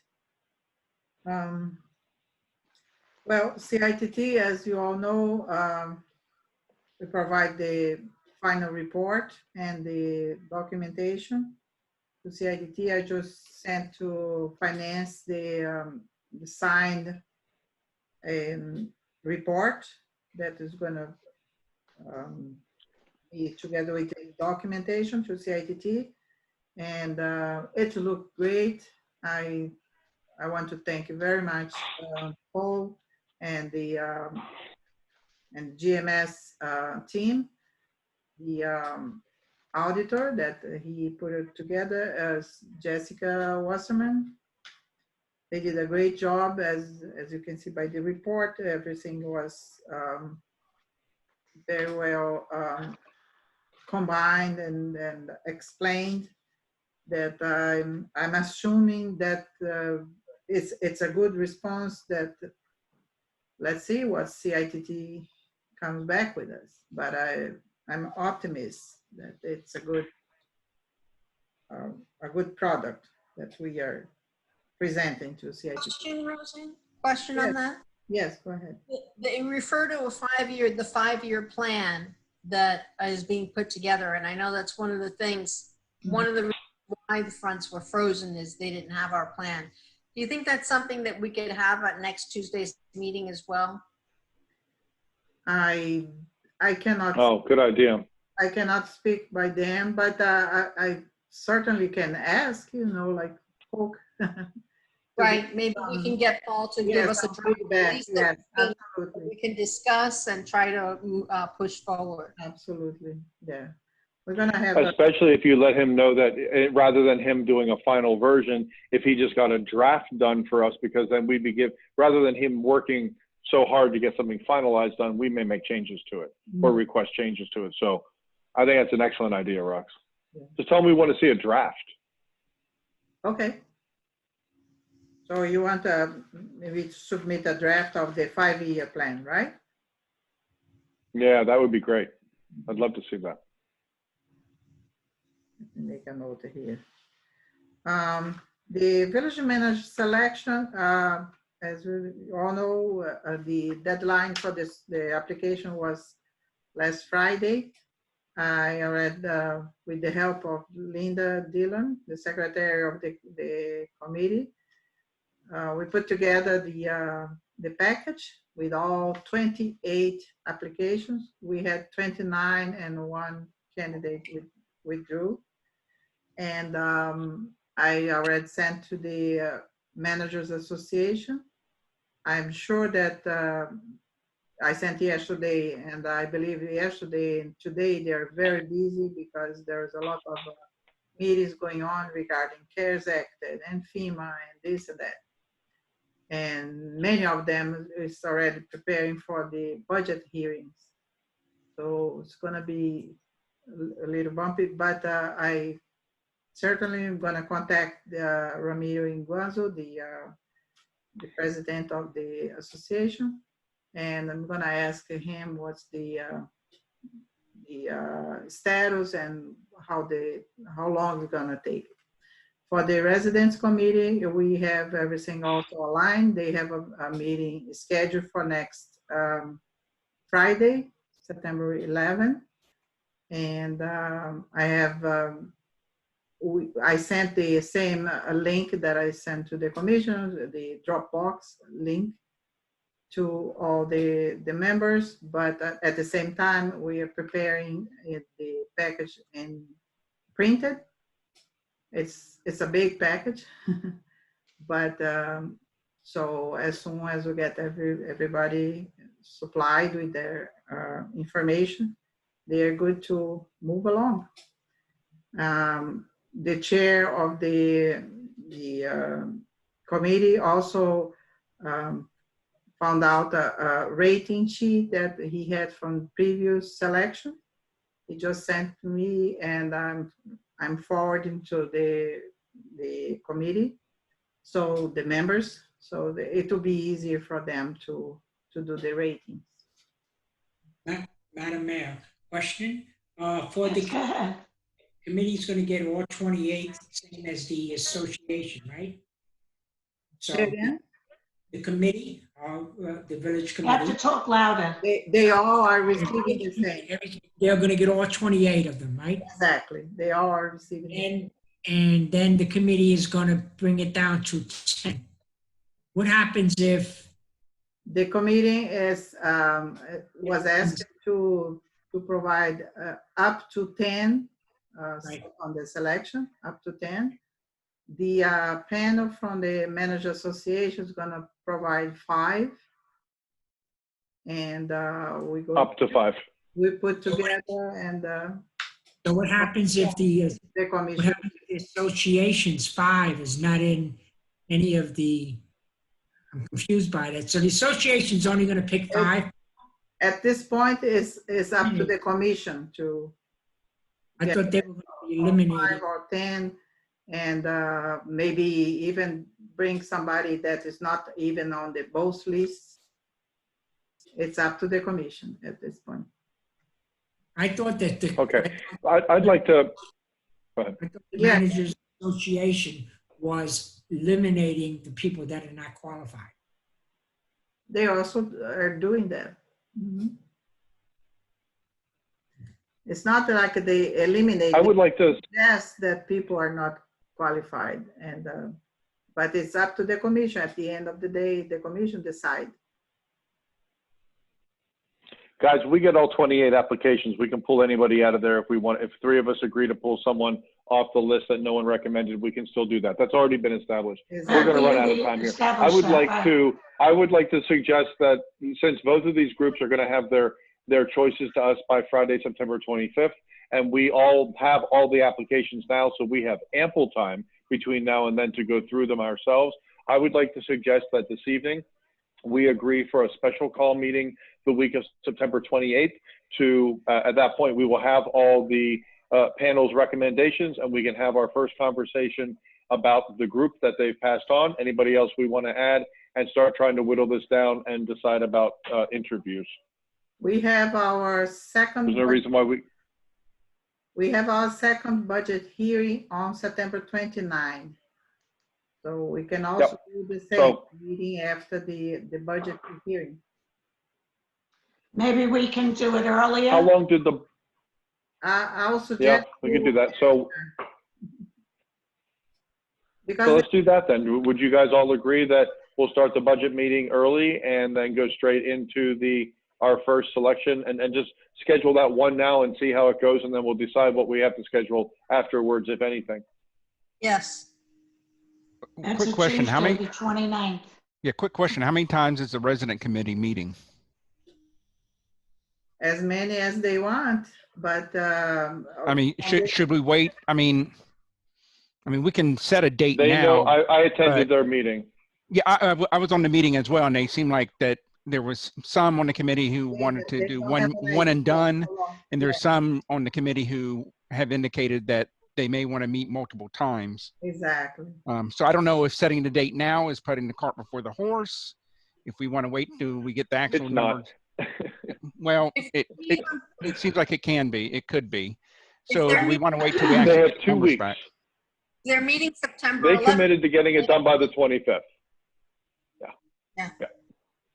25th of what? They're meeting on the 11th. That gives them 2 weeks to get the job done. They know what we asked them to do. They understand what their job is, and they seemed very ready to jump in and get it done. So we will have their recommendations by the 25th.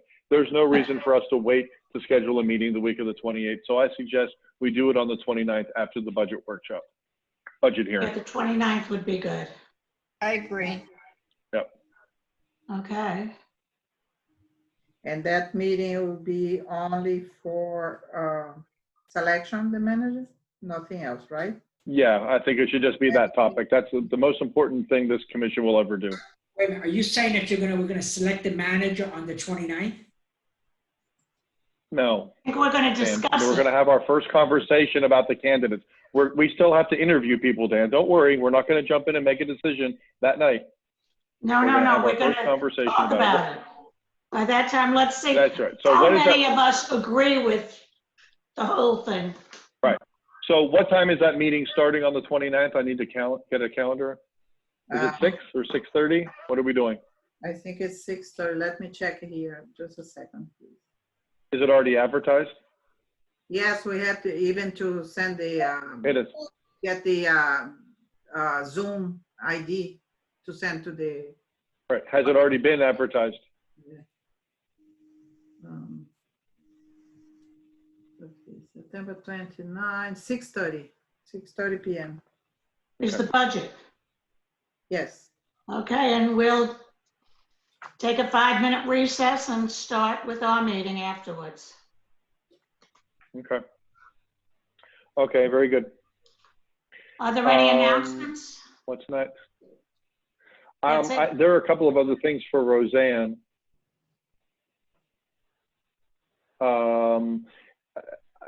Roseanne, I sent you an email about this, and I'm not sure I got an answer, or maybe Paul did answer.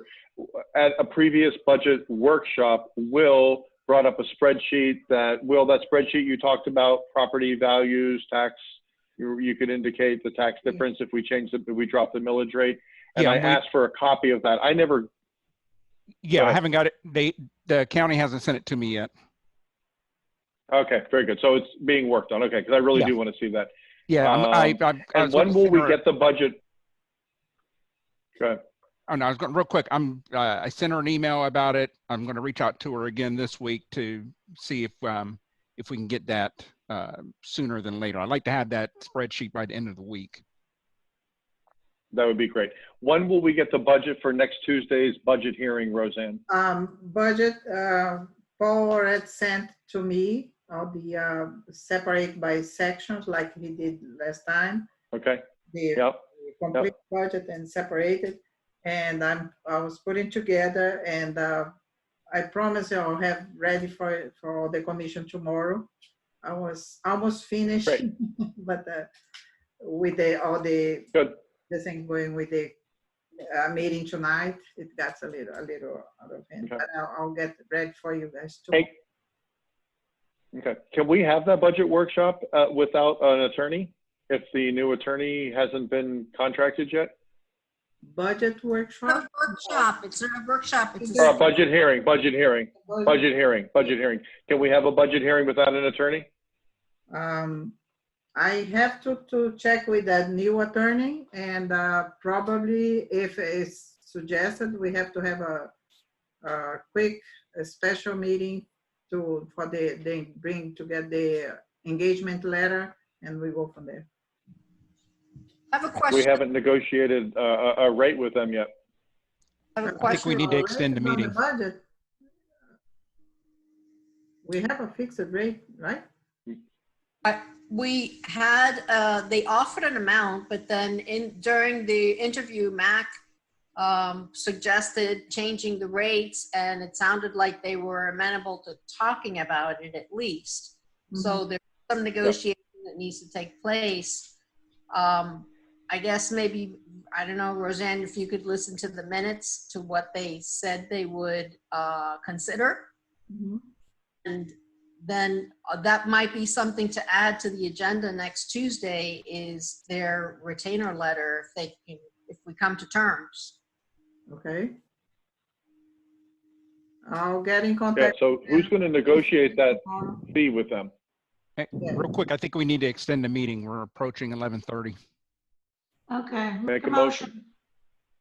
10 Make minutes. a motion to extend it to 11:45. I'll second it. Okay.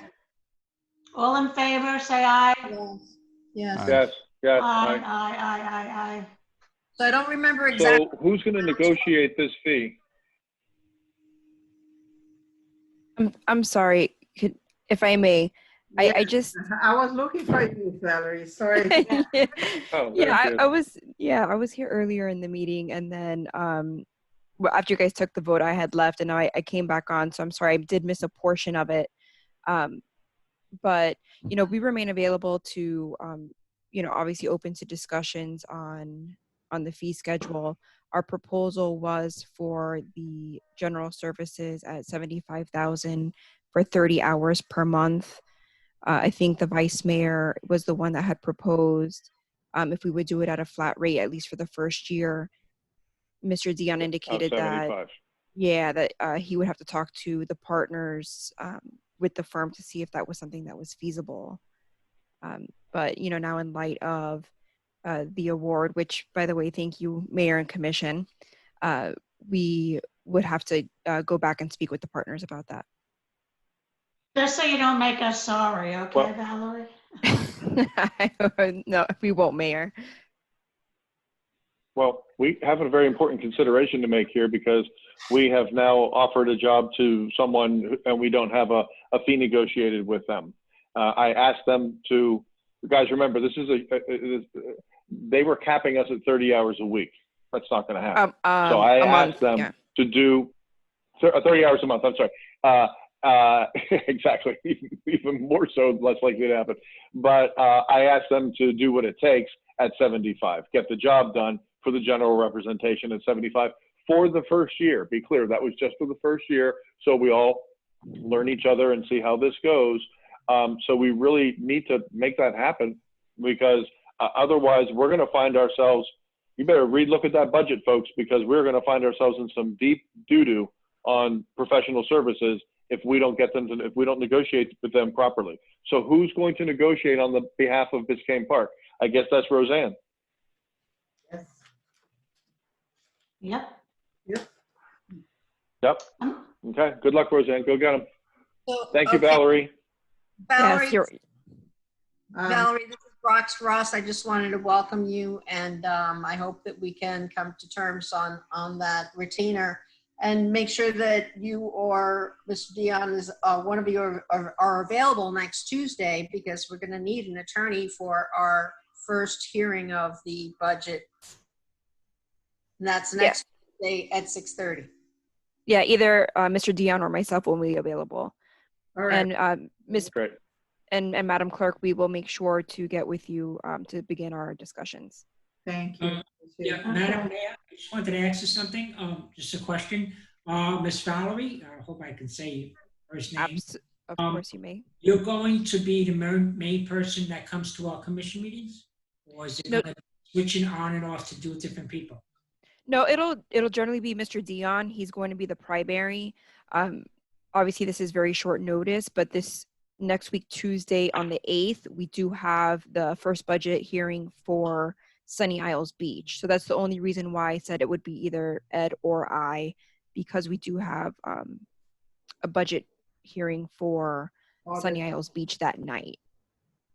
But generally, Mr. Dion would be the primary. Thank you.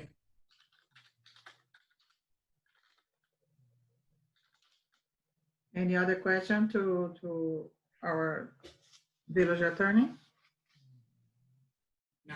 I think she can really answer the question. Yeah, I'm forwarding an email to her immediately with my contact, and I'm sure that tomorrow we're gonna find some time to talk. Okay. Absolutely. Thank you. Are there any? What about solid waste? Roseanne? Did we hear did we hear a firm date on solid, when Rox was discussing solid waste? Did we get excuse me, a firm deadline? Is it September 10th, or has it been pushed back? Oh, I thought it was 10. We're probably gonna talk about it, do an amend to extend, because we have questions that we have to address, and with that we have to amend the RFP. What is the published deadline? I'm sorry? What is the published deadline? September 10th. September 10th, yes. Yeah? Okay. Who is going to decide when it's extended? When are you extending it to? I have to have the conversation with the new attorney, because we already are preparing to have that meeting tomorrow with Mr. Herring, Chief Cabrera, and Caesar. And in this case, I would also ask the two names suggested to be a part of the panel, Dan Keys and Paul Wickenjoe. So we should address all the questions that we have, and then prepare an amend, extending the deadline to submission, and also answer putting on the amendments, all the answers. my understanding of the issue is that at least one of the bidders, we set a base price of level of service, which included recycling and the recycling as it was shaped in the 14 RFP. At the time, recycling was like a more thriving business, and there were different incentives to increase recycling. So now that industry on the whole has dropped, and my understanding is one of the bidders wants to get clarification on whether they can put in a bid that alters what we were asking for in a recycling service, an alternate bid. When we make that clarification, that has to be published for all bidders, and then there has to be a period of time for the bidders to, you know, assimilate that and respond to it or incorporate it into their bid. And that is going to, I'm not sure what the period of time is, 7 days, 10 days, Roseanne, do you know? Not on the top of my head, not now. But that should be like the first priority to get direction for the transition from John Herron Absolutely. to Valerie Vicente and her people, and so that we can hopefully get that nailed down. Moving, yes. We do our best to not interrupt the process, and we'll continue. And I think, Roseanne, that we also have to announce, I don't think that we announced the date set to open bids. It is on the RFP. The advertisement doesn't mention, but it's on the RFP. Is it the same day that the bid closes? That's the time, because you have to set an hour. It's a public meeting. You have to set like, not just the date, but the hour when the bids are going to be open. Yeah, no, it says that the bids are going to receive, it's going to be received until 4:30 p.m. on Thursday, the 10th of September, 2020. And then the next step is to open and rank them. Yes. And that opening is a public. One thing that is not mentioned on the RFP, I believe on the other one it was a date of a pre-bid meeting that, you know, the vendors usually they request that. Right, but we're way beyond that point. I know. Pre-bid meeting. What we need to set is the date and time for when the bids are going to be opened and assessed. And I think it's advertised as that we have to do after. Advertised as it's happening at. It was advertised in the RFP that it's going to happen at the log cabin, but it doesn't have a time and a date. Yeah, and that we have to also to advertise after we decide if you're going to extend or not. Right? Yeah, I'm just saying that we should do all of those changes at one time, and then all of yes.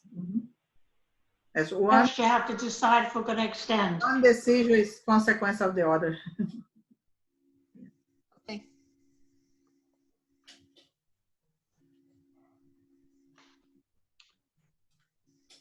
Any other comments? Announcements, Roseanne? The announcements, what I have for now is the first budget hearing of fiscal year 2020-2021, September 8, 2020 at 6:30 p.m. and second budget hearing, fiscal year 2020-2021, September 29, 2020, 6:30 p.m. We just scheduled another meeting for September 29. Is that the only one, or are we gonna have September 8th? No, September 8th as well. Oh, September 8th, a special commission meeting at, I'm gonna say 7 p.m., but it's always after the first budget hearing. Yeah. Right, the 29th is 6:30. The 29th start the Correct. Budget hearing start at 6:30, but is the special commission meeting, it has to be, let's say 7 p.m. and we go from there. Okay. Okay, is there a motion to adjourn? You're muted, Commissioner Samari. I make a motion to adjourn. Is there a second? I'll second. Okay, all in favor, say aye. Aye. Good night. Safe home. Good night, everyone. Thank you.